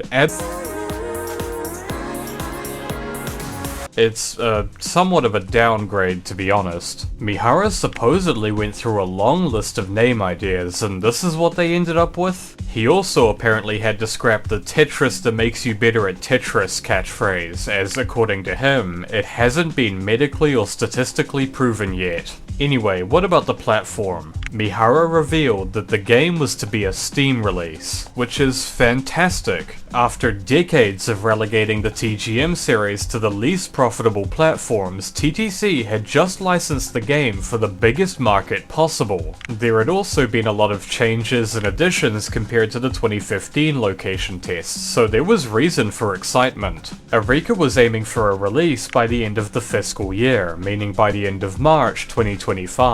This turned out to be a tough deadline to hit, with the development team entering crunch time coming into 2025, but in the end they weren't far off. On the 3rd of April 2025, the Japanese and Western communities finally got to play Tetris the Grandmaster 4 Absolute I.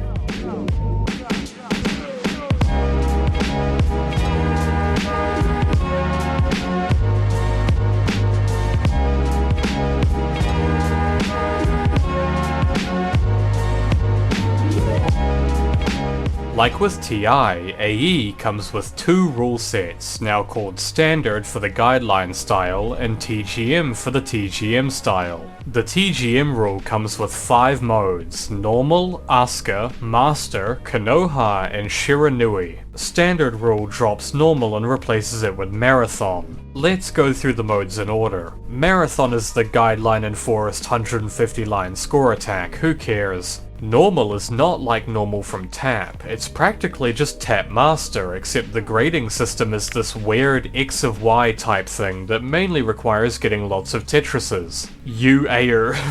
Asuka is designed to be the intermediate mode. It plays similarly to Death, but with some notable differences. Instead of a Torikan, there's now just a time limit, similar to the cut Kamui. Clearing a Tetris causes a Kitsune to appear, and you must obtain 1 per 100 level section in order to progress, encouraging you to set up for Tetrises. Despite the speed, the extra next pieces, hold, and the infinite rotations all make the mode a bit easier than Death, as does a rewind feature allowing you to undo mistakes. Good for practice, but if you want to make it to the end and achieve Asuka Master, you'll want to avoid rewinding to make the time limit. Asuka also features a little bit of invisible near the end. Master is the new rounds, with the same fast speeds and frozen gimmick, now named Peaky. However, some additional gimmicks are also introduced further into the mode, more on those later. Konoha's still the same. You like big mode? Finally, Shiranui, a versus mode against an AI opponent. Developing this AI was apparently the main reason meeting the deadline was so difficult, which is crazy because it sucks. Occasionally it will just forget what it's doing and mess up catastrophically, meaning the strategy for Shiranui is just to play it over and over until you get a lucky game and unlock some higher tiers. There is a versus mode, but no online multiplayer as many had hoped. Apparently the online license would have cost too much. And there's another feature that makes AE weirder. The game comes with an extra button that significantly reduces the weight between pieces when held. Yes, the game has a go faster button, and it's not a toggle, you have to hold it down. Needless to say, it's one of the more controversial aspects. The game also features Mavis Beacon Teaches Tetris, a practice mode with a textbook for certain common situations.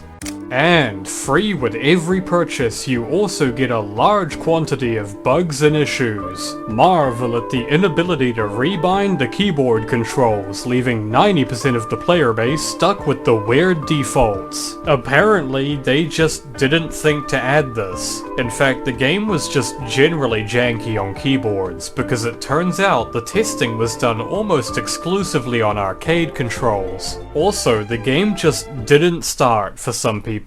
I guess they couldn't afford the testing license. The game was not received well upon release. Rounds of review bombing were reinforced by a torrent of complaints in the Steam forums, on Discord, Twitter, basically everywhere. But not to worry, the proactive Mihara was ready to work on a series of bureaucratically delayed updates. Being on Steam came with the benefit that updates were easy, however apparently a lot of things had to be confirmed with TTC, meaning even basic changes took some time. But over the course of April, the big issues were patched, and once those were out of the way, the game itself was surprisingly decent, a lot more appealing than the location tests. Since AE was by far the most widely available game in the series, Mihara wanted to make sure it had something for everyone, and there was a good amount of variety. But most of the interest among top players was on Master.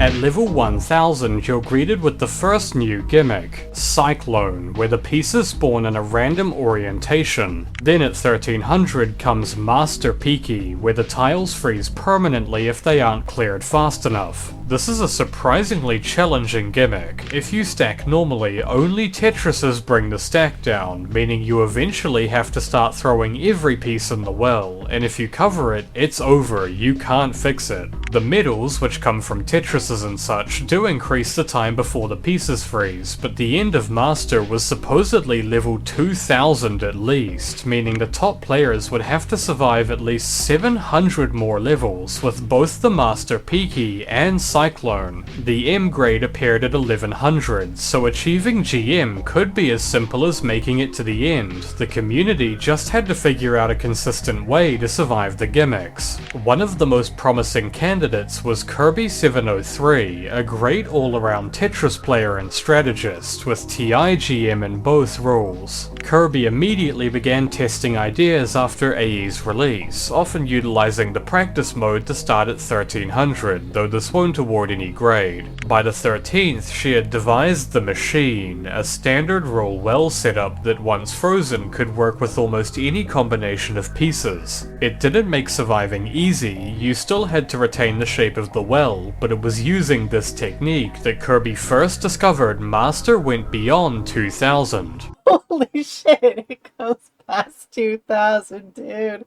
We're so toast. However, the next day, Green Tea also reached 2000 in TGM rule, which necessitated a more straightforward technique. The mode could end at 2200, double the M requirement, but Mihara had hinted back at the 2015 location test that rounds went even beyond 2600. On the 17th, Kirby got a very promising run coming into 2000.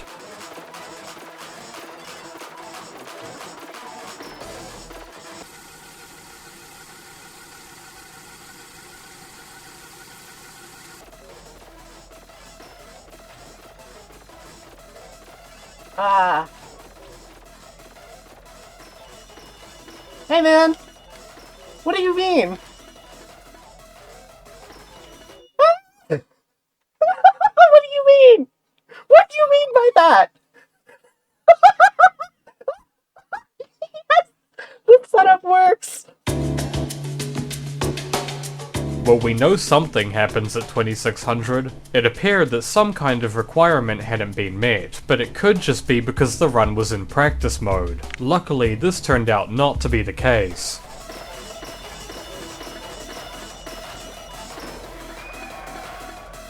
Huh?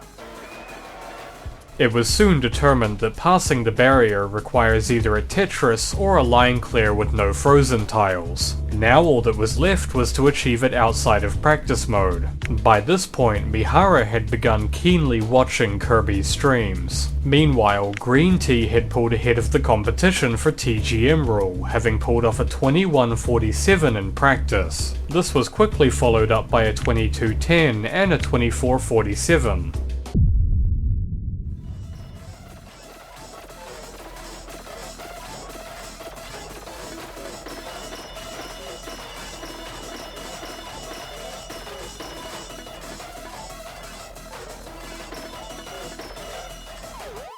Fuck. Oh my god, I could have gotten a Tetris.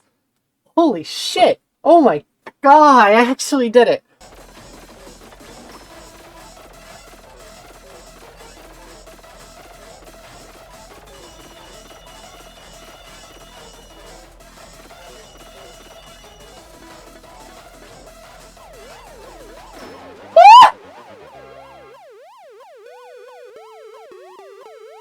What does that mean? Huh? My heart's racing. Huh? Explain. Stepping back one piece at a time.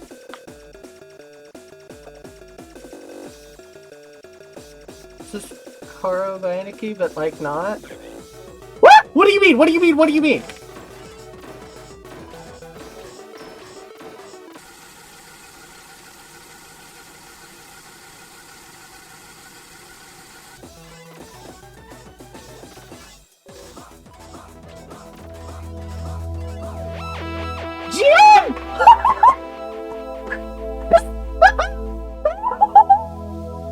GG!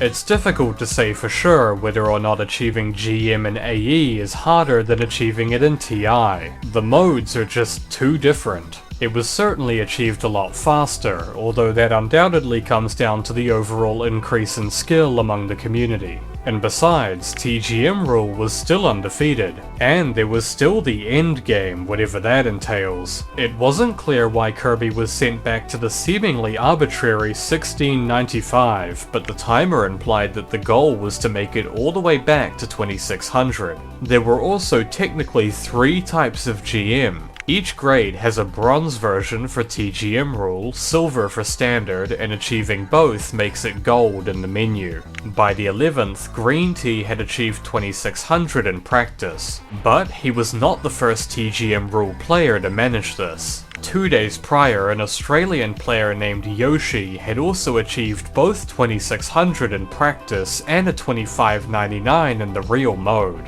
On the 12th of May, Yoshi became the first TGM rule GM, with Green Tea achieving it less than a day later, although by this point the game had been updated so that any line clear passes the barrier. Mihara felt it was too frustrating. Khan had also been practicing Master, although he was intentionally staying away from discussion to avoid spoilers. The result of this is that when he eventually achieved GM, he was not aware that the game would keep going.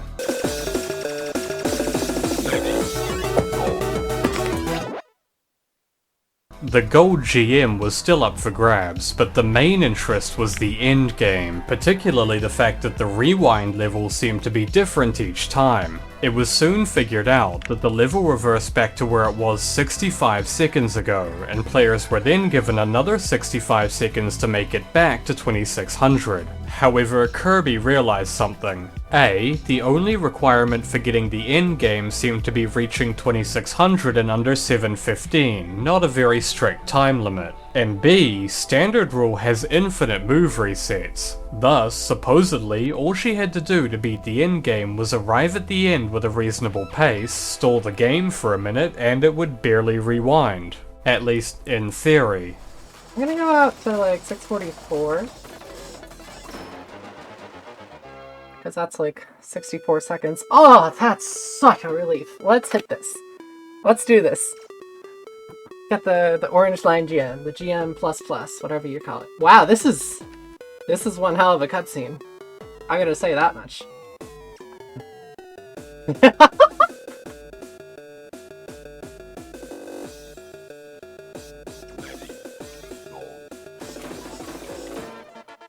GM rounds?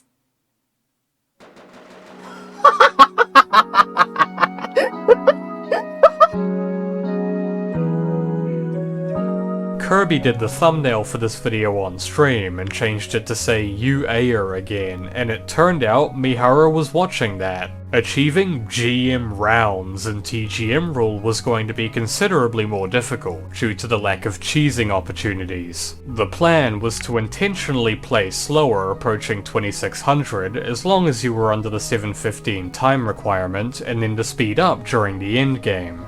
On the 30th of May, Yoshi reached 2226 in the endgame, and later that same day he found himself surviving even further. But he had rewound pretty far back. Beating the timer was going to be a challenge.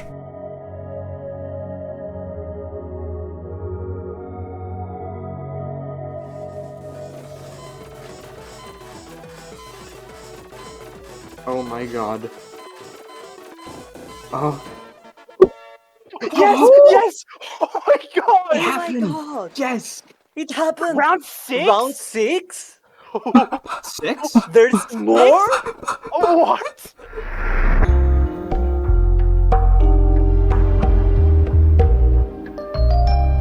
Mihara seemed to have lost the plot. The grades beyond GM rounds had actually been added less than a day before round 6 was achieved. Yoshi started grinding for it because they had just been added. Mihara insisted that he had planned the new grades for a while, and they had simply been unlocked to prevent them from being data mined too early, but it certainly did appear as if he and the development team were just adding whatever random crap now that they could easily put out updates. I mean, having a higher tier of GM was a nice goal, but GM round 6? On July 1st, a third player achieved a rounds grade, a feat that took 2 months of constant practice, even with the help of the Kirby machine.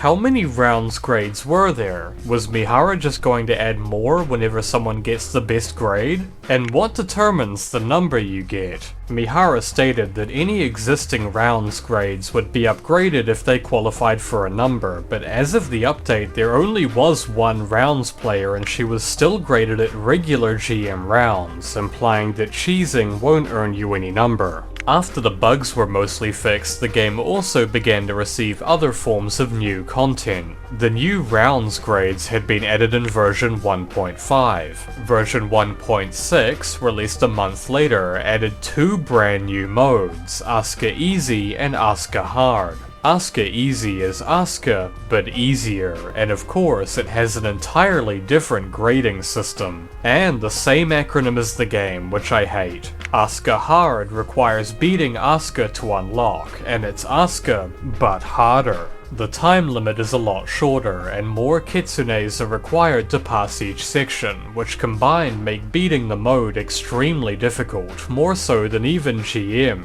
It was widely assumed that beating it would award some other new grade, but nobody could come close at the time of release. Since the game already had easy, intermediate, and hard modes, adding another set of easy and hard modes kind of diluted it. Presumably in an attempt to combat this, version 1.7 modified normal to be extremely slow, even slower than TGM1, thus making it even more of a beginner mode than Asuka Easy, unless you hold extra to make it fast again. Concurrently to all this drama, plans were being made to showcase the game in a few major places.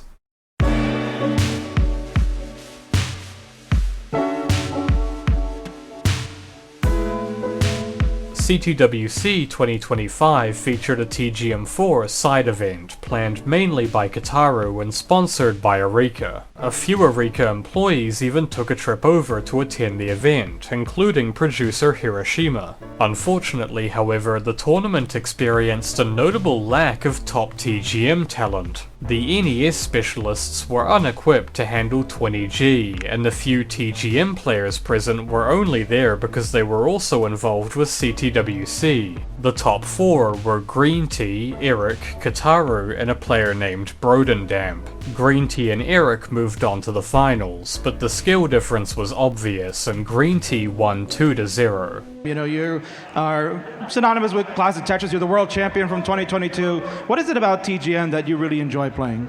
I personally think that TGM is a better designed game than classic Tetris. So, oh my god. By this point, the overall skill and techniques in classic Tetris had advanced so much that none of these players even made it to the top 32. Kataru, formerly a 2-time finalist, was now ranked 78th. Later, on August 14th, the TGM series returned to RTA in Japan. This time around, the event was a 3-way AE Master Battle featuring Korian, the player who recently got rounds 8, and a long-time TGM player named Haruku. Green Tea was commentating again, having recently achieved GM rounds himself, along with producer Hiroshima, who was calling in from home. The format is simple. The players are given 45 minutes to achieve the best master score they can, but only a single GM was managed. The game was just too recent. Even for the top players, consistency was difficult.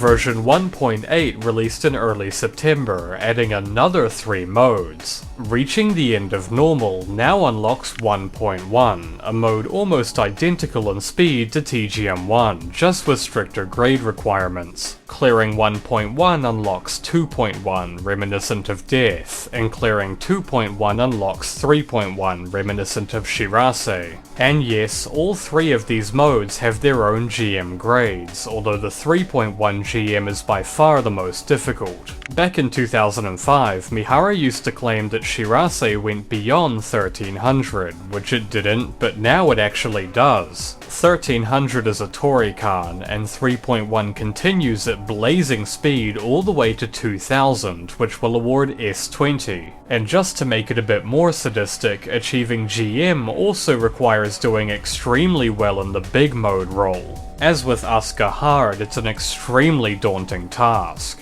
Speaking of Asuka Hard, on the 10th of October, the mode was finally beaten by a Japanese player named SKH, who was also one of the first TI GMs. As it turns out, Asuka Hard also has its own GM grade, meaning there were now 5 separate GMs in the game, not including the 2 secret grades and all the rounds variants. A few weeks later, the second Asuka GM was achieved by Eandis. Back in June, he had become the 5th Master GM, and he was now going for a rounds grade. By August, all 4 of the previous GMs had also achieved rounds, but Eandis was hoping to leapfrog the competition and take the record for the highest rounds grade. In early September, Green Tea took the lead with rounds 10, and by this point it was pretty much confirmed that the grade is determined purely by the level you rewind to in the endgame. This creates a gamble. Using the stalling strat will only ever get you the base GM rounds. If you want a higher grade, you have to go faster.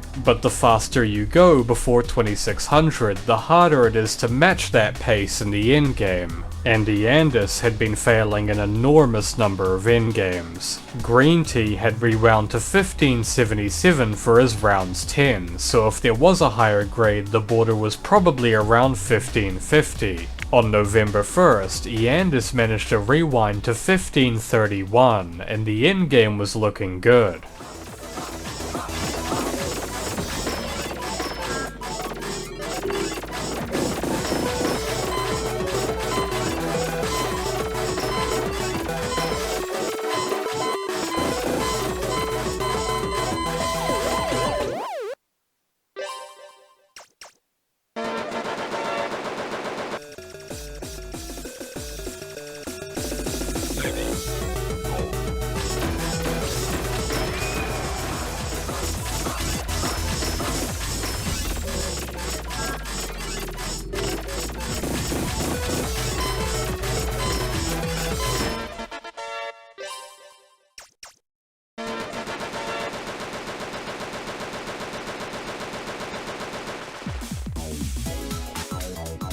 Mihara, you've done it again. Ozymandias was determined to find the highest rounds grade. He already had 700 hours in a game that was barely 6 months old, and he was still playing every day. The obvious next goal would be a sub 1500 rewind, possibly even a sub 1400 if he got lucky. He got lucky.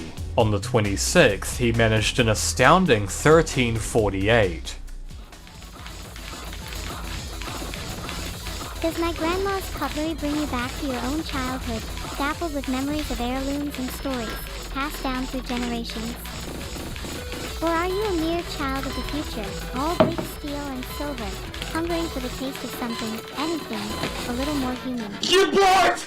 Что я сделал? Ебать! Я чё ебанутый? Что произошло? This was followed up on December 11th by a rewind all the way back to 1293. 1300 was a big goal. It's the halfway point of the mode, it's the point where Master Peaky starts, and it was presumably the border for a new grade. Unfortunately, most good runs played out like this. On the 22nd, he managed a 1279. Failed. Then on the 24th, a 1298, also failed. He did manage to complete a rewind to 1312, but it was another Sir Lancelot. The rate of sub 1300s was increasing, he only needed to survive one.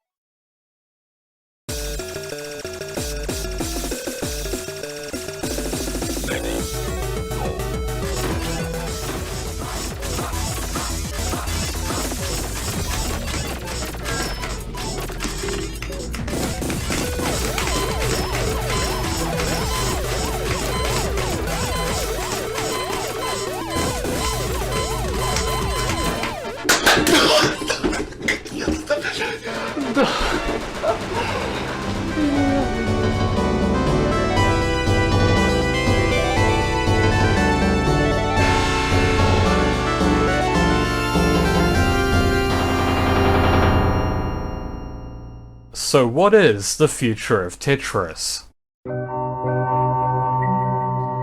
As it stands today, the scene is heavily split. Classic Tetris is the largest and the youngest it's ever been, to the point that some players are making the news. The middle schooler, known by the name Blue Scooty in the gaming world, made it to level 157 on the original Nintendo version of the game, strategically stacking various blocks to make them disappear, eventually triggering what gamers call a kill screen.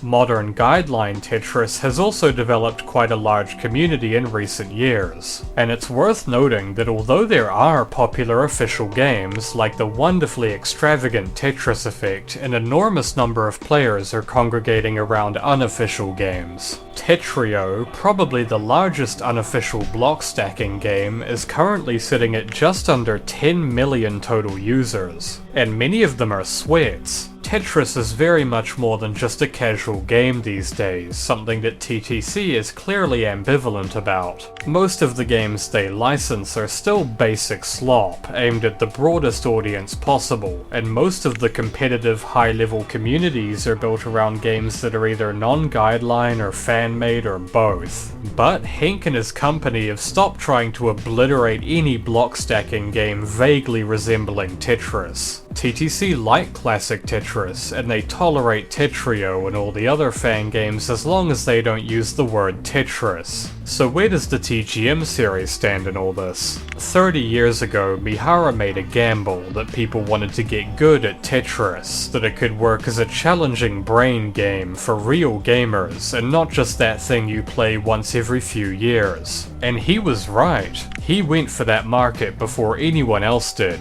But people need to see and access a game to play it, and TTC had no interest in taking a gamble on a niche market, even if it's literally no effort on their part. By the 2000s, the series was heading straight for obscurity, just another niche Japanese game series slowly being pulled from arcades. But against all odds, and spreading largely through video sharing and word of mouth, an international community formed anyway. And it continued growing. Just watching people pull off these extraordinary feats was enough to get people to give it a try, and the series had a habit of hooking people, so eventually TTC had to concur that people did want to play this, because Tetris the Grandmaster is a good game. Through extreme perseverance and a lot of patience, Mihara finally received the golden opportunity to release a TGM game that anyone can play.